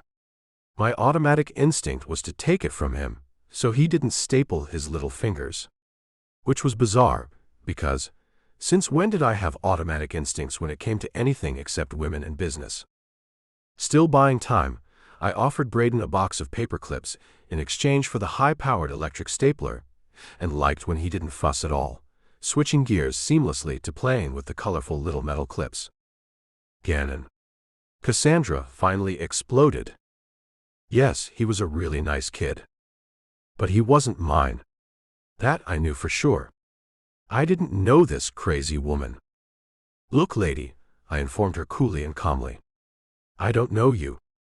Oh, but you do. Her snarl transformed into an equally unpleasant smirk, stretching her thin lips into a wide rictus. You and I went back to my place after drinking too much at that club that night, a little under 3 years ago. I ended up pregnant, something I didn't bother you with for nearly 3 years. Your son is 2, just so you know. And I've done all of the mothering I care to. I want out. I'm not cut out to be a mother. As she spat the words at me, I couldn't help but marvel at how utterly unattractive she was in every way, way beyond just her witch-like exterior. Her voice was like nails on a chalkboard. I'd heard the expression, but had never actually seen it come to life until just now. For some reason, the bombshell she dropped kept getting replaced with other thoughts. Maybe I was avoiding it. Or maybe I just couldn't believe I would have had anything to do with a shrew. I had a type when I looked for female company. A very, very specific type that was more personality-based than physically-based, honestly. Gorgeous was good, but fun to spend a long evening with was even better, and she didn't fit it in the slightest. I don't know you, I repeated. And he's not mine. Cassandra didn't even notice that the kid was reaching for scissors, or if she did, she didn't care. I cut him off at the pass and handed him a stack of Post-its instead. Aggravated, she snarled, I don't care if you believe me. I just wanted to let you know you have a kid, and I can't do this anymore. He's yours or social services. Choose. Now. Wait. What? For the second time that day, I was being forced into an instant decision, but this time the stakes were infinitely higher. Social services? I echoed in disbelief, grateful that the boy was clueless about what he was hearing as he giggled and decorated himself with sticky papers. What the hell is wrong with you? He's your child. And yours, she retorted. I'm not mother material. Are you listening to me at all, Gannon Forrester? I'm tired of talking. I'll just take the kid and dump him on social services' doorstep. I can see you're not going to be a father to him. She started toward the boy, who dropped his newfound papers toys and shrank back into his seat. I felt a jolt of electricity shoot through me. Hey, wait a minute. I stepped in front of her and the desk. The words that came out of my mouth didn't even sound like mine. Listen, give me time to get a DNA test done. If he's mine, then I want him. Wait, what did I just say? 1 week. You have 1 week, and that is it, Gannon Forrester. She stalked around me, picked up the boy whose big eyes were suddenly filled with tears, and left my office in such haste that I had to run to catch up to her. I need your phone number and address. I grabbed a notepad off Janine's desk and a pen as I hurried after her. She stopped then and dumped Braden, that was his name right, on top of the desk while she scribbled those things down on the paper. As she scrawled, pressing hard enough to undoubtedly indent the whole notepad, I hesitantly leaned in to check on the toddler. His dark hair did look a lot like mine, but plenty of kids had dark hair. And his wide blue eyes gleaming with unshed tears, well, they kind of looked like what I saw in the mirror first thing every day, but still, just not a possibility. Hey buddy. I smiled at him and handed him a fresh pad of Post-its, these far more colorful than the ones from my own office. How are you doing? Braden sniffed and smiled back shyly, his pudgy little hand scrubbing across his eyes in a way that made those newly discovered heartstrings twang once again. Shoving the paper and pen back in my hands, Cassandra picked Braden up like a sack of potatoes. He can't talk, you idiot. He's only 2. Stifling my anger, I straightened. I think toddlers can usually talk. Mom just used to say that by the end of the evening, she'd have no ears left from my chatter. Well, he's stupid, Cassandra informed me, and it was all I could do to keep from reaching out and wringing her scrawny neck. I better hear from you by the end of the week, or it's off to foster care for your son. And with that, she left my office with my potential son looking forlornly over her shoulder, one small hand stretched out to me. Chapter 2. Brooke. The first day of November had a chilly breeze washing over our city of Los Angeles. Wearing a light sweater over my t-shirt and blue jeans, I was ready for autumn to take over for a while, leaving the heat of summer behind us. My heels clicked along the sidewalk as I made my way to meet my brother Brad for lunch at Pitfire, a pizza joint my brother and I loved. A whistle caught my attention, and I looked around to find Brad getting out of his brand new Lambo, the fire engine red exterior sure to capture everyone's attention. Hey, show off. His hand ran over the hood of the car as he made his way to me. You like my newest ride, baby sis? It's awfully bright. Did you really have to go all out and get fire engine red, Brad? I crossed my arms as I stood there, looking at the high-dollar piece of machinery. My brother had struck it rich when he went to work for Forrester Industries right out of college. From there, he jumped off into his own business venture, procuring investments overseas for wealthy people. Brad came up to me, holding out his arms for a hug, which I gave him. That's not fire engine red, little sis. It's called Rosso Mars, and that particular model is an Aventador coupe. Fancy. I kissed his whisker-covered cheek. So you're sporting a beard now. How fashionably progressive of you. But it needs more conditioner, it tickles my lips. His eyebrows wiggled as he grinned. That's what she said. I punched him in the arm. You. Nasty. I didn't mean anything dirty by it, kid. He looped his arm through mine, leading me into the eatery. Get your mind out of the gutter. I rolled my eyes and leaned into him, not about to say I'd missed him while away at college, even though I had. After being seated in what used to be our usual booth, and ordering a blistered cherry tomato pizza and some root beers, my brother and I started catching up. I had been away, staying in the dorms at Berkeley for the last year. With my first year of college behind me, I was excited about my future and the new semester that I was a couple of months into. Brad had been gone all summer, having to work overseas, and had only been back a couple of weeks. He told me he was eager to talk to me and find out how my schooling was going. So, how did you like your first year? I loved it, Brad. I informed him, over a mouthful of lusciously buttery breadstick. I miss these. I mean, I knew I would love it. But it's even better than I thought. The teachers, the campus, just, everything is amazing. And the classes? They're all theory right now, but I'm more convinced than ever that teaching little ones is where I want to be. No surprise there. What were you when you first started babysitting? 3.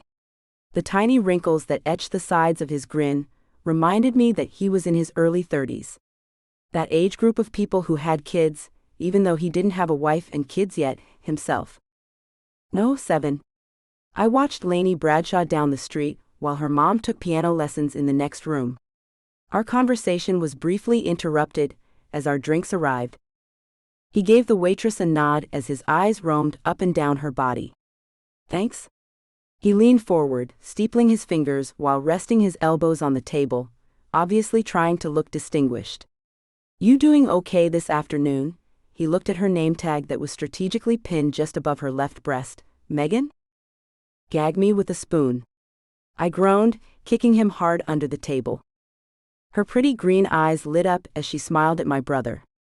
I'm doing fine. You? Pretty damn good. He winked at her. Thanks, sweetie. With a tiny wave and flushed cheeks, she left us alone as he watched her go. I rolled my eyes. Some things never change. So, Brad, have any of your friends had kids since I left? I've missed working with kids who aren't just textbook studies. And I want to try out some of the things I've learned. None of my close friends have kids, kiddo. Sorry. He reached into his pocket and pulled out a set of car keys. I have a surprise for you. No way, I mumbled, staring at his palm without touching the silvery keys. Brad only had the most badass automobiles. He'd given everyone in the family one of his used ones at one time or another. Brad's used cars weren't like normal ones. Bentleys, Mercedes, Beamers, you name the expensive car, he had owned one or more at one time or another, and my big brother had always been generous with his hand-me-downs around his friends. He jingled the keys playfully. Say please. Brad, I repeated, just as our pizza arrived, and we had to wait till everything was settled in front of us. When Megan sauntered away, I turned back to my brother. Tell me you didn't. He placed the keys in my outstretched palm. You need transportation now that you're back here. Taxis eat up way too much spare cash. You are now the proud new owner of a gently used Carpathian Gray Jaguar F-Type. Automatically, my fingers snapped shut around the keys. Even so, I had to protest. I mean, how did it look for a brother, even one as wealthy as mine, to be doling out $100,000 cars to his sister? I was no mooch. You really shouldn't have. I mean it, Brad. And I can't even promise to pay you back, because that would take me 5,000 years on a teacher's salary. He winked. I'll figure out some way for you to repay me. Lifting a dripping cheesy slice, he dug in, grinning around his huge bite. A little in a daze, I got up and hugged him hard before sitting back down. You are crazy, I informed him, reaching for my own slice. But thank you. Wow. Thank you. And don't even start about insurance and crap. I'll find a way to pay for it. I had no idea how, but I would, I promised myself. Chapter 3. Gannon. Only 3 days after having the DNA test done on the little boy, I held the envelope in my hand. Janine was by my side in my office as I pulled out the sheet of paper that would either change my entire world or leave me free. Before you read it, tell me what you're hoping for, Mr. Forrester. I'd been turning it over in my head ever since the skank had stalked in and out of my office in less than 5 minutes, steamrollering my day and leaving my mouth close to hanging with her news. That he's mine. It wasn't that I wanted the responsibility of a kid. Far from it. But Cassandra had been such an obviously awful mother. And Braden looked like such a nice kid. He deserved better. Way better. With a nod, Janine placed her hand on my shoulder. Then I'll pray that way for you, sir. Closing my eyes, I finished pulling the paper out, then I opened it, wanting to surprise myself. 99%. I blinked, and felt the strangest shifting in my newly discovered heart. He's mine. We remained in silence for a long moment, as I stared blankly at the page full of cryptic scientific info, with 2 bolder words standing out above everything. Probability of paternity, 99%. I have a kid, I whispered. Congratulations, Daddy. Janine squeezed my shoulder. I know it's not what you expected, but you'll be a great father, Mr. Forrester. Father. The fact that the word now applied to me didn't feel even close to sinking in. Janine. I cleared my throat and sat back. Get my lawyer on the phone and let him know to proceed with the custody paperwork. I want it today, so I can take it to her when I pick up my son.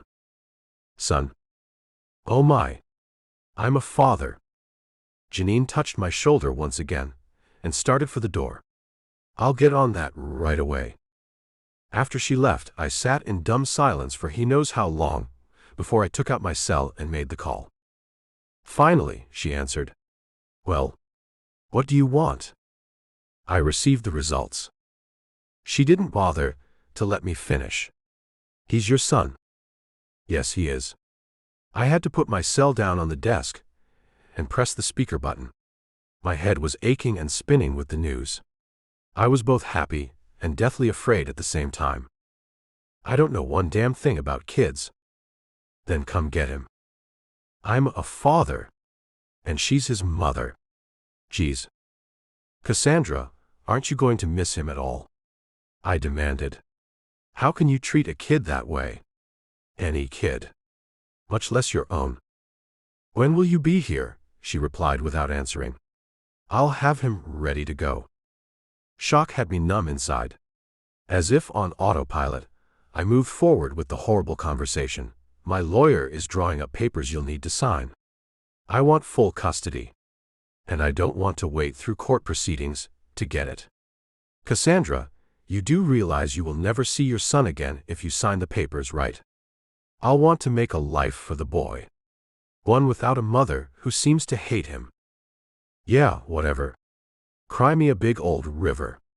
So hurry up and get your paper and I'll sign it. I want to get rid of the burden you put on me. Crazy witch. Fine.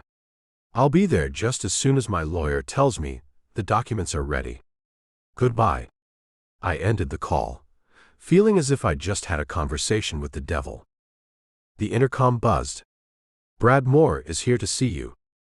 As protective as she was of me, Brad was likely one of the few men Janine would have patched through at this stage. My head was still reeling as I leaned back in my chair. Send him in, please. When my best friend opened the door to my office, he could tell immediately that something was wrong with me. What the hell happened to you? I just shook my head, numb. He made his way to my desk, taking the seat across from me.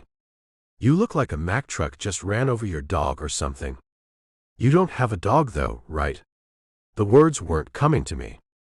How in the hell do you tell someone this kind of news? Bluntly, apparently. I'm a father, Brad. His blue eyes went wide. His jaw dropped. He jumped up and slammed his palms on the desk, making a loud slapping noise. What did you say? Yeah, he took it the way I thought he would. I have a 2-year-old son. His name is Braden Michael. I got up and walked over to the mini-fridge to grab myself a bottle of something with alcohol in it. Picking out a bottle of beer, I tossed it to Brad, then got myself one. Brad just looked at his without opening it. You know it's like 9 in the morning, right? Twisting the metal top off the bottle, I nodded. And your point is? I looked at him with no expression at all on my face. With a shrug, he opened his bottle and took a swig. So day drinking it is, then. He went back to sit in his chair, looking as if he was as lost in thought as I was. Who's the mother? A redhead from a strip club, who I don't remember in the slightest. If DNA hadn't confirmed the evidence, I wouldn't believe it. So what? He asked, taking a long pull of the cold brew. She hitting you hard for custody and cash? No, actually. I made my way to the sofa. I needed to lie down for a minute. Let my body catch up to my scattered mind. I'm taking him. What? Brad spun around in the chair to face me as I plopped down on the overstuffed black leather. You can't just take him away from his mother, Gannon. Pressing my forehead to the cold beer, I shook my head. She doesn't want him. She was going to give the kid away if I didn't take him.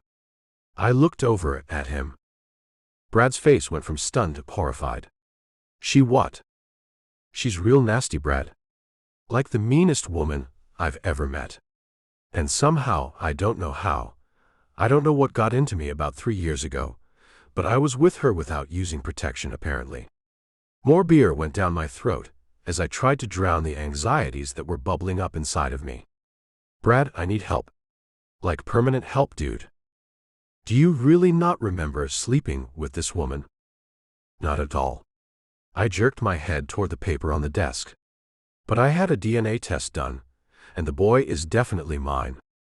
Brad walked over to the desk and picked up the paper, staring at it as he spoke. Well, at least you did the smart thing and had that done, instead of taking this woman's word for it. So what now? I took another chug. As soon as my lawyer calls to let me know the documents I need are ready, I'll go get him. I closed my eyes. Brad, what am I going to do? I don't know the first thing about raising a kid. I don't know how to take care of one. Like, what do 2-year-olds eat? Drink? Can they bathe themselves? Can they dress themselves? 'Cause I don't know how to do that for him. You need a nanny, Gannon. And fast, I agreed. I put the bottle to my lips, but found it was empty. Damn. Brad reached out, taking the bottle away from me. Fathers don't day drink. I don't think they do, anyway. Not the first day they're meeting their kid. I met him already, I informed him. A few days back. She treated him like a dog toy. He was a really nice little boy, Brad. Quiet. Calm. Friendly. No tantrums or anything. But he wasn't my son then. Oh, and he can't talk, she says. Can't 2-year-olds, I don't know, babble or something? He shrugged. No idea, man. None whatsoever. But if you make me a promise, I think I can help you out. I cracked an eye and watched as he hauled up a chair and sat down beside me. Yeah. How? You have to mean what you promise me, Gannon. I'm dead serious about this. Lethally serious. Anything. I sat up and rubbed the back of my neck. What do I have to promise? His light blonde brows scrunched together. You remember my baby sister? I knew of her in passing, even though we'd never met. Yeah. She's in her 2nd year of college, majoring in early childhood development. She was just asking me about possible jobs she could take to pay bills and practice what she's learning in theory, since the school won't let them handle actual small humans yet. She'd jump at the chance to take care of this kid for you. My eyes popped. Brad, that would be fantastic. Hold on there, Gannon. He leaned in close, eyes flashing. If I do this for you, I don't want you to so much as lay one finger on Emily. I started to protest, and he cut me off. Because if you do, then I'll have to reach into your chest. He pounded his fist on my chest just once. And I will pull your beating heart out and feast on the thing. You got me, bro. Leave your little sister alone. That would be more than easy. Got it. As long as you understand me, repeat these words, and we'll have us a deal. Oh, and you have to pay her pretty well, too. That's a given, dude. He thumped my chest once more. Chill on that, Brad. I can only take so much, bro. Tell me these magic words you want me to say to make you believe that I will never lay a finger on your little sister. I, Gannon Forrester, do solemnly swear never to flirt with, fondle, or otherwise bother my best friend's baby sister, the apple of his eye, and the sweetest and most innocent girl on the planet. Who is this chick? All I could do was nod as I recited his words, sealing our deal and getting me the babysitter I needed. And can she move in with us too? I'll need her, 24/7. I'll check with her, but I'm guessing that'll be fine. Fewer bills for her to pay. I almost sagged with relief. I now had a kid, and a babysitter to go with said kid. Things might just turn out okay, after all. End of sneak peek for The Forbidden Sitter. Please like and subscribe to support this channel. It helps more than you know.